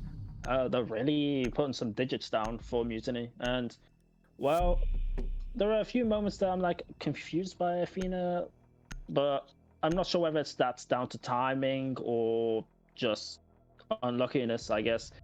Yeah, but still well played from Mutiny for, well, just swarming, I guess, people with angles. I mean, killing the alibi in Vault from the 90 window, fair play, and then using the hole that they made from Vault to get the final kill, fair play, fair play. If I'm correct in saying that, didn't Typhlosion get a 4K? I think so. No, I think it was a 4. Well, fair play, fair play. We'll see it on the stream in a minute. We'll be able to confirm it. Attackers have located a bomb. But I have to say, nonetheless, Athena's struggling, especially on the defense side of the defender side of the map. It's not really their day on defense, I feel. I mean, I say that, but they showed up on Coastline and put a pretty dominating defense in, so kind of a bit hypocritical to say that right now, but... Yeah, defense hasn't been their strong point right now. Not at all. Alright, so they are playing... Where did we say they're playing? It's Trophy and Statuary again, right? Okay, so they've played here twice already. They've won it once, lost it once. Third time, let's see what they'll be able to pull out here. Let's take a look at the stats for this site in this league. So for Trophy and Statuary, 42% attacker favored, 58% defender favored. So we would expect them to win this round. Let's see if they'll make it pay off. I can see Nekwa playing on Frost. I do like a Frost play. Frost underestimated. We saw Toby play Frost in the in the lower bracket final against Awoken just last weekend on Cafe to great effect. Managed to pick up 2 kills using Frost maps. So there is a place for Frost in these games, even if other people don't think so. There is a place for Frost. Let's see if Nekwa will be able to put her to as good use as Toby managed to put her to when he played her last week. Time will tell. In fact, 2 minutes will tell, as the round is 1 minute in now. And we can see Kix is just holding here in Trophy, watching onto that bedroom door. Nekwa is going to back out. Cheetah Den playing down below again as Buck opening up the holes, trying to move the defenders out of the way. Also to be able to take out this utility that will be on this wall. I don't think there was actually any utility. There might have been one signal jammer, but if there was, it's gone now. Frost is also a very good pick these days because not only does she have a really good 9mm submachine gun, It sounds really nice when you shoot it, but she has the secondary shotgun now as well, so she is much more flexible as an operator. And although her frost mats are easy to see, when you get into the last 30 seconds of a round, all of a sudden you just completely forget about frost and the fact that there are mats. We can see there are 2 here under this window, so 1 grenade will take them both out. Potentially we could get 2 kills. AZGN looks like... Is AZGN just going to jump in? Oh, just jump in. Go on, you know you want... Oh, damn it, Aza. Zach has sent his drone in. He knows that there are frost mats there. AZGN, is it going to go in? Oh, he takes down 1, but he falls to the other. Typhlosion is going to hold the angle while teammates try to come in to get the pick. But Nekwa gets the kill onto Aza, but Valley is taken down. So we do lose 1 player to the frost mat. Well played to Frost for that one. It does result in a refrag, and we are now in a 3v3. Great play from, well, Athena and Mutiny, to be fair. But we have Kix standing over here in Trophy. Gets that kill and manages to take down, I think that was Typhlosion that went down. C4 gets pulled. But as the stun grenades go out, Kix is going to put it away. He's going to hold here right by this doorway. Toby doesn't know he's there. He's going to push in. Kix is going to turn away. Toby's going to turn. Oh, and it's a refrag. Kix takes down Toby. Risk gets that refrag. Zach goes for the plant, but Davin Atkins is there in the master bedroom. And with that powerful vector, manages to take the kill. So in the last round, we managed to see Athena for once not take a 4-2 loss as we go into the second half. Instead, we are going to see a 3-3 even matchup. And I'm going to have a drink because I can feel my throat starting to croak. Over to you, Clazo, to give me a break for a second. Yeah. I mean, yeah, I have to say, well played to Athena, especially with Neko to those frost traps. I mean, there was a drone. They should have realized that the frost mats were there, but nonetheless, didn't act on it, I guess.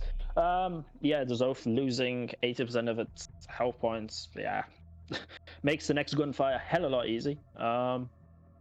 But it's like, yeah, it's a hurdle that they have to cross, and I mean, frost mats are a pain in the ass to deal, because, yeah, generally the higher your rank is, sometimes you just forget about frost mats being a thing. That being said, though, well played to Athena as a general. Did well to waste a lot of time, despite it being quite a direct push straight into Master. Slowed them quite down, especially with the frost mats. But if I'm gonna analyze that, it's like, if timing was better for Mutiny, maybe the Nomad wouldn't have died to the guy in a trophy. And, well, because the trade came literally a second later. Yeah. Bit unlucky for Mutiny, but worked out for Athena, I guess. Alright, so as we see Mutiny heading over onto defense, in their first defensive round, they're going to go to Aviator and Games, a site that we didn't see Athena play until round number 5, but obviously this is favoured here by Mutiny, and they're going to go here first to see if they can take an early lead on this second half. Let's see if this is going to play out for them. Let's see what kind of setup they're going to run here. So we have a single reinforcement here, single reinforcement over here, where they rotate, and a hole here that's going to allow anyone playing over here by the bomb or bar to see anyone walking along this way and shoot them in the feet. So nice little setup there. Standard reinforcement with a electro claw, stopping anyone from opening that up, and a hole at the top ready for impact tricking should it be needed. Now we have all 4 players coming over here from the northeast side of the map. The only player not following that is Davin Atkins, but he's not too far away. They're all going to be coming in from the same place at the end of the day, just coming at it from a different angle. So let's see how it's going to play out as Kix starts to move in based on the intel being given by Davin on his drones. As Davin is going to actually not come in there with his team. He's going to rotate around to the main stairs, it looks like, and flank from below with Typhlosion sitting behind a shield watching there, and AZGN just sitting here by the door waiting for someone to come in from balcony. Balcony, a very common take from attackers, which is what Mutiny have set up for here with this little setup with the signal jammer and the Goya shield, but it's not what is happening right now, though Valley is now starting to rotate around. So it could be that we're going to see a big pinch coming out here with 3 players coming in from landing and vault side, with Nekwa getting that kill onto Cheetah Den all the way over here in study. Valley just looking at the dead body going, yep, you definitely got him. Kill confirmed. King out. And Davin knows it's safe to start moving in because that player is dead. Now, there are holes there in the door, in the wall rather. It looked like he didn't know that those holes were there. Probably took him a little bit by surprise, but he starts to move in with his Gemini. But while he's on the Gemini, Ace gets taken down. That's Valley, dead. That's the drone power gone. Davin still has the Gemini though to get intel without wasting drones. He starts to push in. Oh, C4 play from below. Beautifully done by Aza, sitting here behind a shield, just watching and waiting. Gets the C4 kill. He's refragged by kicks, but I don't care at this point because that C4 kill was undeniably good. Well played to Aza GM. Big brain plays. 3v3 as Nekwa takes down just Toby. C4 gets pulled. I'm guessing it's Toby's. Nekwa gets the double. He's going to go for that triple, but he doesn't get it. It's Kicks that gets it. And that is a round for Athena, and we're seeing a very backwards and forwards map here. Villa clearly the much more balanced map for these two teams. Yeah, I mean, nice little play with the natural south and below. Fair play to that, like you said. But then a bit unnecessary to peek onto 90 and then just re-trade yourself for nothing. I mean, would have been maybe a bit better to play safe. After that, it was just pretty standard, like, well, just gonna face check angles in sight and just win gunfights, it felt like, for Athena. Yeah, a bit unfortunate, I feel, for Mutiny, but fair enough. I guess that happens sometimes. A bit unlucky for Mutiny, but yeah, well played from Athena, I guess. Yeah. Ethan, what do I drink? I'll give that one away. Fruity squashes, lemon and lime, occasionally chocolate milk. That's that's what you would find in my fridge. Oh yeah.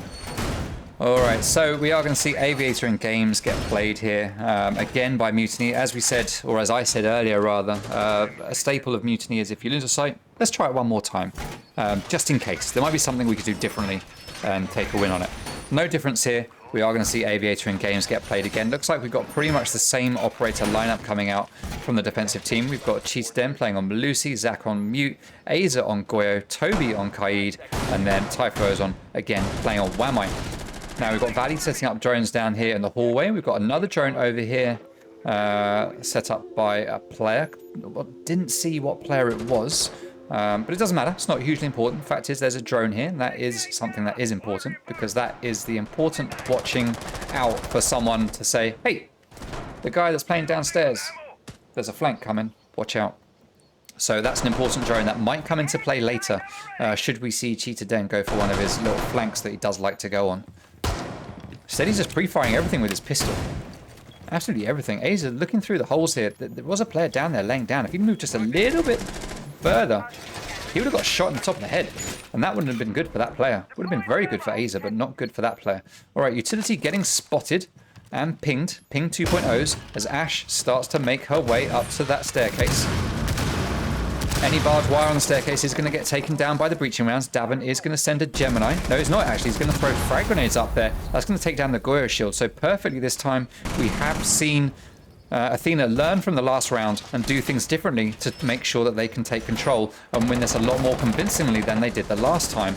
They looked out for that C4. They're taking down the Goyo shields with the grenades, push the defenders back and putting them exactly where Athena need them to be. Let's see how well Mutiny will be able to adapt to this. We've got two players stacked up here in the vault, two in the bar, and we can see that Den has gone to that flank that I talked about earlier. Now Henry is down here looking completely the other way. Henry looks the right way now. He sees Melusi, opens fire with that G8. Melusi is going to run away, and she's going to get away. Both players very low on health. Cheetah Den came off a lot worse in that gunfight. He has backed out to try and live to fight another day. Where's he gone to? He's gone over here to lick his wounds in the bathroom. There's no medical pack. There's no first aid kit here in the bathroom den. Don't bother looking. You're not healing yourself up. You need doc. You don't have him. It ain't happening, my guy. Ain't happening. Henry down below. Just Toby playing on site along with Aza. 1 minute remaining. Nekwa has the diffuser. He's sitting on drones, getting intel for his team. Davin pre-fires where he can, trying to get the picks. Kicks just holding angles, waiting for someone to show their little face so that he can shoot it. 5v5 and 45 seconds to go. This is going to be a huge flustercluck as we get into the end of this round, I sense. It's just going to be people running in all over the place. Oh, Ash just comes running past like some kind of horror movie. It's like a ghost just running through the hallways. And Nekwood claims that first kill of the round with 30 seconds to go. 5v4. And the man advantage and advantage altogether is in favor here of Athena. We've got Henry downstairs watching flanks. He needs to come upstairs and join his team. He doesn't need to be downstairs anymore as Davin Atkins gets taken down by the Vector 4v4. But there is another refrag 3v3. Everyone is now going to be making their way into sight. Henry needs to be coming upstairs. He is coming in, but he's a little bit late to the party. Or he might not be too late though. He opens fire onto Kaid, manages to take him down. Diffuser is being planted, but Cheetah Den shoots Valley in the head. And based on some time management questions, possibly, because Athena did have good control at the start, the round goes to Mutiny. And it continues to be close. Indeed, indeed. I mean, I have to say, well played from both teams. It looked like it was very uncertain who was going to win that round until the very end, I have to say. I mean, yes, Den denied the plants by tapping the guy in the head, but I mean, it was very close. I mean, there was potato here and there and a few questionable plays being made, but bar from that, I mean, I have to say it was pretty back and forth and very even for a round, I have to say. I mean, there was no real decisive win in that round, I feel, other than Mutiny winning the round because Den tapped the guy planting. Yeah. So, fair enough. Fair play.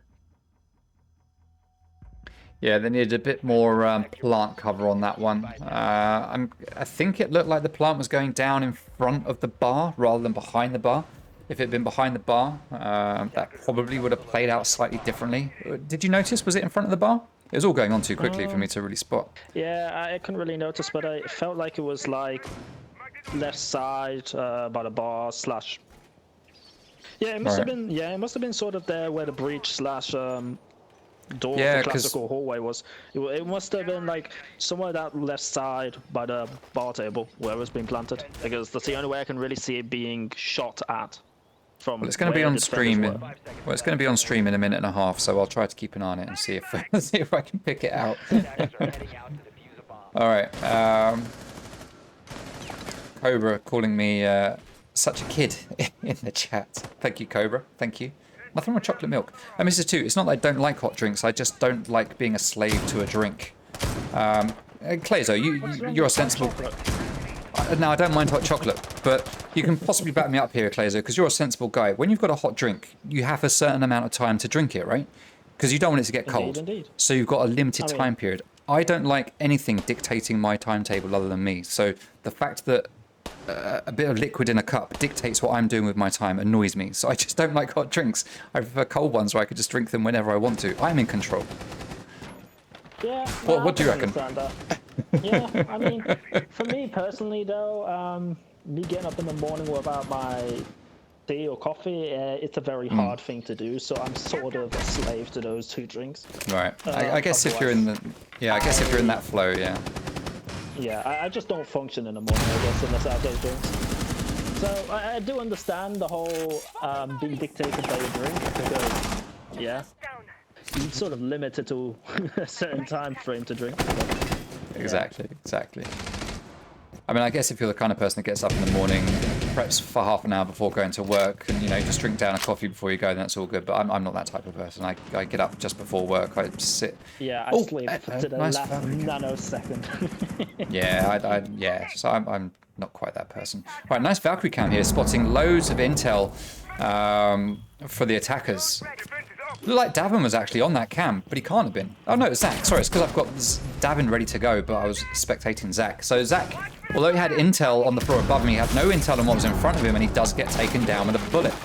So Zach, it's good to give intel to your teammates, but you've got to watch yourself as well, my guy. You've got to watch yourself. Now is not the time for sharing bad memes. Now is the time for watching the bullets flying at your face. All right, Typhlo's on playing down here in sights. This is dining room and kitchen. Let's remember that. 50 seconds left on the round. We've successfully wasted 2 minutes talking about hot drinks. Let's spend the last 50 seconds talking about the actual round. As Dallin starts to push in, and he takes down Typhlo Ozon. Peeks his way around. There is a player there in the kitchen. 5v3 as Aza goes down. Davin doesn't have diffuser. Nekwood does. Nekwood's not there with him, and he's now going to drop to join him. Davin in control of sight for so long without a diffuser near him. is unfortunate. He had control of sight, and they could have planted in that time. A bit of a misplay there from Athena, I would say. Just Toby is left as the last man standing. He's not going to deny the plant.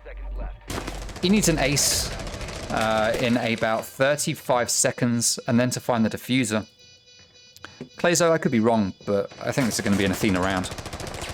Yeah, I really don't see how Athena could throw this round. 5 people on the board, or over 50 HP or more. He might get 1 or 2 kills. But I mean, he's not even going to get 1. Yeah.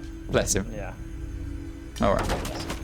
I mean, I have to say, well played from Athena as a whole as a team, but I feel it's more down to the fact that, well, Mutiny played that really poorly. I mean, people looking away, be that through timing, you would think all the accused would come into the play, and it's like Typhlo's are looking away, but come on, man. All right, we are calling our very first timeout, just so that you know. Our very first timeout is being used. 1 minute to Mutiny. Go ahead, Clayzo. Yeah, I was just going to touch on, it's like Davin using the Iana and then sort of playing quite ballsy, so to say, just pushing straight through Laundry and, well, I mean, maybe because it was an MPX, Davin felt confident in taking that gunfight, but didn't help Typhlo's, wasn't even looking at him, so... But yeah, I mean, well played. Like you said, though, they could have planted earlier, but maybe they were just playing it safe. And, well, yeah, flawless round. Fair enough. Fair play. I mean, it was pretty much a wrap, I have to feel, for that round once it became a 2v5. I mean, it would have needed to have been a pretty brave clutch from the Mutiny players. But, I mean, speculating is one thing, what actually happens is a complete other. Yeah. All right, that's the end of the tactical timeout, so we will restart the timer. So I probably should have mentioned at the start, actually, for this league, for this final, we have introduced tactical timeout. So now a team can call a timeout, 1 timeout per map, per team, for 1 minute. So whereas before in the old days, you used to have people using a rehost to get a tactical... I'm sure no one ever did that, but people thought they did it. I'm sure they were wrong.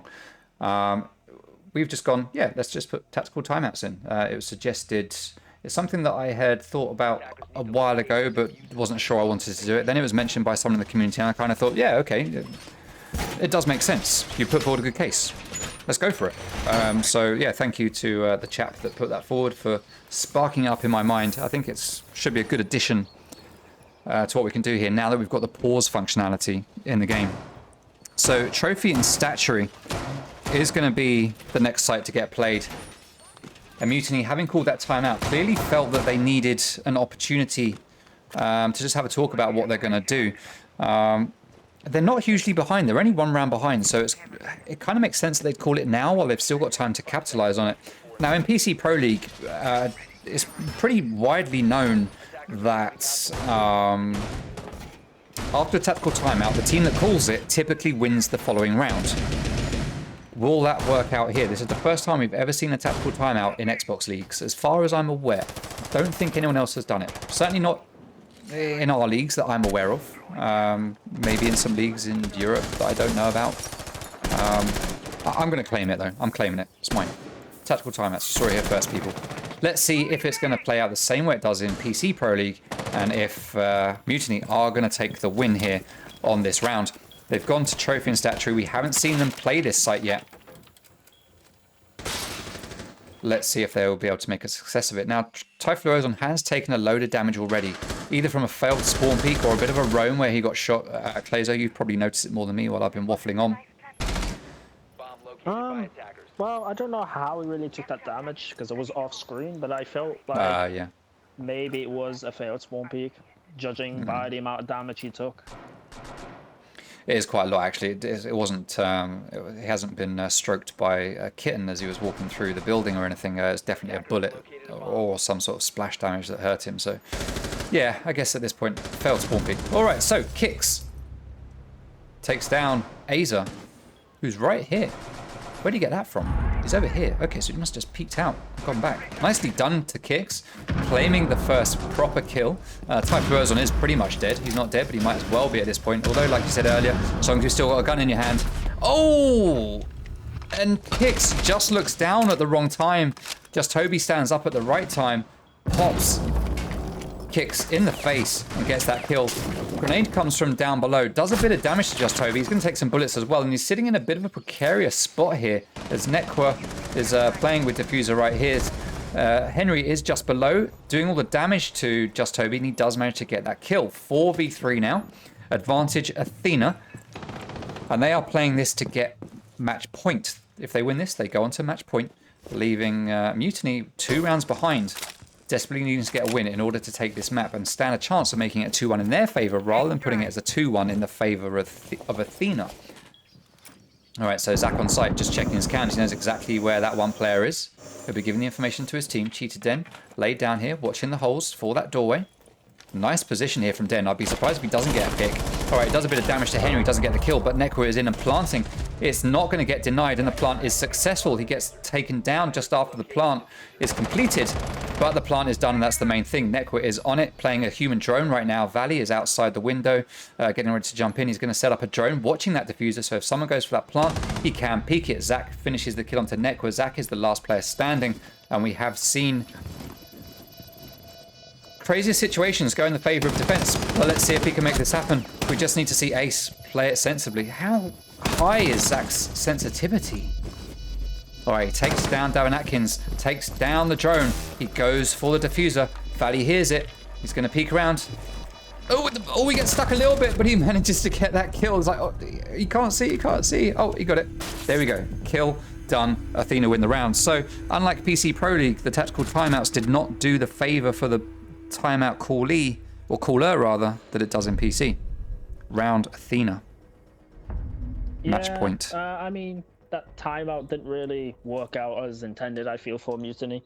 I mean, there were a few times that I was like, okay, maybe this round could change and flip, but I mean, that got snuffed out pretty fast. I mean, putting Zach in a 1v3 with my shot, I mean, he did well to sort of redeem it, especially that nice little flick onto Darwin. Yeah, I feel a bit unlucky for Mutiny. But yeah, I mean, that's how it goes in Siege sometimes, I guess. I mean, Siege timing, we just witnessed it between Kix and Toby. As Kix looks down, Val pokes his head up, and well, just well, Siege timing, I guess. Yeah. So well played. All right. Well, match point is what we are on right now for Athena. It is 6-4, so we need to see Mutiny winning 2 rounds to take this to overtime to stand a chance of winning this match, or this map rather. Can they do it? Of course they can. It's possible. They went into the second half 3-3, so there's no reason why they can't come out of the second half 6-6. But there is a bit of a mental challenge here right now for them to try and bring this back. Let's see if they can make it pay off. They're going to go to Aviator in games. They've played this site twice already. They've won it once.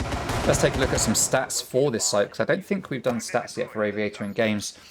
48% attacker favored, 52% defender favored.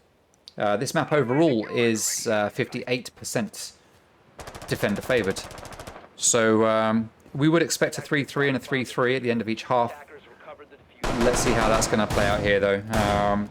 I think for this site, Mutiny have probably had their chance. This might not go their way. I think Athena probably know enough by now about how Mutiny hold it in order to attack it. And we can see they're using pretty much the same setup, a Goyo shield. This time, though, they've used a magnet to deny that grenade, and also a Banshee to stop anyone from walking up there without Type of Rose on know about it. So maybe that's a big enough tweak to the setup to stop Athena from taking control quite as well as they did the second time they attacked this site. But it looks like Athena aren't even coming from that side this time. They are actually just all coming over here from the north side of the map and pushing in from Trophy and Statuary side instead. Cheated Den is going to keep peeking onto 90. Henry is going to watch Liquor window to make sure that no one can come back to that position. So he's going to be responsible for holding that off, but he needs to make sure that no one jumps out from the bathroom window underneath him or from the front door. Now, Cheetah Den is downstairs, and he could be getting ready for a jump out there of that window. He'll be expecting Henry to still be there. It's the kind of play that he would make. He is starting to make his way over there, but he is heading back. Maybe he's got a call saying that, Den, you don't need to do it over here. C4 gets tossed. doesn't get pulled, and Den does make his way back upstairs, and he's going to swap places with Aza for some reason. Maybe they feel that Aza is... oh, because he's got a C4, that's why. So he's going to place it, but he's not going to set it off just yet. He's waiting for the intel. That could be Kix getting in a bit of trouble here, waiting for a death by C4. As long as Aza GN manages to stay alive, Henry takes down Typhlo Ozon. Another C4 gets ripped. Goyo sets off his, but it doesn't get a kill. But he does get a kill with a bullet by shooting it right into the head of Nekwa. 4v4, and Aza is making his way back to site. Zach is here in Vault. We've got Den playing up here on this shield at the top of main stairs, and just Toby peeking the angles through the holes in the wall. Players are stacking up on landing now, trying to make their way into Aviator. And we are getting an Aviator push. It looks like no more games pushes, not on this round. It is Aviator with 3 players stacking up on the north side of the objective, and then Valley on the balcony side or the south side of the objective. Kix is in, planting behind that door. C4 gets ripped. Kix is going to back out as the C4 goes. That breaks that Goyo shield, and that's going to deny anyone from running out of Vault as well. But Den is going to go for that flank. He's going to take down Henry. Is he going to be able to deny the plant? He's coming around to the doorway, but that doorway is being covered, and the plant is going to be successful. Den knows exactly where that plant is. He's going to come around and take down Kix. Davin Atkins, last man alive. He's going to get downed by Briss Zach. Henry B. Sorry. Cheetah Den doing a lot of damage, but Zach comes around from 90, I believe that was, to get the flank onto Davin. And Mutiny managed to put that round on the board, a very much needed round, in order for them to be able to stay in this map. Yeah, true. Yeah, well played from Mutiny, especially Robin going below, and a bit unlucky with that Nitro cell. Maybe if there was a bit more intel, could have took the Ash a bit early off the board. But still, well played, coming up red stairs, and flanking and taking one, and then smartly rotating back to site via main lobby. Yeah, but then holding main stairs and, well, holding studies and getting what felt like 3 picks. So well played from Den as well. Very good individual performance from him that round. But have to say, still well played from the entirety of Mutiny to play as a whole and play off each other. So fair play. Defenders, protect your bombs from being defused by attackers. All right. Okay, so Trophy and Statuary is going to get played again. The last site of regulation is going to be Trophy and Statuary. We've seen this played once already by Mutiny. They lost it. They are going to bring out Frost. Let's see what they'll be able to do. I feel like we're noticing a lot of Athena do something and then Mutiny do something. I don't know if that's my imagination, but it feels like that's what we're seeing quite a lot of here. I don't know why that is. Maybe it's a reason why the game is so close at the moment. It's all good. Makes it more fun for us to watch.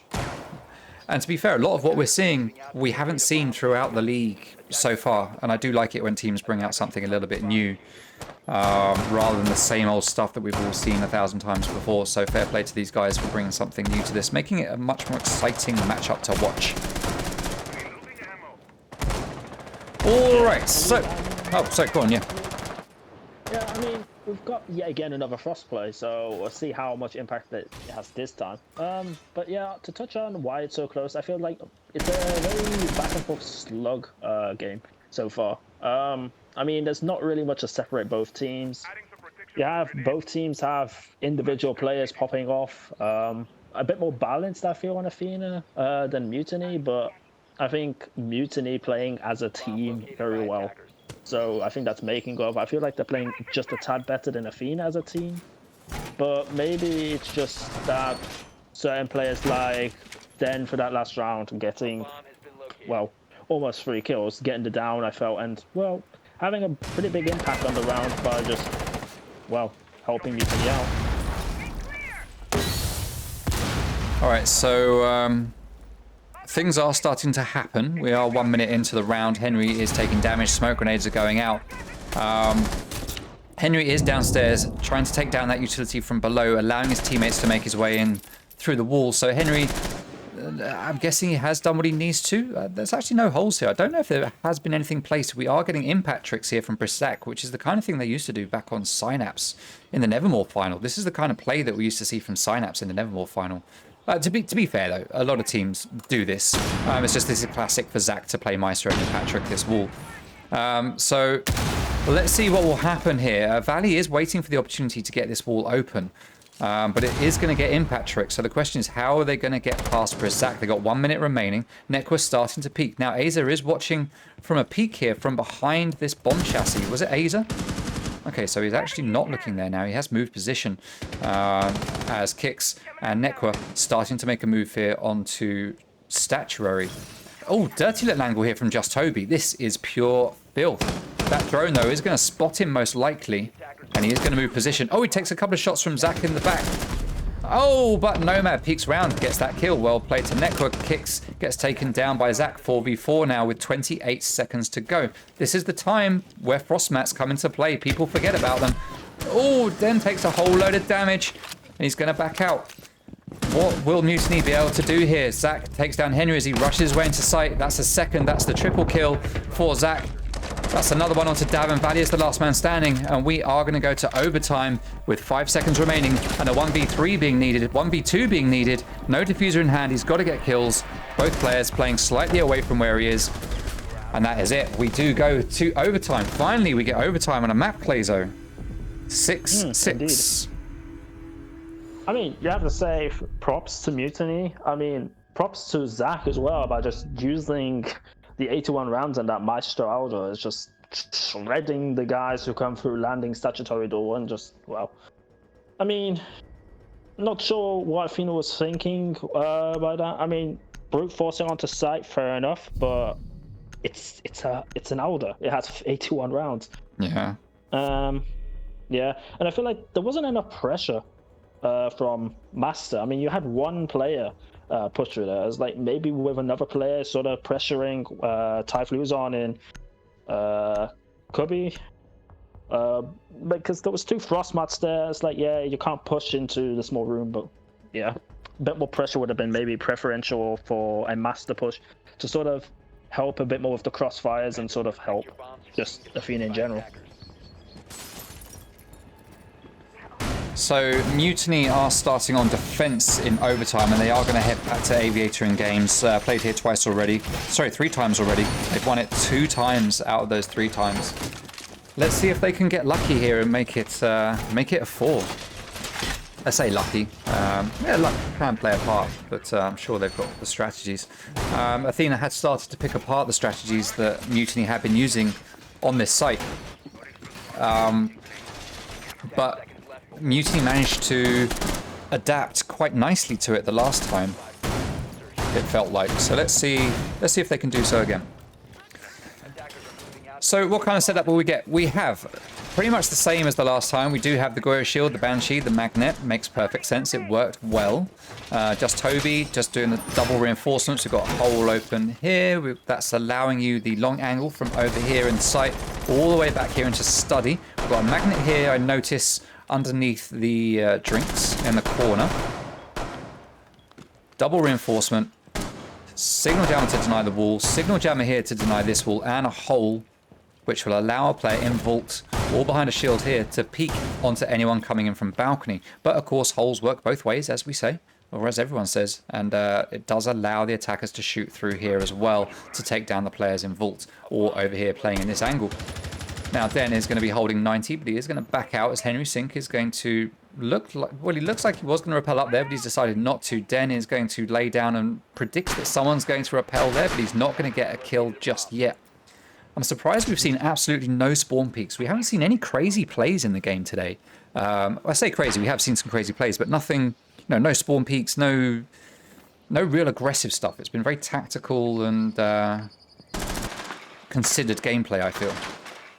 Alright, so that default cam is finally going to get taken down. Zach opening up the wall there to allow the impact tricking, or gas grenades at least, to go out. Loads of explosions in Classical Hall. Kicks trying to look through the hatch, just through the drone hole, see if he can get a pick, but there's nothing there for him. Henry just watching down Classical. C4 goes out, doesn't find the target. Guessing that's from Cheetah Den. No, he's got one C4 left in his pocket. It was actually Mute C4 that was just spent. 5v5, 1 minute remaining in this first round of overtime. Essentially, we are now in a best of 3 rounds on this map, as Valley is going to hold upside down rappel. Oh, he sees, did he see the toe? We see the toe, but we see the outline, which helps. He decided not to go for it anyway, as Henry takes down Cheetah Den. Is that through the drone hole? Oh my word. Oh, he goes running back through. Henry doesn't manage to get a second through there. And we are just going to be at a 5v4 with Mutiny now just hold up on site. With Typhlosion playing just off. Oh, we have kicked in and planting. Is this known? Just Toby won't be able to do anything tonight. He's going to throw out the C4.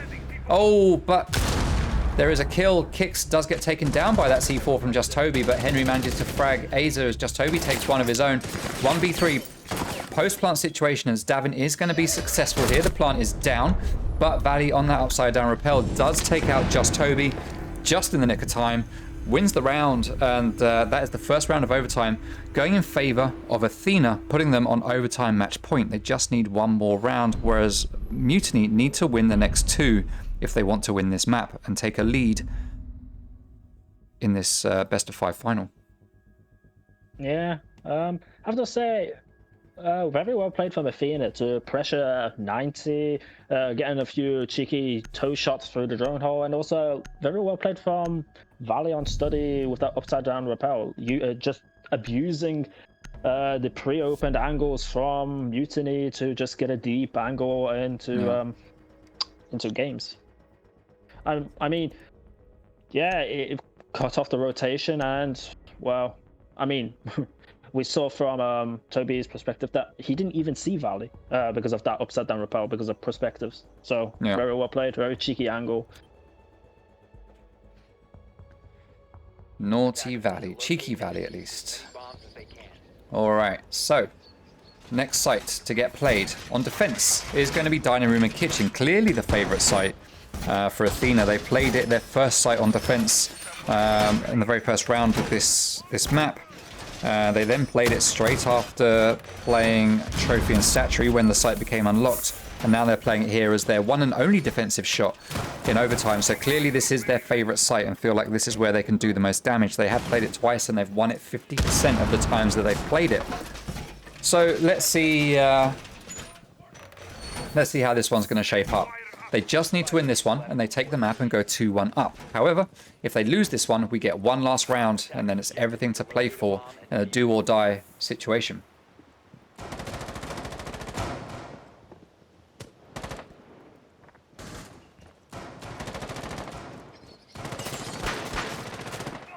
All right, so...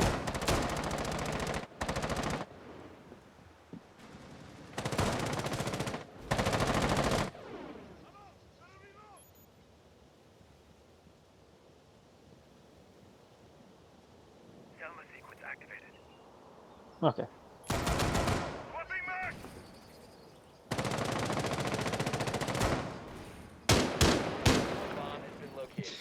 All right. Sorry for going a bit quiet for a second. I just had to sort out a headset issue. That's what we'll call it. All right, so Henry is going to be playing in master bedroom. He's going to be sitting on the bed with the hatch open, ready to drop should he need to. Also allows him to be able to look down onto the laundry doorway in case anyone comes in that way. Aza is going to be running around. He's not going to bang this window open. He knows that Legion is there. Did Legion spot that drone? I don't know that he did. He's heard it. He's seen it. He's not going to shoot it. Aza is going to pre-fire that window just in case he gets the pick, but there is no pick. Brisak firing through a hole that he's created in the pantry wall as Cheetah Den looking for a peek coming out from the art studio doorway, but there is no one there just at this moment in time. Let's just go over here and check. No, there is no one here, so that's completely clear. Now, Davin Atkins is going to be playing here in the lounge. Looked like he got into a bit of a gunfight there with Toby through the hatch. Well played there. Having that hatch open, looking down for someone coming through. Just Toby is now on the back foot, worrying about what's going to come at him, and that has put a bit of a fear there, but they fear not too much because Typhlosion does take down Nekwa. Cheetah Den chucking the... Oh! Miss throw there from Den. He tries to get it through the hole. The amount of times I've done that in Terrace Hunts is absolutely unbelievable as Valley with the Alder just rips Typhlosion to shreds, but Briskzak does get the refrag, leaving us in a 3v4. Kicksink playing here in Laundry. C4 goes out, doesn't do any damage. One player is in kitchen. There's another one to the right. That player in kitchen gets taken down. There is a second player there. As I said, that is Zach. 3 players in now. 2 in kitchen. Oh, and Cheetah Den laying down on the floor with the skeleton key.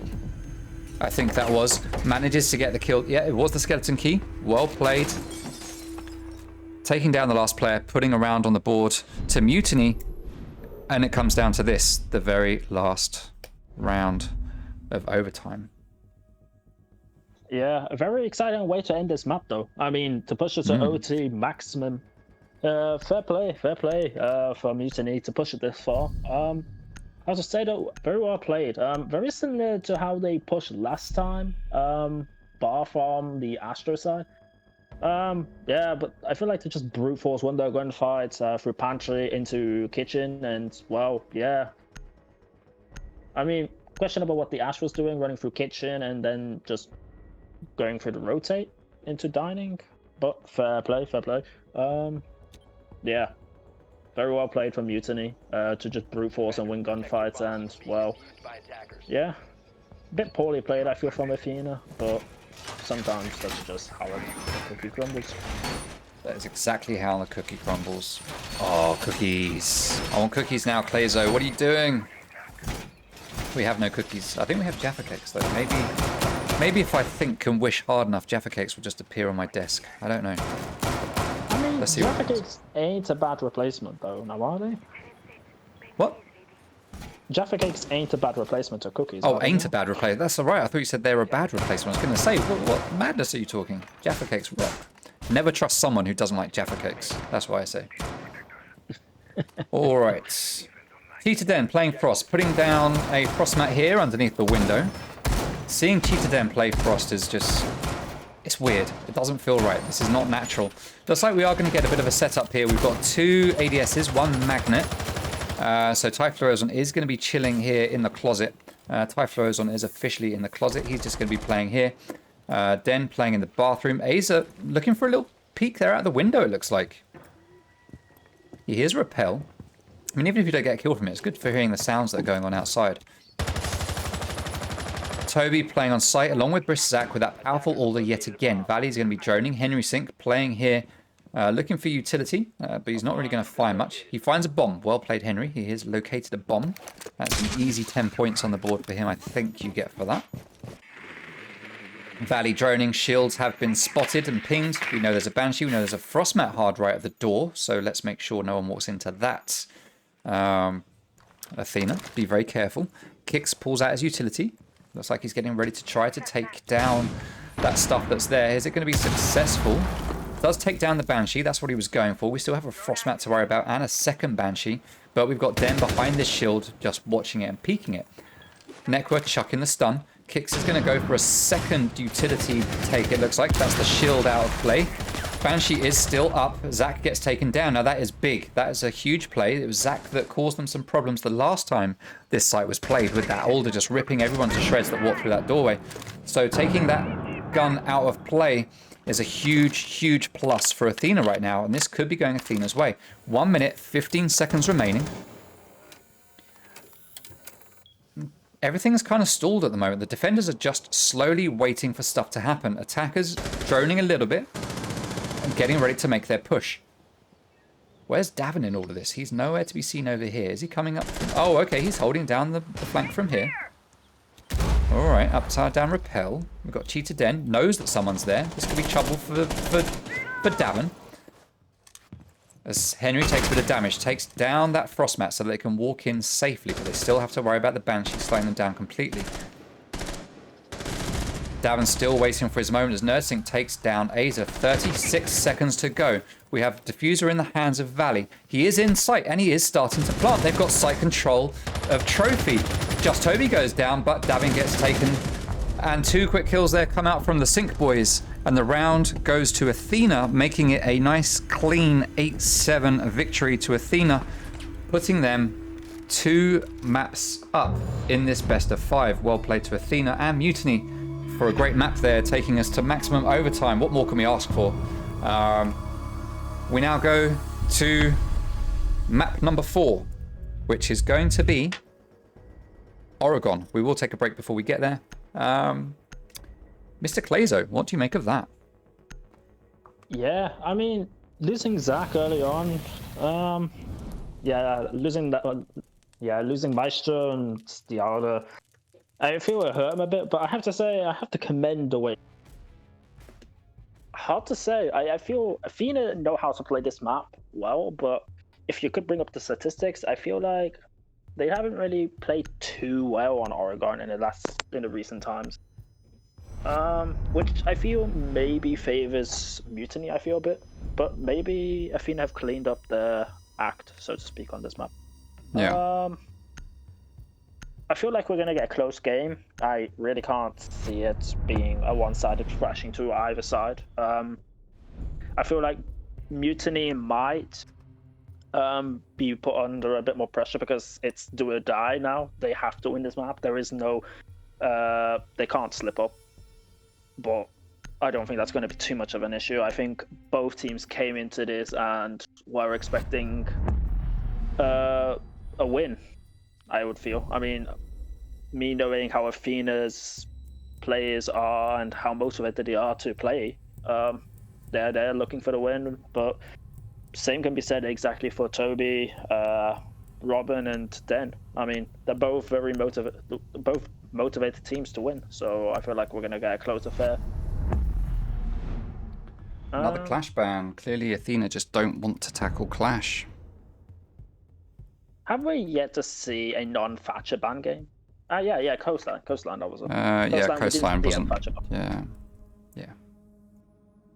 But I have to say though, Ying being banned, yeah, can be understandable. This map with Ying is a nightmare. Horrible to play against the Ying. Same can be said about the Clash though. Mirror, yeah, I mean, there are a few sites where the mirror can just be abused and it's very hard to just deal with a mirror in general. Alright, well, mirror isn't there, so no one has to worry about it. Ying, clearly Davin loves a bit of Ying, so that's the counter ban there. Clash is the counter ban for Toby, we've seen him played so much. And Thatcher is just a standard ban. Now, let me get my controller set up correctly, and let's see what kind of setup we are going to get here. We are going to get a single reinforcement there on the freezer wall coming up from Davin. Single reinforcement probably here as well. Often holes will get opened up, allowing you to look through to freezer from over here. We are likely to get reinforcements here. Yes, we are getting reinforcements. Den drone in sight. Henry chasing down that drone. He does manage to catch it. Double reinforcement from Nekwa. And a double reinforcement coming out from Henry, no doubt. Oh, wait a minute. Is Davin going for a spawn peek? What's he up to? What is Mr. Davin doing? There is a drone. Not. Where's that drone? Is that down below? That's down below. Davin's throwing his electro claws. Wait a minute. One over there. One over there. Hello. Cheeky. Well, would you look at that stream? Cheeky plays there from Davin Atkins. There is no way those walls are getting taken out of action with a Maverick trick and a frag grenade. They can do a proper Maverick trick and a Zofia or Ash, unless those walls stay electrified. Like we saw in Clubhouse, that did make it difficult. Let's see if Mutiny can work out what's happened here. Typhlo's on opening up the holes there, trying to find utility. Awesome feat. Doesn't find either. Oh, C4 gets pulled.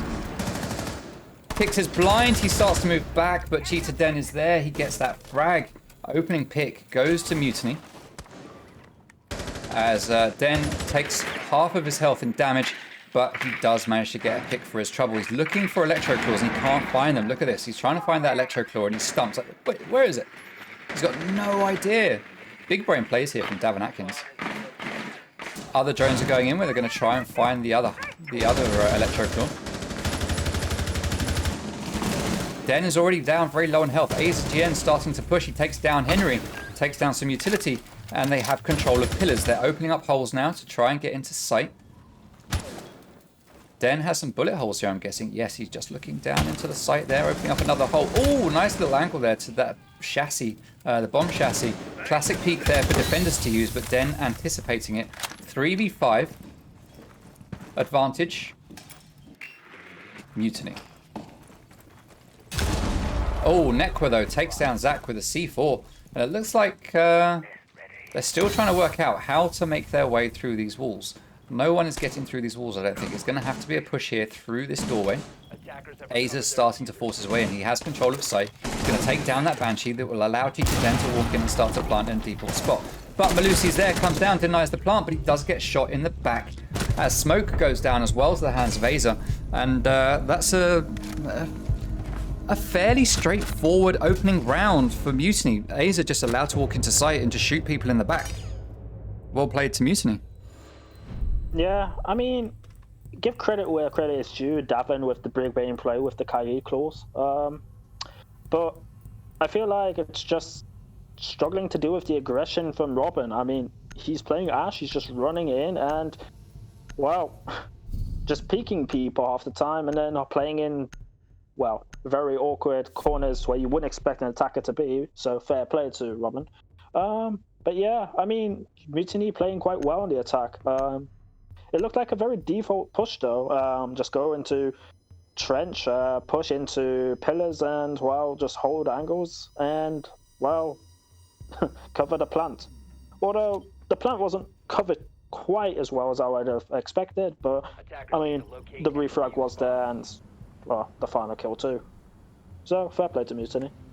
Bit unlucky and unfortunate for Athena, but still a long way to go. Yeah, there was nothing outstanding about the attack strategy. It was, like you say, just pushing through blue, take control of pillar, start to move into sight. And it paid off for Mutiny. They managed to make it work. But we are going to see Athena head back to laundry and supply room. They're not going to try another site. My guess is, yep, Davin is going to do the same trick again. It worked last time, at least in terms of denying those walls. They just need to work on how they're going to counter people that come in, well, from one doorway, basically. They denied walls, but couldn't stop people from just coming in from two doors, was how that worked. So, not quite what Athena would have wanted. I think Kicks getting picked off early certainly didn't help. I don't think they were expecting him to get blinded and taken down quite so soon. And then, yeah, Aza just managed to run in and take down everyone else. And that was it. That's all she wrote. A nice easy 3k for him there. Alright, so Henry is going to sit behind this shield. Oh, nice shot there onto Sophia. Well played. Well played, Henry. Got a cheeky little pixel peek here onto the rear stairs, back stairs. Typhlosion is going to drone it out. And they're still going to be looking for these electro claws. We can see that both of them are up. They have been placed, and they are both up. Zach is on drone. No, he's not on drone, sorry. He is just laid down, watching. Who is on drones? One person's droning. That is Toby, sending the drone in. And they now have just 3 drones left in the pockets of Mutiny. Every single drone except for 3 have been taken out. Stun grenade goes down to burn the ADS. And now the utility is going to be used by Ash. That shield is going to go down, and Henry is going to have to back out and find a different position to sit in. He's going to move behind pillar and just watch it from the other angle. As Typhlosion on a brisk Zach are still trying to work out how they're going to get this goddamn wall open. They cannot work it out.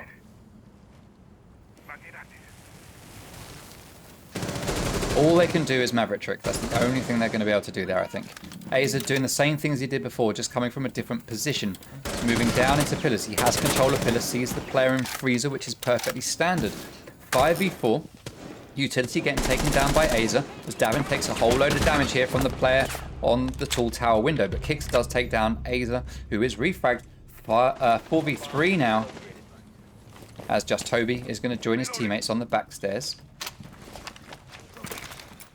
Drone's going out. Are they going to try to find these electro claws, or have they given up? I think they've pretty much given up now. They need to realise that they're going to have to find another way through. But without their main entry fragger, this might prove difficult. Now, Briszak can entry frag. Oh, well played to just Toby. Nice little shot onto Nekwa there, running out when he didn't really need to. And he did suffer for it. Toby now holding a standard angle there to the rotate. He sees the grenades, the gas grenade going out from smoke, which isn't going to do much. It's not... Oh, that is actually going to deny Typhlosion a little bit. We've got no smoke grenades left in the hands of Valley. C4 gets pulled. Just Toby takes down Henry in the freezer. but C4 does no damage to anyone. Plant is going down. It's not going to be denied by Valley. It's not going to be denied by Davin. They've got no one in Freezer that can peek it. And that's the triple kill for just Toby. It looks like they didn't need Aza for this. Toby is perfectly capable of racking up the frags himself. Valley, last man, 1v2, SMG 11 in hand. Toby's going to try to peek it. We saw his head, he backs out. But Toby gets the 4K there with the AK-74, I believe it was. Great gun. And yeah, nice convincing take from Mutiny. This is shaping up to be very much a Mutiny map right now. Yeah, I have to say, well played.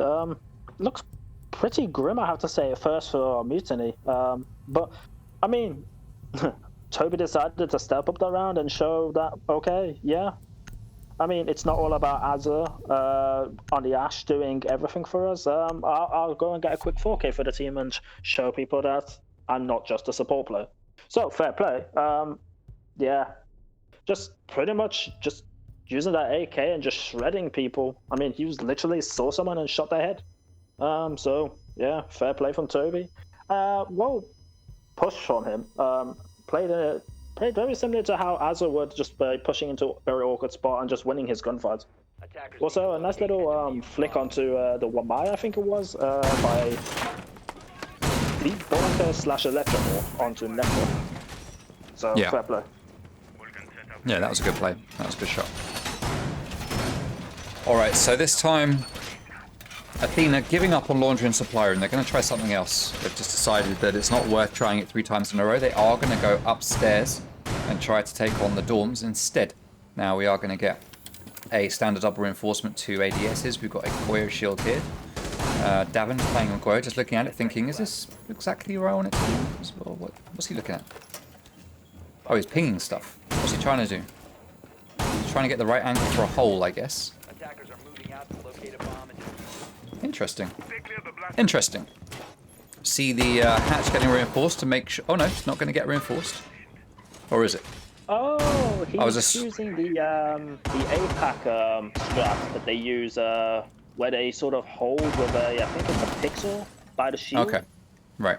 And you can pretty much deny Attic that way. Okay, so they might want to reinforce the hatch to make sure that no one takes it out from below. They could have Buck go down there, open it up, and then a frag grenade follows to take a kill, but there is no Buck on the board right now.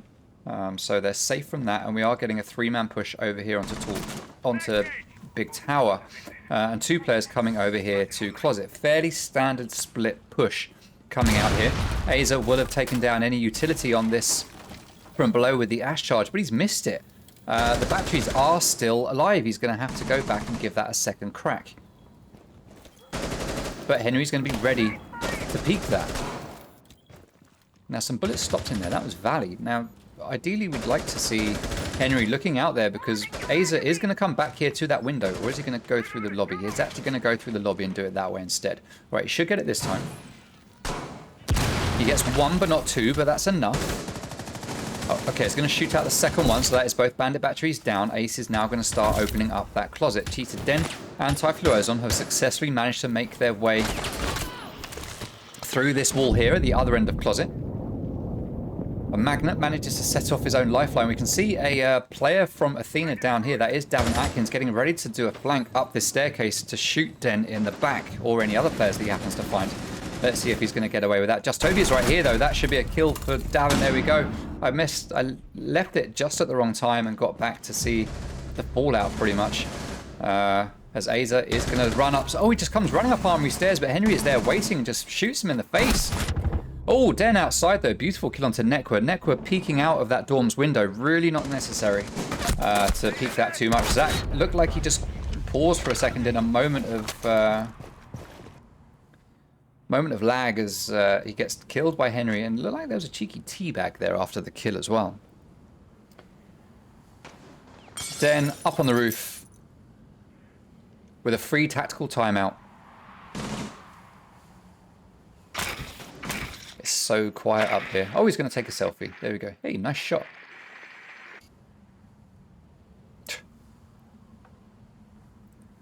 Yeah, I presume we're just going to see the rest of the round of him just sitting up here, and if anyone decides to pick, then maybe give him a freebie, which I don't see Athena doing.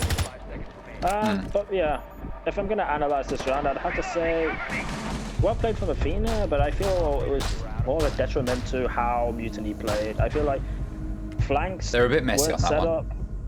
Yeah, I mean, they allowed Davin to push the kitchen into the corridor and just pick Toby in meeting. Not sure why there wasn't an air jab placed anywhere there. And then it's like, I saw also Azza just running from like armory stairs and just running it into trophy like haphazardly. So I don't know what they were thinking. I just felt it was just a very weak round for Mutiny, and well, I mean, I don't think there was anything special from Athena, but well played. Nonetheless, Athena's first round on the board. Yeah, it was a very standard hold from Athena.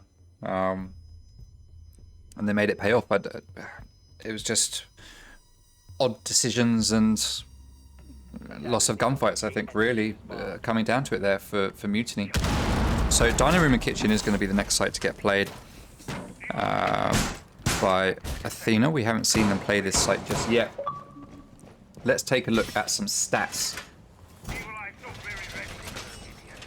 So, stats. For Dining Room and Kitchen, 56% in favour of attack. 44% in favour of defence. This whole map overall, again, very evenly split in this league with a 49-51% split for attack to defence, respectively. Den sending me messages, no idea why. Den, I'm not going to be reading messages while I'm in a cast. That's for sure. Right, so Kicks is going to be holding here on 90. Showers 90 with a shield, pretty standard. ADS, standard. We've got rotates here from security into sight. That is normal. Standard double reinforcement right here, but there is no hard denial of that wall here. Nothing to stop it from getting opened. ADS to stop any stuns. Well, to stop one stun at least. And this is the extent of the setup. I guess we've got a top floor hold as well. Yeah, we've got two players up here with the hatch open. Makes perfect sense. One reinforcement, some holes to shoot at people that come into the room. Signal jammer to deny intel. Rotates, reinforcements. Double reinforcement with the signal jammer. That's going to get taken down straight away by Typhloozon, who's just going to use his breaching torch, open up a tiny little hole, shoot down the signal jammer, and then Ace is going to come and open up that wall so they can walk on through.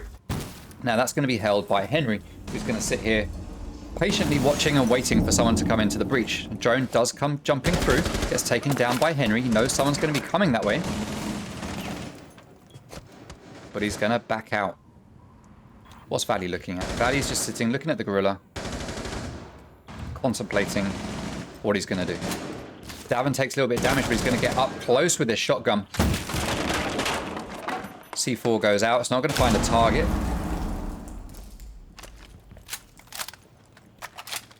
I think Davin should have just stayed there with the shotgun, to be fair, but you always look at these things differently when you're actually in the game. It's easy to analyze from here, but not so much when you're in the game. Now, there is a player on white. Cheetah Den is holding the wrong angle. Who is the player on white? Is it Davin? It is Davin. He's going to be playing Canadian. He sees Sophia and takes her down. That is Cheetah Den out.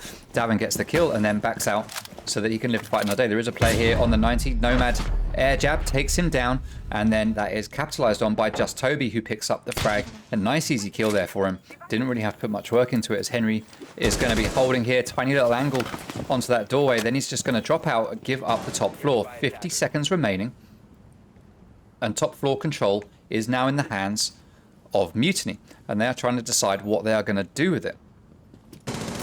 Zach is going to open up this hole, this wall. No need whatsoever, just a utility dump waste. They need to be thinking about opening this wall rather than that one, to be fair. Aza gets taken down by shots through the floor. Nicely played. Was that Nerdsync? Necrosync, rather? I guess it must have been. He's the only one down here. It sounded like an alder that was going off. Valley sitting, waiting, watching that doorway with a tiny little angle. Zach is going to revive Aza. And it looks like it's going to have to be a hatch drop. They have no choice here. They can drop this meeting hatch. Zach's got diffuser, but he's got no way into sight because it's reinforced. He hasn't got the time. 3v3. Aza goes down. Toby gets a kill, but it doesn't matter. Impactless frags because Zach is in completely the wrong place to capitalize on it. Completely the wrong place. Unfortunate there for Mutiny, allowing Athena to take that win, making it 2-2. Yeah, I mean, I feel like Zach should have dropped meeting and opened meeting a lot earlier. Definitely, definitely.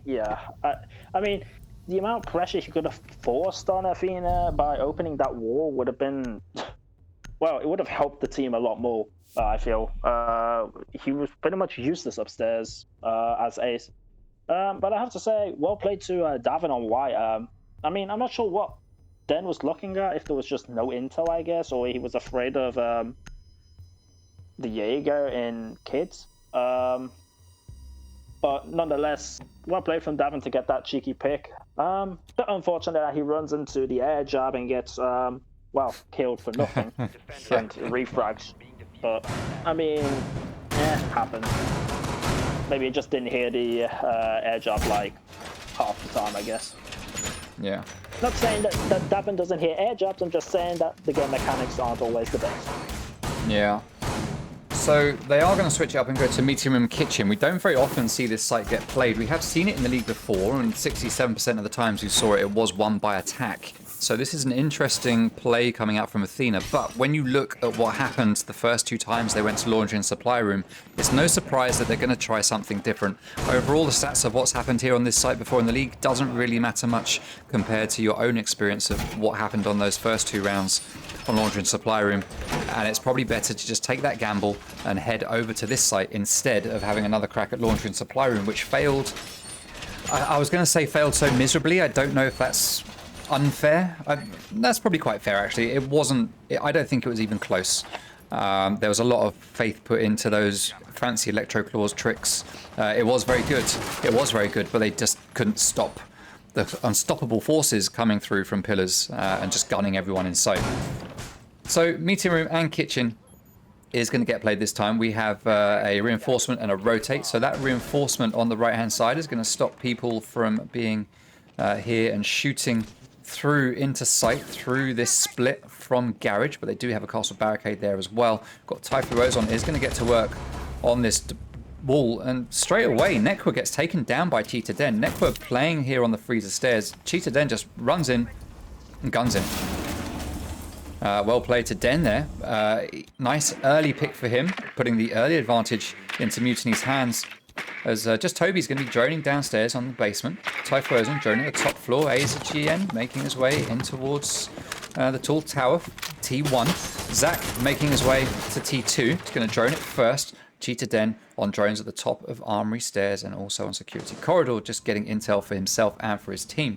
Now we have got this wall open. That's going to allow Mutiny to jump in, and they could just plant here in the corner, to be fair. If they can have a gun holding an angle, they could just jump in and plant right here in this corner. If they can just take out kicks, that's probably all they'll need. But they do have, I say that, oh, well, they did have Davin Atkins up here waiting to deny it. But Aza, with a swift shot through the wall, manages to take him down. And there goes kicks as well. He gets finished off, and now they are free to just jump in and plant right there in that breach hole that's been opened up. Valley is going to push up on it, though, as Henry goes to the top floor to try and catch these guys by surprise. It's a 2v4. And this is going to be very, very difficult. Henry is down below. There is a player here in security. Henry sounds like he knows. Valley takes down one. Oh no, Henry goes down to Cheetah Den, leaving Valley all on his own. But he isn't going to be able to stop a wild Aza running through the site with an R4C pointing at people's heads. He does get that kill. And that's a round on the board to Mutiny, making it a 3-2 in favor of Mutiny as we go into the last round of the first half.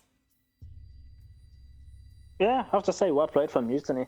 Very dominant round, I feel. There were 1 or 2 kills that I'm like, well, I'd say the first 2 opening kills that I'd be like questioning is like, did Az actually know Davin was on that elevated angle? Was there a soft ping? Like, if that was, fair enough, fair played. If it was luck, then that's just how it goes. Unlucky. It sounded like it was just a very focused 2 or 3 bullets. So I don't know.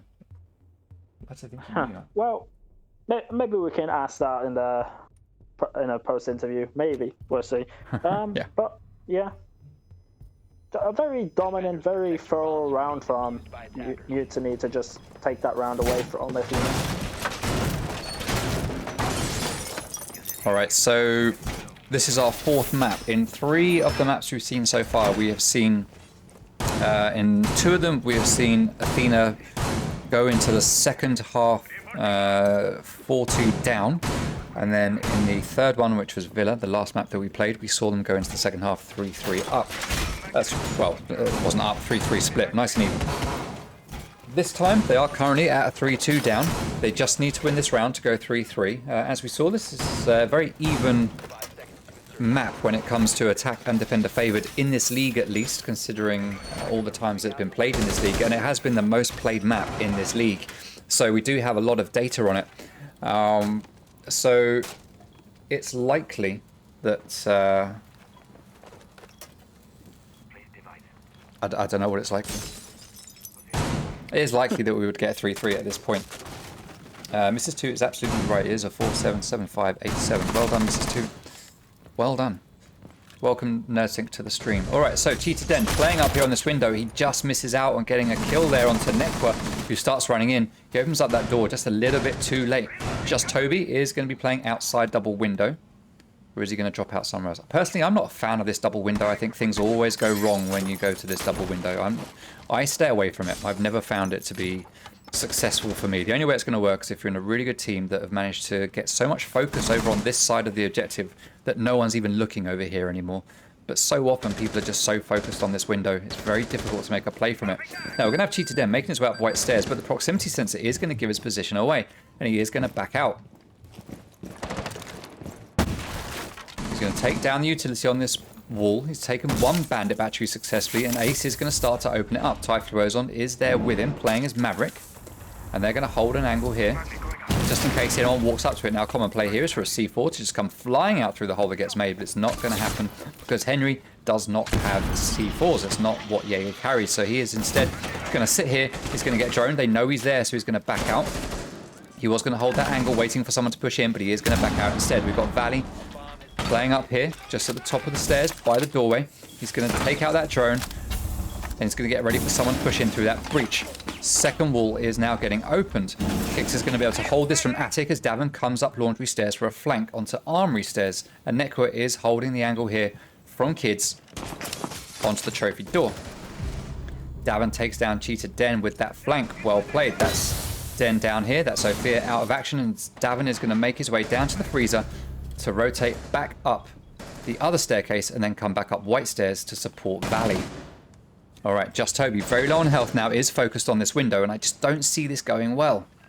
Especially if Athena know that he's there. Typhlosion just pre-firing through some walls, playing in trophy, waiting to find a pick. Looking behind him just in case, but there is no one coming that way.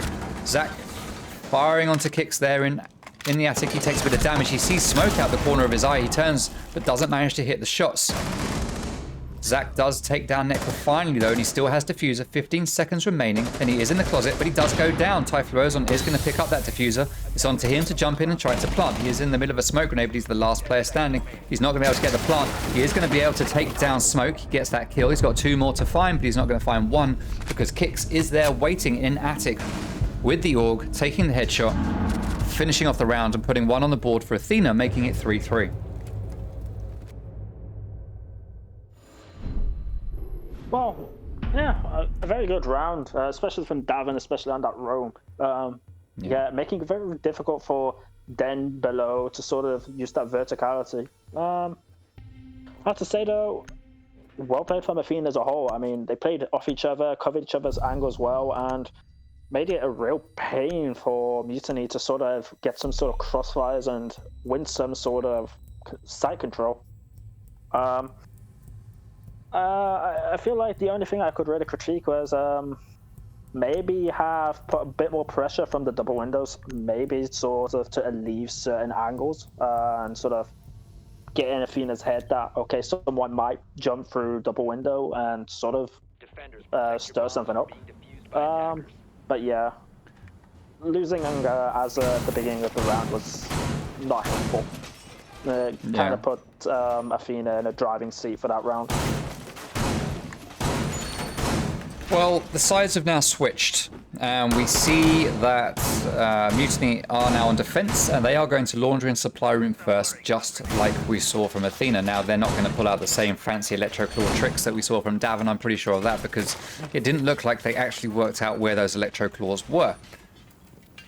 That's something for us to ask Davin about. Should we get an interview? In fact, we can ask either team when we get an interview about what they thought with the electroclaws and how that worked out. Ultimately, for Athena, it didn't pay off in the end, as we saw, but still, a nice trick nonetheless.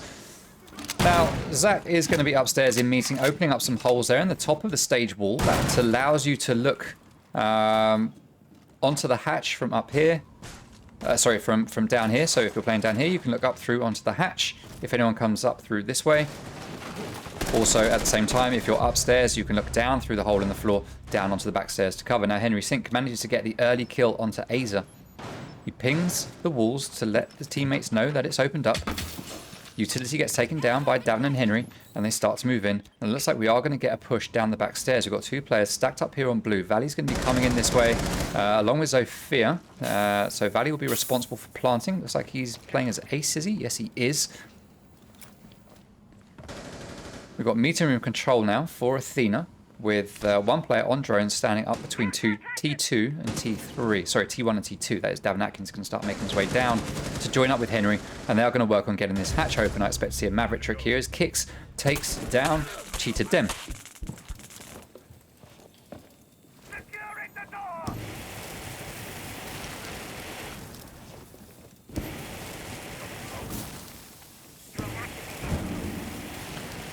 So, no problem. Davin is going to set to work on this hatch. He is more effective with his Maverick tricking than Nekwa. They've decided Nekwa is just not going to be playing Maverick anymore.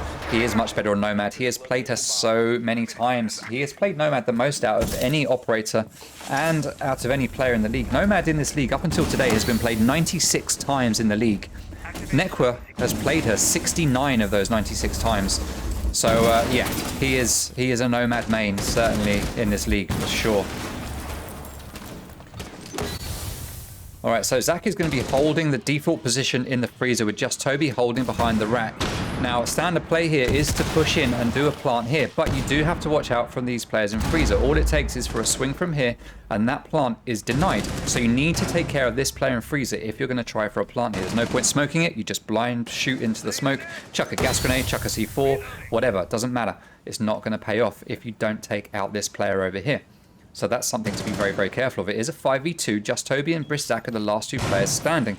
Zach is going to be responsible for denying this plant. Just Toby just has to hold. The plant is going down. Nomad is trying to peek Toby. But Zach and Toby managed to get the double. But there we go. We see Davin come in from the other side of freezer and shoot Zach in the back while Kicks takes down Toby. No points for Ace. Was the plant successful? Don't think so. I'm not sure it was. I don't think it was. So no points for Ace there, I believe. I'm pretty sure it didn't go down. But yeah, we'll find out when I gather the stats later on. But yes, sorry, go on, Clazer. I guess so. I don't really want to point out a player again for making a mistake, but it's Azza again dying on the entry, 30 seconds into the round. Like, fair enough that Athena reading into it and getting that man advantage, but can't happen 2 rounds in a row. It's not helping the team going that early on with a man disadvantage. But I feel like even that round wouldn't really have affected too much of the round. I feel like Athena knew what they were doing. They had that meeting control open hatch, and they just had sight. They just pressured sight. And eventually, going for freezer to sort of pinch the guy in freezer is, yeah, just very well played from Athena, very coordinated. Just, yeah, very good plays.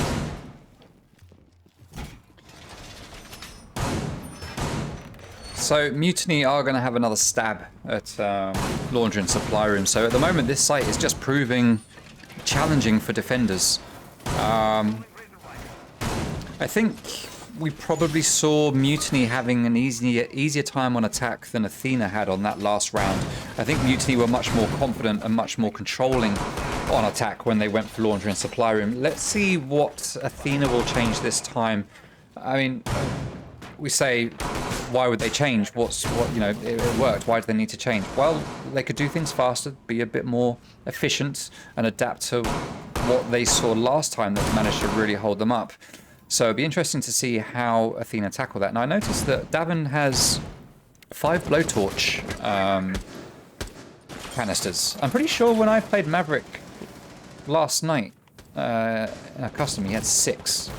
So I don't know if... I don't know. That's weird. That's weird. I'm sure he's supposed to have 5. I was surprised when I saw 6. Alright, so Den playing down here on... Sorry, go on. He is supposed to have 6, but I'm Oh, is curious it what 6? he used it for.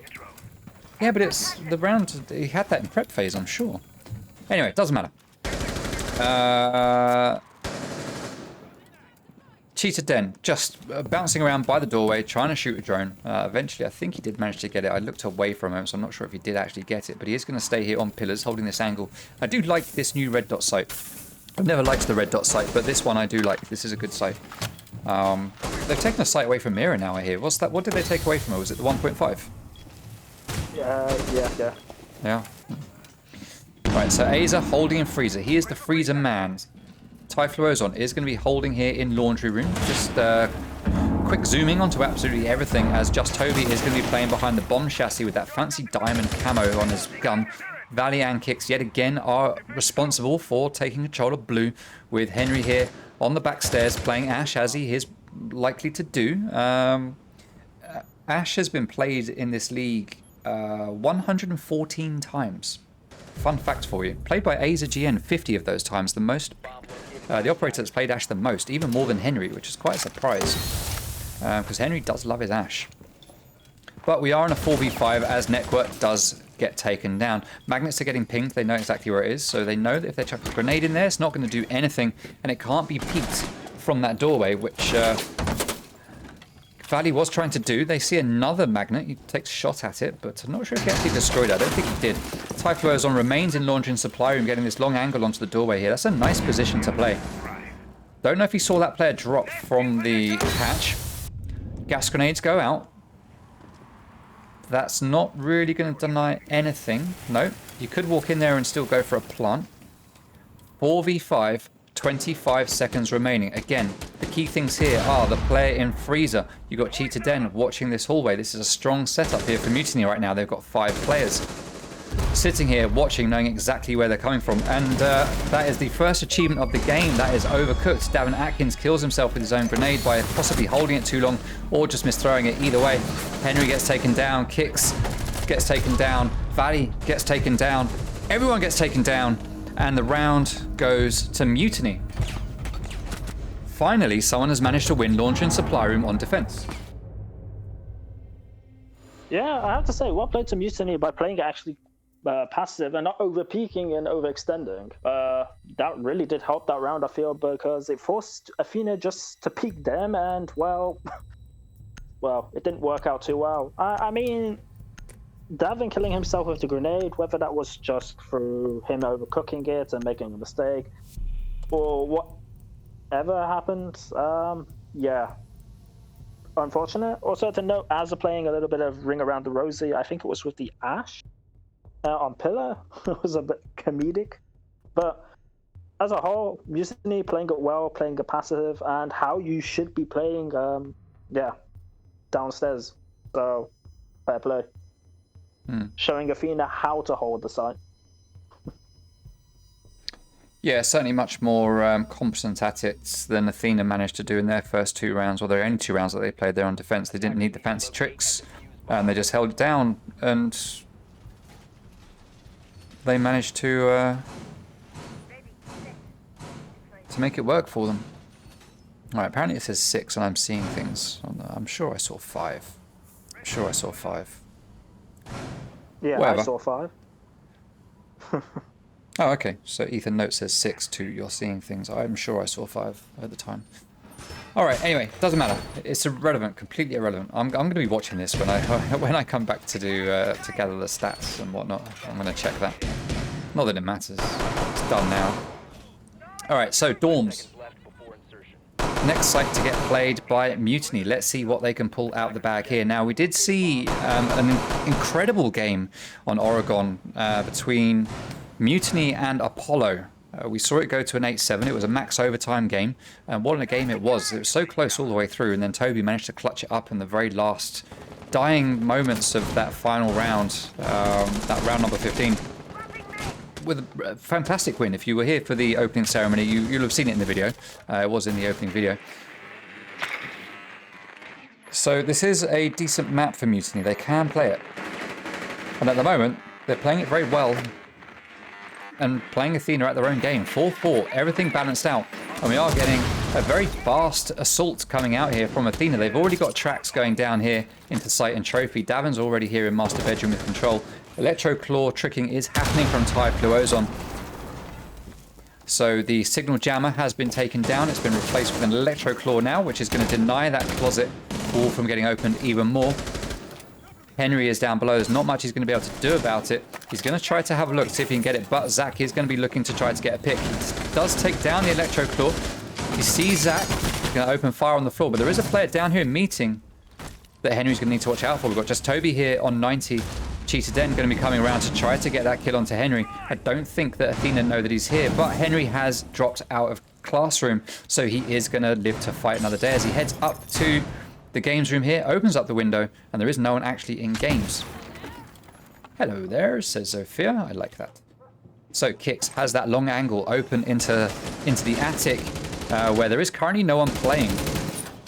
Now Typhlosion could go in there, but he's not going to because there are traps in the way. Kix is going to start applying pressure. And he's going to go on drones as Den is playing down below the attic, throwing C4s but not finding any targets. Pretty sure that was him throwing one. Yes, it was. Davin holding the angle here into the attic from Armory Corridor. The closet wall is now opened up and Henry can start making his way in, but they do have Aza here playing Canadian, waiting to get anyone that walks in through that breach, through this hole set up here in the wall. He does take down Valley. It's a 4-4 as it is a quick refrag. Kix starts to push in along with Davin playing on Gridlock. Aza goes down, 4v3. 35 seconds to go, and that's the player downstairs taken down. Davin is starting to plant. 4v2. Zach isn't in a position to deny. C4 goes out to deny the plant. Zach does deny Ace, does deny Ash by shooting him in the face, leaving Nekwa and Typhlosion in a 1v1. Diffuser not in hand. Nekwa has a rough idea where Typhlosion is, who is taking damage. He's going to give chase. He's got the diffuser. Is he going to go for the plant? He is going to go for the plant. Typhlosion is going to hear it. He doesn't know exactly where it is. Nekwa comes off it. No! Oh! Oh, if he'd have stuck it, I think he actually would have got away with that.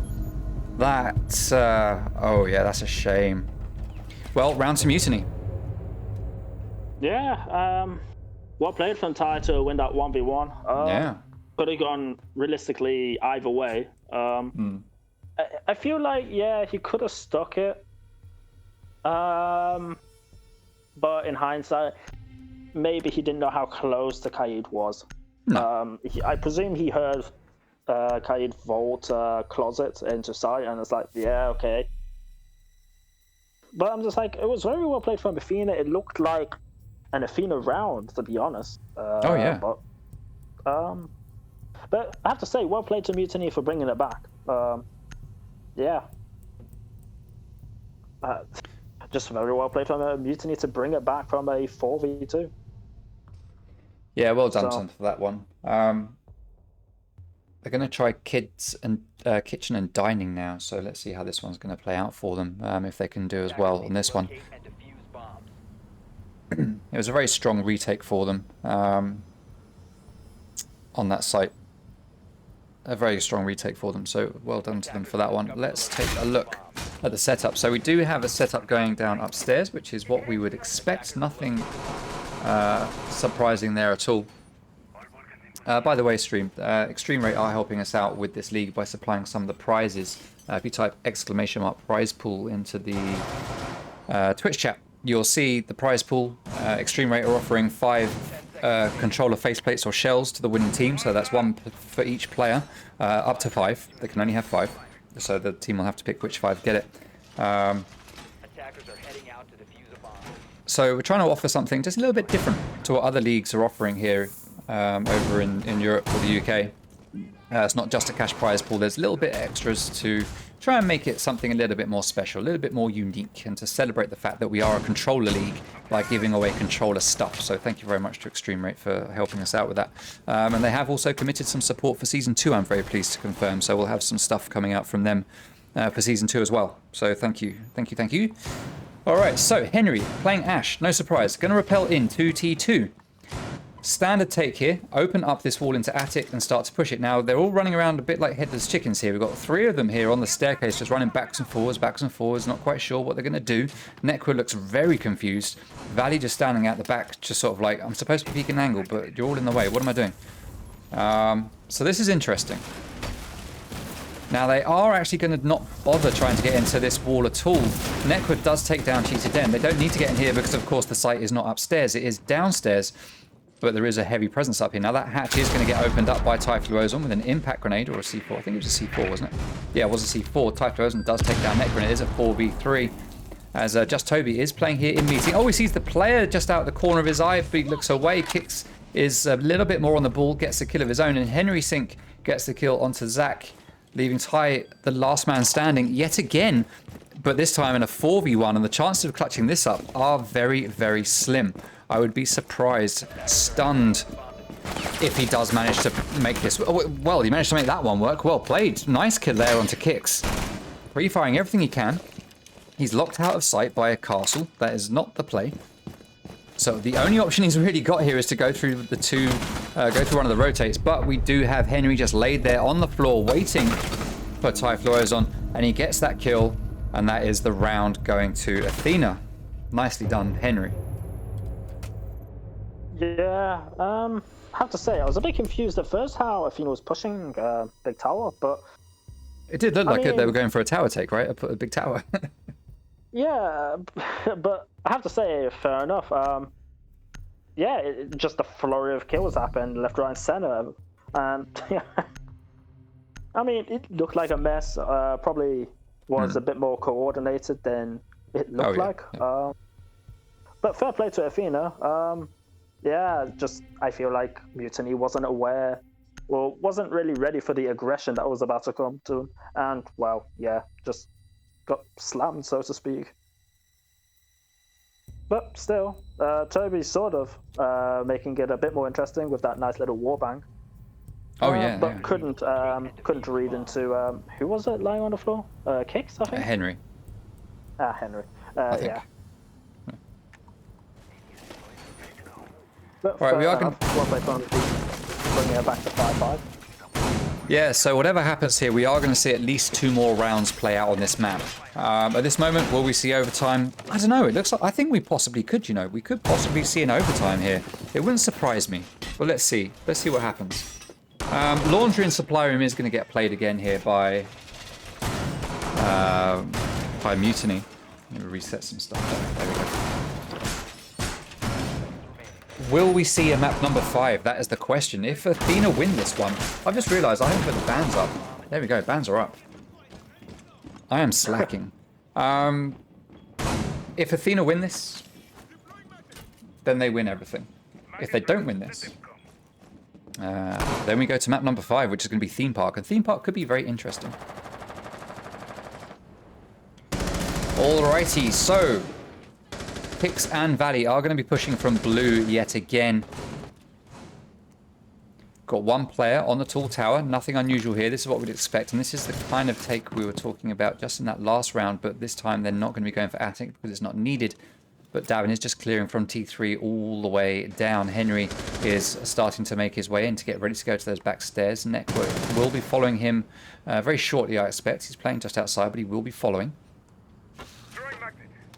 Air jab's going down to deny the flanks. Typhlosion is there in kitchen. I don't think anyone spotted him. They've just run through. Wait a minute. No, he wasn't there. He was downstairs. Right, it looked like he was upstairs. Thanks to the outlines. Cheetah Den is playing down below. I do that quite frequently where I think, wait a minute, is he there? Or is he on another floor? I can't tell. The outlines are so vivid, it makes me feel... the fact that it's an outline should tell me that they're probably not exactly where I think they are. So Zach playing this standard position again, where just Toby was before. we don't have the player over here in freezer, but we do have a rotate here that's been opened up. So Den is going to be holding behind this nice shield, watching down the hallway, and he can just move back here and go to this doorway should he need to. So this is a good play, but Typhlo Ozon playing that long angle there from over here at the back of the freezer, manages to take down Nekwa, and that leaves us in a 4v5. Electro Claws are getting spotted. They know where the utility is. We've got an ADS, we've got a Magnet, we've got a Banshee, we've got an Electro Claw. Everything is just stacked up there from the defense.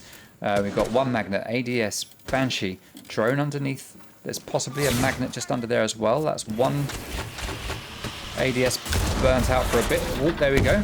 Grenades go out. We've lost a lot of utility there. The only thing left standing is that ADS, which is going to recharge. It has recharged. That Magnet has recharged as well.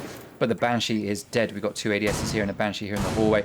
Aza has taken the place here in this freezer. Oh, Zach with the kill onto Davin through the Maverick hole in the wall. Well played there to Zach.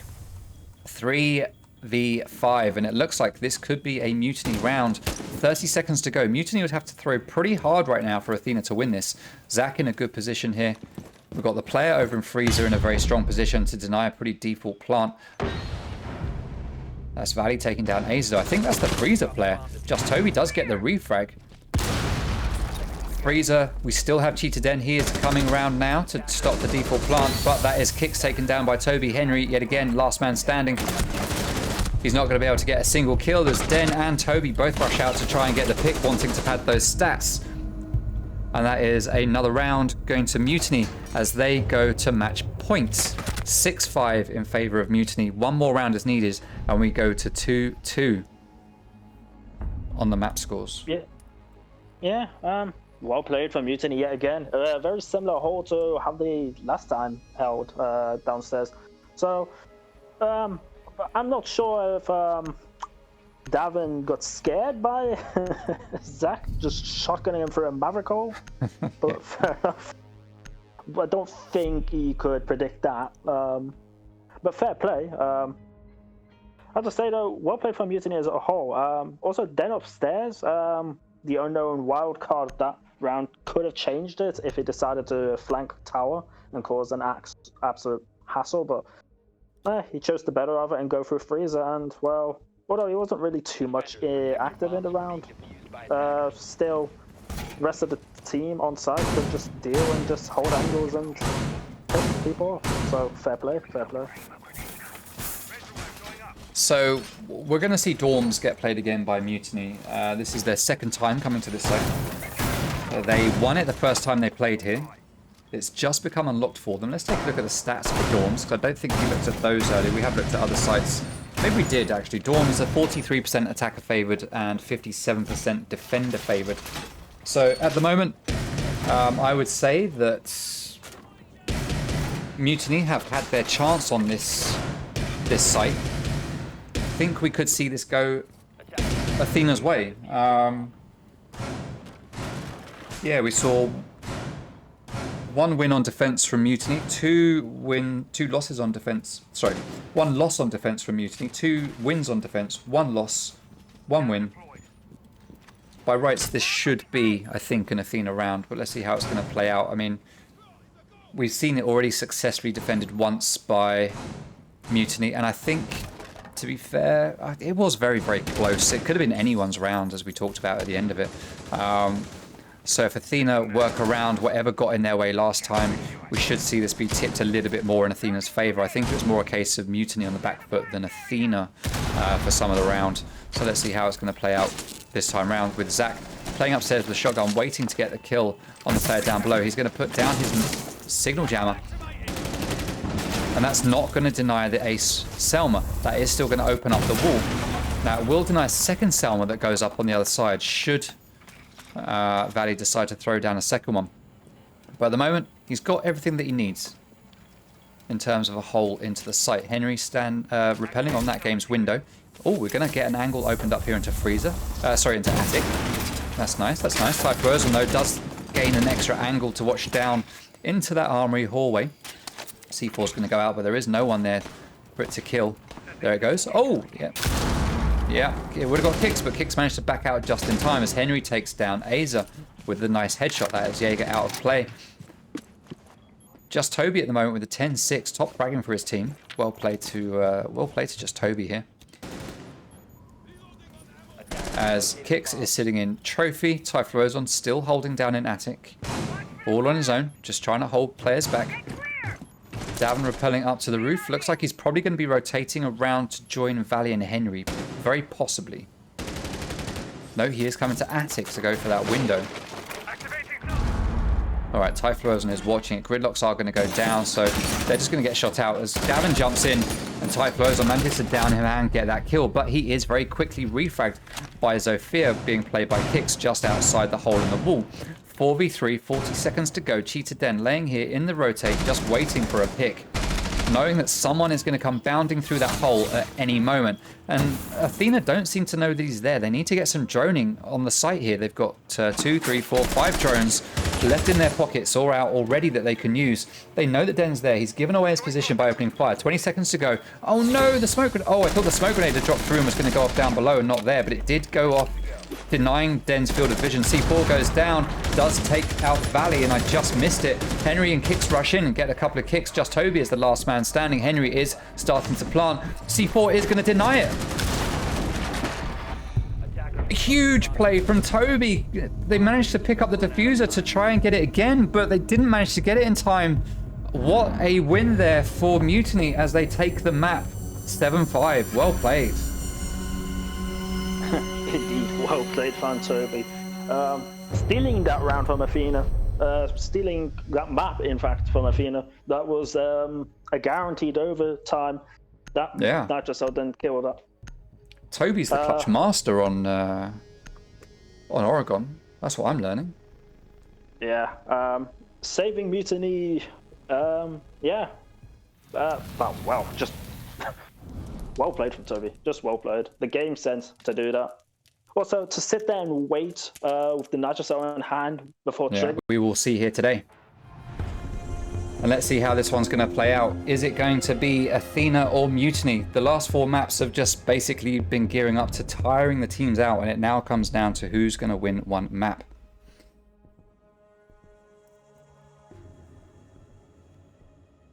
Now, if you are interested in being a part of this league, you do have to go through Challenger League first. So if you type !Challenger into the Twitch chat, you'll get a link to a page where you can register to join the qualifiers, to join the league.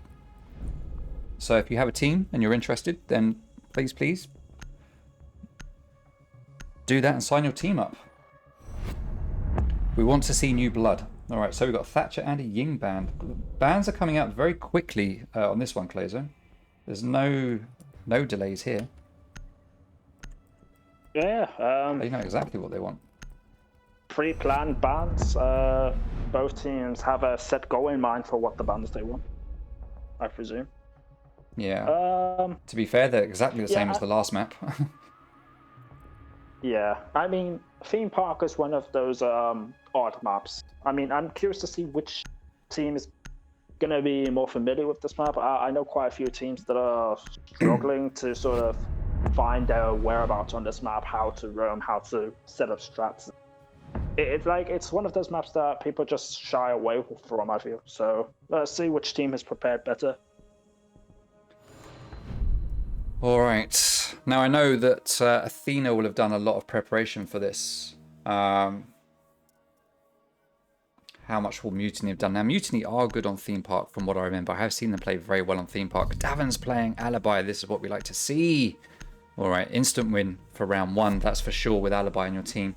Armory and Throne is going to be the first site. No big surprise. It's what most people go to first when Thatcher is banned specifically as well. So let me make a note. Armory and Throne. Let's see how this one's going to pan out as we go into map number 5, the last map, 2-2. This one is for all the marbles. Round number 1, map number 5. Athena versus Mutiny.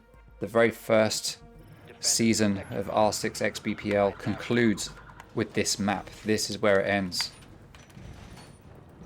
I feel like I need to dramatize more, Clazo. I'm not dramatizing enough. I could hype it up for you want. Go on, yeah, go on, hype it. Okay, welcome to Xbox Pro League Season 1 finals. This is the final map. This is where people have to really come down and actually clutch. This is where it all matters. People need to step up. They need to show what their worth is. Show what the team is worth. This is where all the money comes down to, where all the talking and bragging points come down. Come on. Both teams are going to show the best they got. Both teams are hyped up. Both teams are ready for this. Both teams really want to get that money and the prize pools. Thanks to Extreme, what's it called? Extreme Rate? Extreme Rate, yeah. Yeah. Thanks to them, we have these brilliant prize pools. And thanks to them for sponsoring Season 2 with extra goodies. You'll hear about them at some point later. Yeah. I'm not going to spoil that. But anyway, to carry on with the hype. If we can get some fucking hype in the chat, come on, this is going to be amazing. This is going to be all we wanted. This is exactly what we wanted. Map 5. Probably going to go to overtime because both teams are going to be really wanting this. Going to come out, swing out the gates for both. It's going to be amazing. Come on, going to get some hype in the chat for this. And with that, Neck was just sitting on site looking at cams, doing nothing. There we go. All right, so he's going to see the player.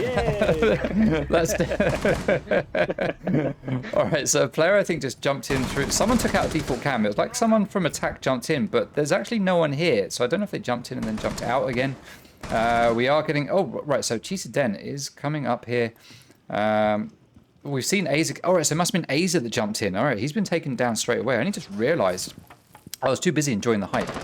Right, so there's a cheeky little hole in the floor there somehow. Den has a look at it and says, what's that hole? Never mind, it must be a mouse eating his way through or something. Just Toby standing on the doorway, pre-firing everything. Davin Atkins, I told you, alibi, guaranteed. With that MX4 Storm is absolutely awesome weapon. Henry opening fire onto a player there in cash. Maverick is going to back out. I was going to say it's a 5v2, but it's a 5v1. That's the second kill for Alibi. Typho's on last man standing. C4 gets ripped. Bandit's going to chuck it out. It's not going to get shot by Typhloazon. Typhloazon is going to get taken down by Kix as Kix just jumps out the window, and that is a flawless round for Athena. Round number 1. And it lived up to the hype eventually that you managed to build up for it, Clazo. Well done, well done. Round 1, yeah, Athena. Thank you. I'm going to enjoy reading the comments in the chat in a few minutes. God. But anyway, yeah, flawless round from Athena. Great start, just what they needed. Yeah, I feel like Mutiny felt a bit lost. Was very unsure how to really push that. I mean, yeah, like you said, Alibi coming in clutch with Davin, easy round. Nothing really more to say to that. Bit comedic though with Typhloazon spending his entire mag and then having to shoot the Nitro and then just gets run out with an empty mag in his hand. Bit comedic, Yeah, but there wasn't much he could do, bless him. He tried. There was some bullying going on there. Some bullying from Athena. Alright, what's our next map? wow. Not next map. God, if there was another map, that'd be too much. What's the next site? Alright, Bunk and Daycare. We've been at this for a long time now. The stream has been live. The stream has been live for 5 hours and 46 minutes. This is how we do it. Oh, I talked about doing a maximum. I talked about doing infinite overtime for this as well. I forgot about that. Maybe next season. Next season, infinite overtime on the last map. I mean, I guess we could mention the Daycare Bonk defense stats, I guess, whilst we're at it. Yeah, go for it. Yeah, need to get him first up. Don't Need have what? him quickly there. I don't have him yet. Oh, okay, right, great. Alright, so we've got a Goya shield with an ADS to protect it. Now you put the Goya shield a little bit back from the door rather than in the door because you want that ADS to protect it by having it there. The utility that comes out to take that shield down will get eaten up by that ADS, whereas if you attached it to the door or put it in front of the door, the ADS would do absolutely nothing. So that's why we set it up like that, in case anyone doesn't realise, but I realise everyone in this stream is smart enough to know exactly why we do these things.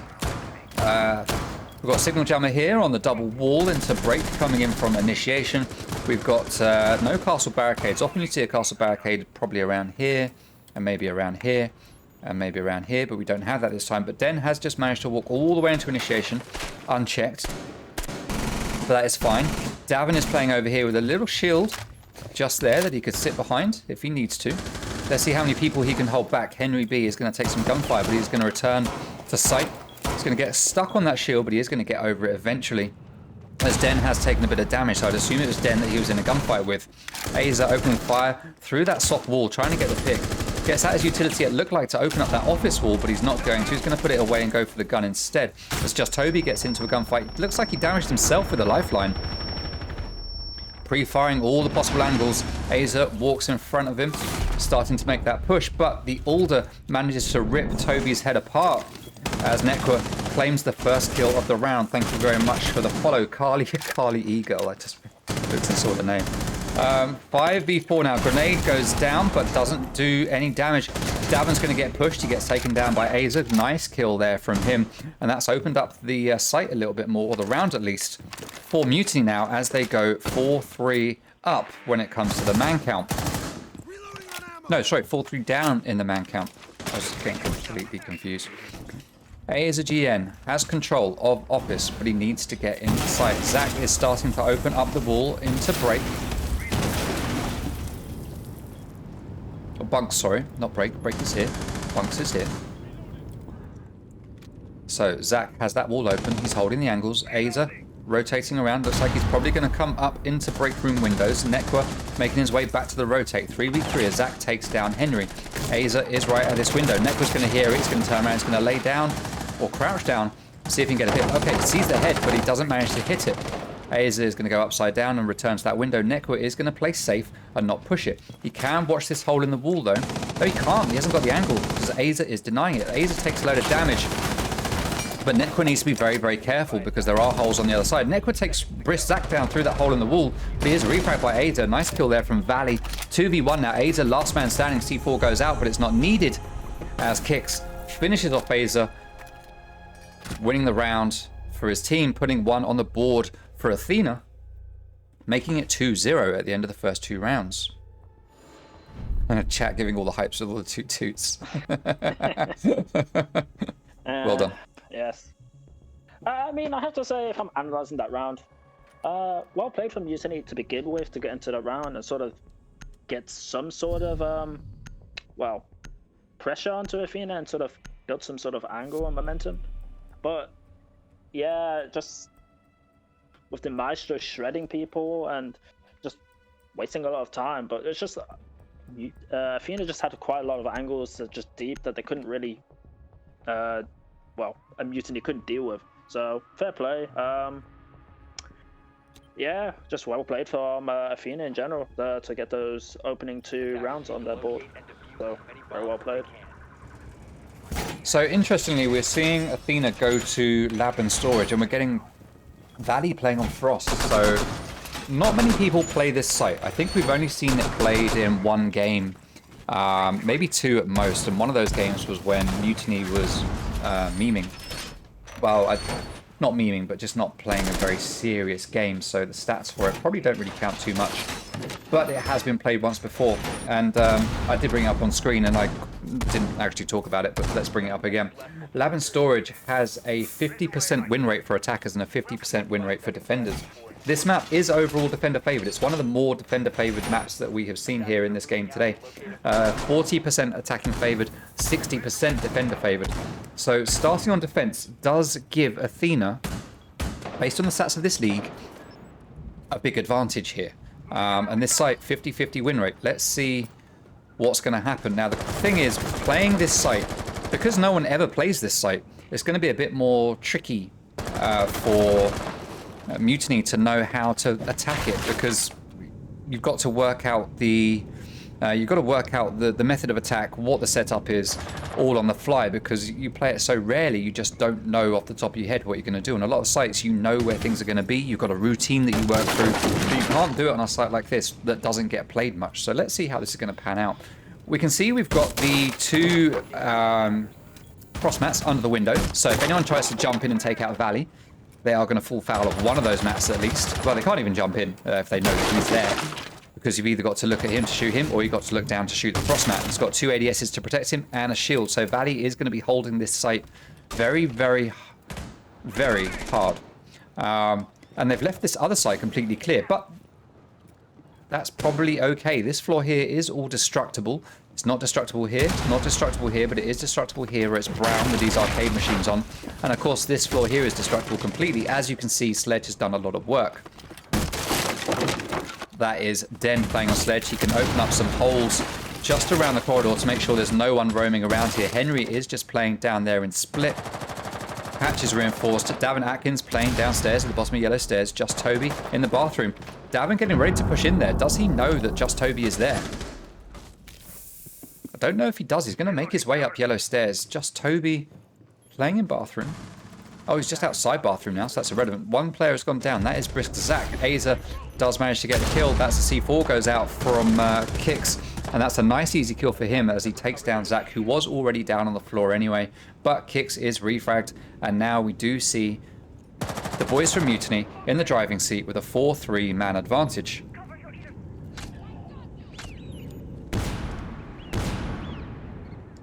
All of the holes now are opened up in Cafe. There's not really much more vertical destruction to be done here. I think they've pretty much ripped up everything they need to. Henry is going to be playing downstairs in the hallway between there and bathroom. Valley's still on site.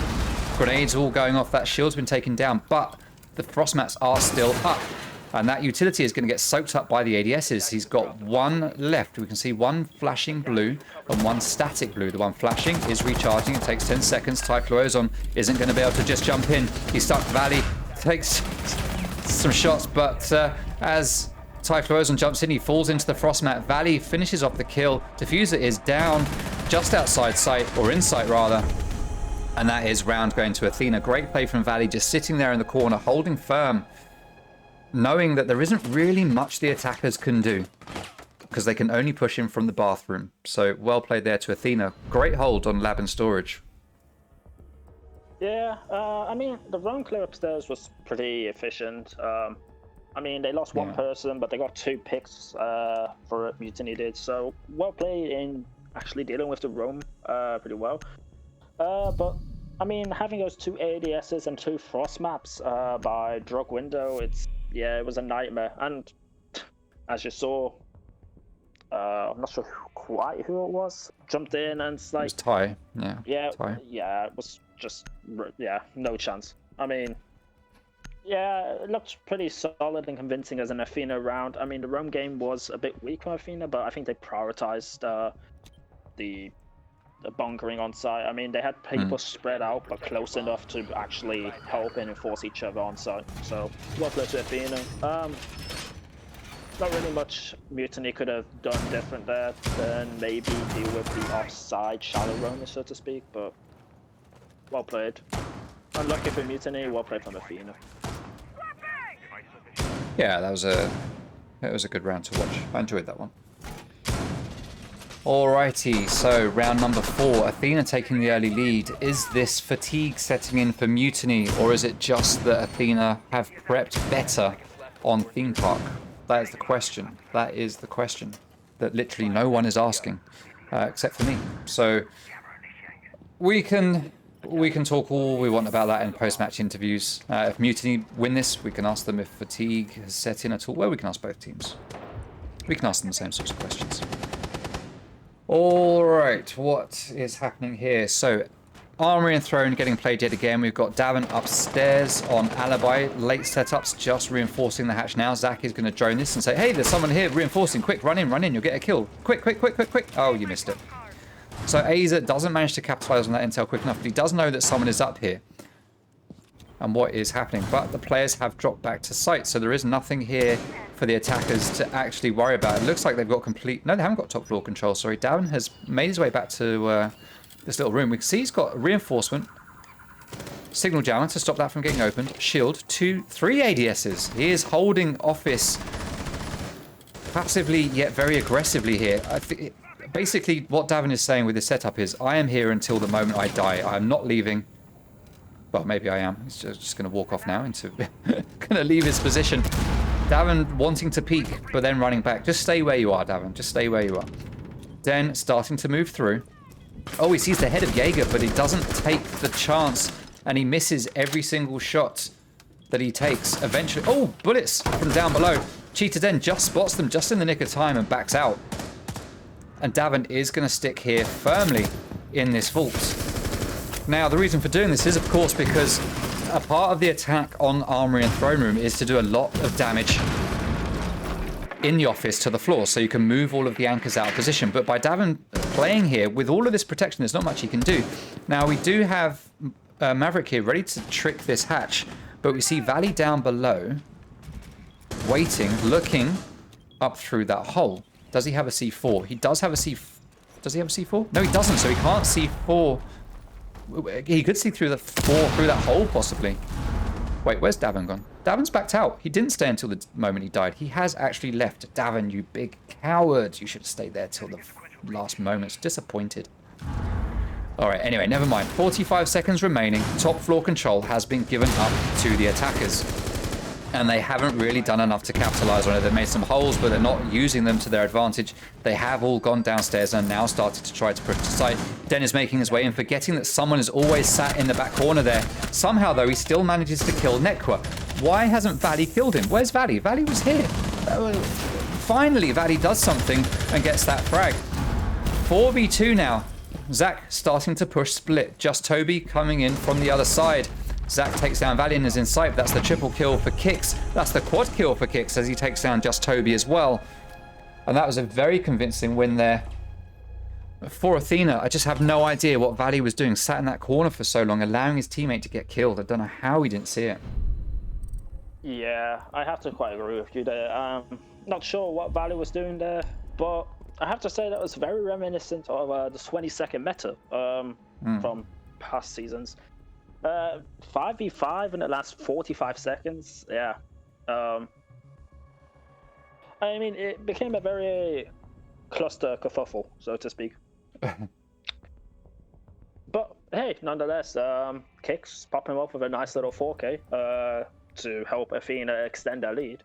I have to say though, Mutiny are really struggling with these attack rounds. I feel like they're just walking into Athena setups as if they were specifically designed for Mutiny. Yeah. It just seems very rough and well, just a rough time for Mutiny to deal and get a grasp with what Athena is setting up for them. Just feels like they're ill prepared for the attacking side, at least, of Theme Park. I mean, there were a few rounds where they could have maybe got something out of it, but even those rounds were somewhat cemented, I feel, in Athena's preference.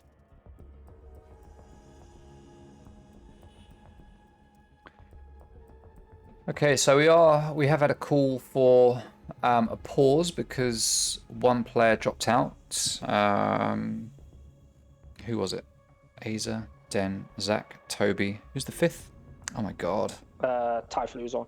Typhlo's on, that was it. You watch these people for like hours and hours and hours, but you still, when you see one missing, it's like, who is it that's missing? I can't tell.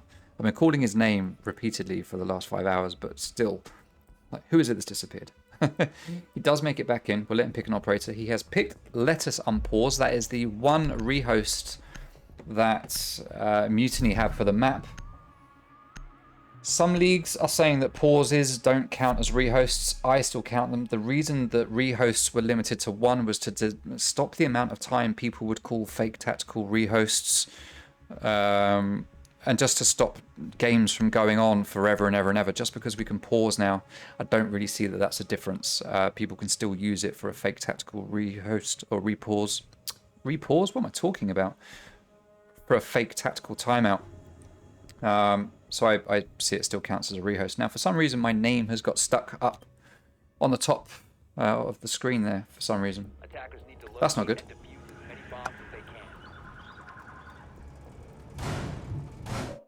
I think that's going to be stuck there for the rest of the game. Oh dear. How has that happened? This is why I go into parties. This is why I do a party when I cast, so that we don't get my name up there on the screen. Siege. Alright, Bunk and Daycare is the next site to get played. And Athena at the moment are going great guns, so to speak, on defense. 4-0 up. 4-0. Attacker's objective is to defuse the bomb. Yeah. All right. I mean, it's looking pretty grim, I have to say, for Mutiny so far. I'm curious if Athena will be willing to press their advantage and try to 6-0 them before they switch. But Hey, we'll see thank you if for the Mutiny follow-in, can Zane. sort of read into it and sort of at least get 2 rounds sort of to make it a bit easier for their defense. Yeah, at the moment, Mutiny are going to be hoping for the 4-2 split. That's what they're going to be hoping for. So let's see if that's going to pay off now, or come up at least. So Cheetah Den just switching onto Ash, forgetting Sledge, going onto Ash, going to give that to Aza. Zach has taken some damage already on Maverick. For some reason not playing Ace, that has been given to Typhlosion instead.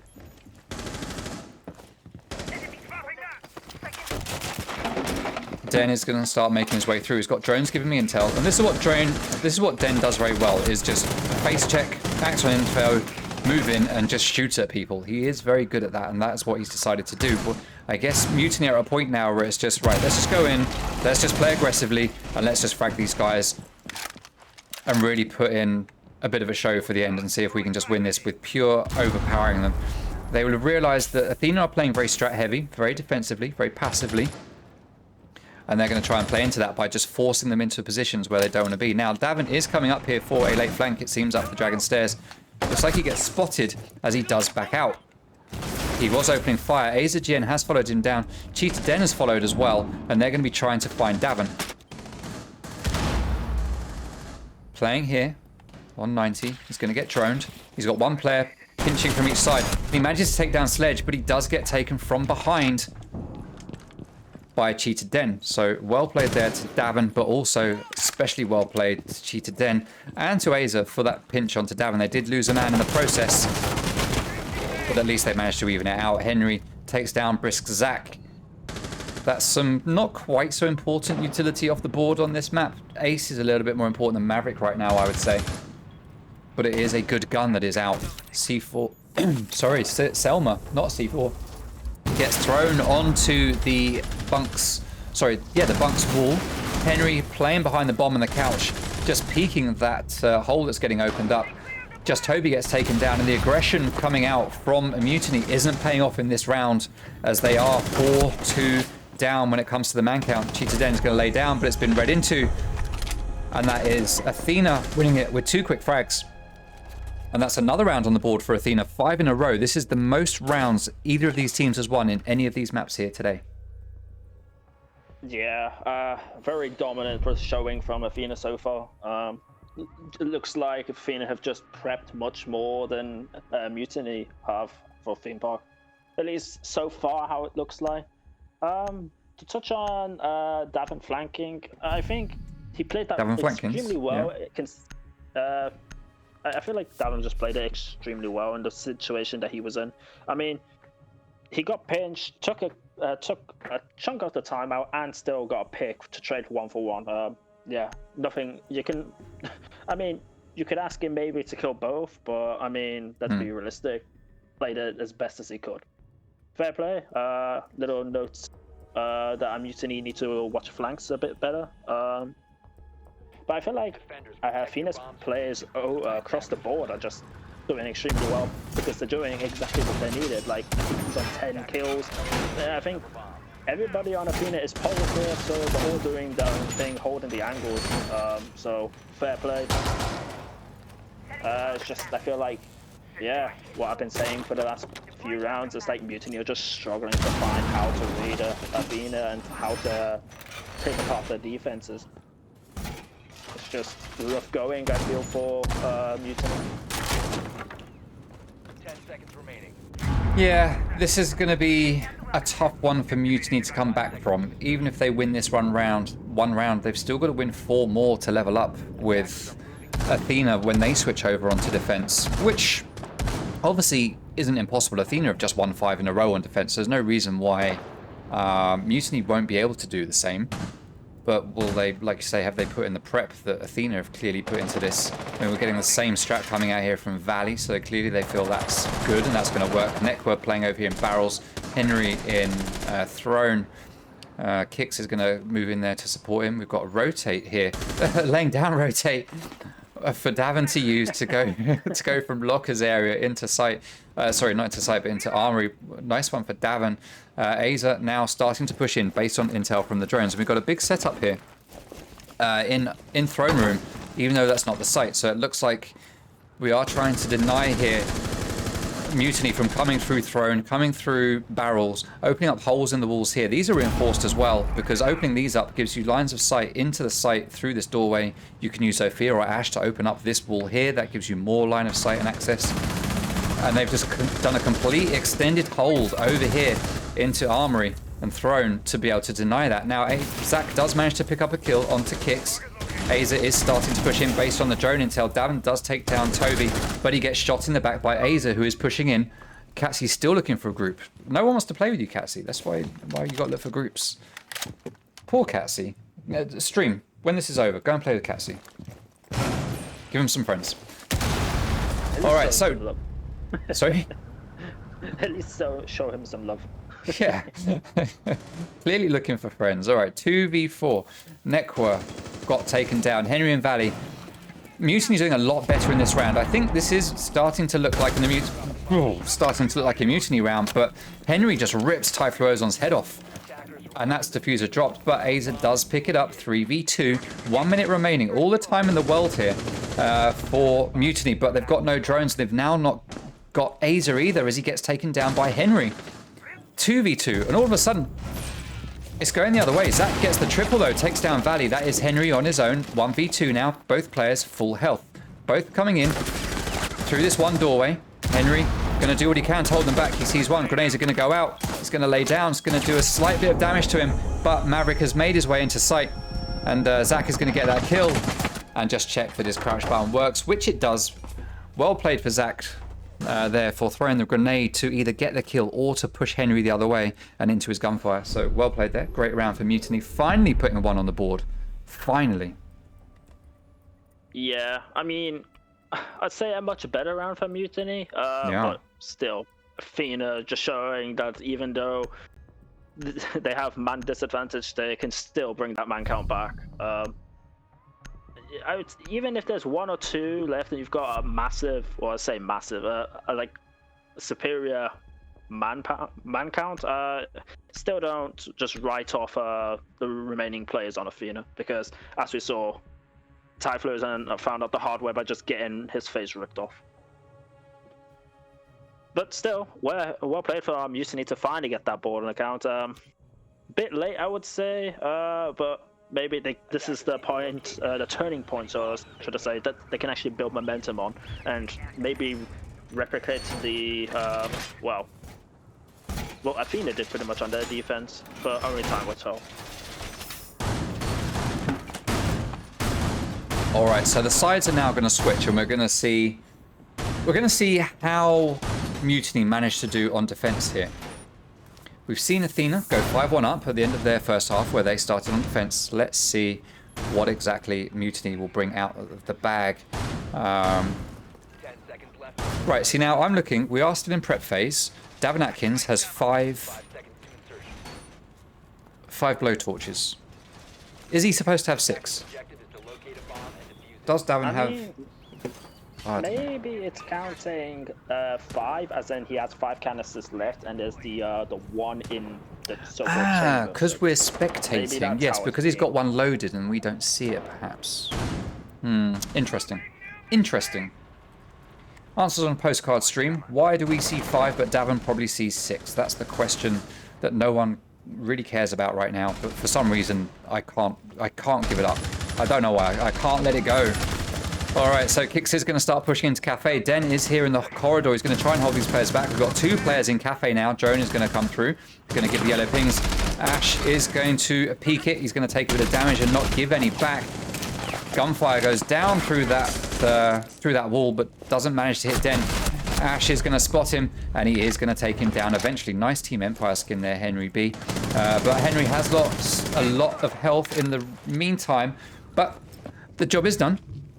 Valkyrie is dead, and Athena will move on. 5 versus 4.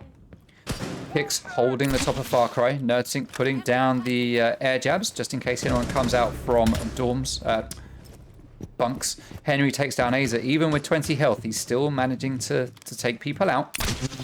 Another air jab there on yellow. 5v3. And this is looking strongly like an Athena round. A C4 goes up to try and hurt the player up here on the hatch, but it doesn't manage to do anything. Henry putting down a breaching charge here on the wall so he can get easy access into the office. He'll no doubt open up some holes in the floor here as Zach does take down Davin. Where was that?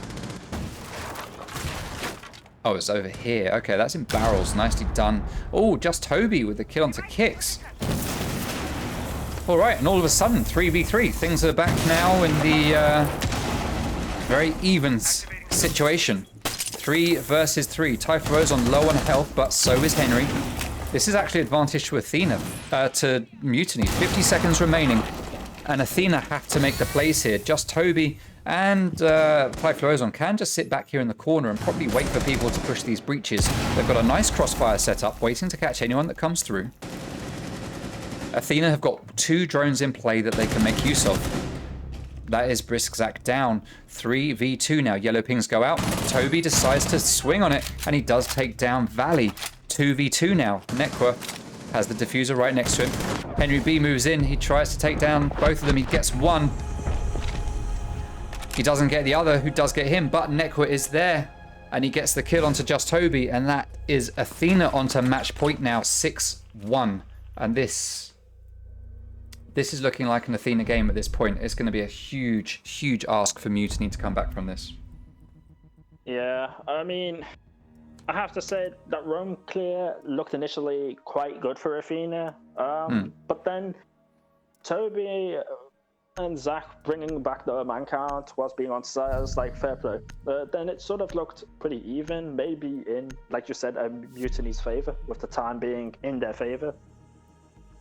But then it just sort of went wrong for them. I mean, it was unfortunate, I guess, from Mutiny's perspective, but well played from Athena, though. I mean, to play the refrag game, a bit unlucky, I have to say, that the shotgun shell, well, their shop missed, which would have undoubtedly put Mutiny with that round. So, unfortunate for Mutiny, bit lucky for Athena maybe, but fair play. I mean, it is what it is. Now it's match point for Athena. Match point. Mutiny need to win 5 in a row. Like we said, not impossible. We've just seen Athena do it. But my word, at this stage, it's going to be difficult. Let's see what the setup is. Mutiny not out for the count yet. Still doing a setup. Still going to do what they can to get this win. This would be their first league championship that they would win if they can take the victory here. The first one for Den, who would really want it.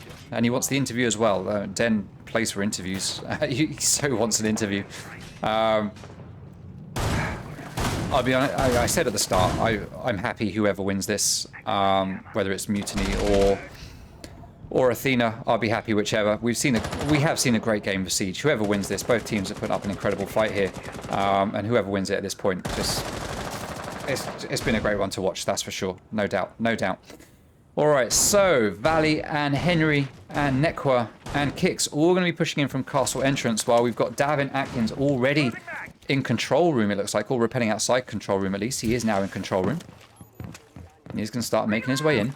He's going to be responsible possibly for starting to get these walls open. He's going to be able to open up some holes. There is a signal jammer on the other side, which he is aware of. He's going to be able to chuck his grenade in there to take that down. There's no ADS that's going to stop it. Den ready with a C4 to try and get a pick here. Let's see if that's going to happen, if it's going to be... There it goes.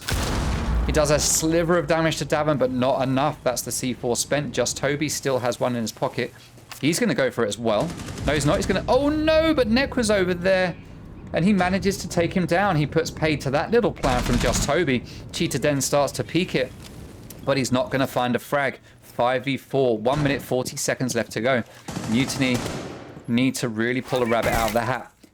They just need to take this one round at a time, not focus on the 5-round deficit and just focus on winning one after the other, and not think about what's after that round. Just think about what they're doing for this round so that they can take this win. Zach is going to be holding here in Cafe. He knows there's someone probably over there in office, just waiting for someone to peek, but no one's coming there just yet. Aza playing out here, all very isolated over here. Nekwa does get taken down, 4v4. We've still got Aza playing here at the top of the yellow stairs as Valley takes down Den. 4v3 now. Maverick's going to be opening holes, see if he can get some picks here through the wall. Looking down. Over into initiation. Not really sure actually what he's going to get out of that. That doesn't really open much up for him. Interesting. Typhlo's on, going to be playing in break, just waiting for plant denial. Does he have a C4? No, he doesn't, so he's going to have to use his gun if he's going to deny anything. Athena, I want to say it looks like they've stalled out, but it feels like they're actually just prepping for their push. They're getting the intel, they're droning, and getting ready to make their play. 3 players getting ready to go into sight through that breach. Hicks is in through the smoke. He doesn't have diffuser, but Valley is following him in. He's got the diffuser. He's going to try to take down Ty, but Ty managed to put pay to it. That's diffuser dropped. Maverick's going to come in, but he's going to get taken down. It's a 3 versus 1. Aza is all on his own. It's do or die, and it is die. And that is round to Athena, map to Athena, match to Athena, game, set, match, everything. Well played to both teams, but a 7-1 on Theme Park for Athena. Well played. Well played. Plazo, what do you think about that? I mean, fair enough. Respect to Athena. I mean, I'm not sure why it was such a blowout it felt on a theme park. Whether it was down to Athena just being the better prep team on a night, whether it was down to Mutiny just running out of steam.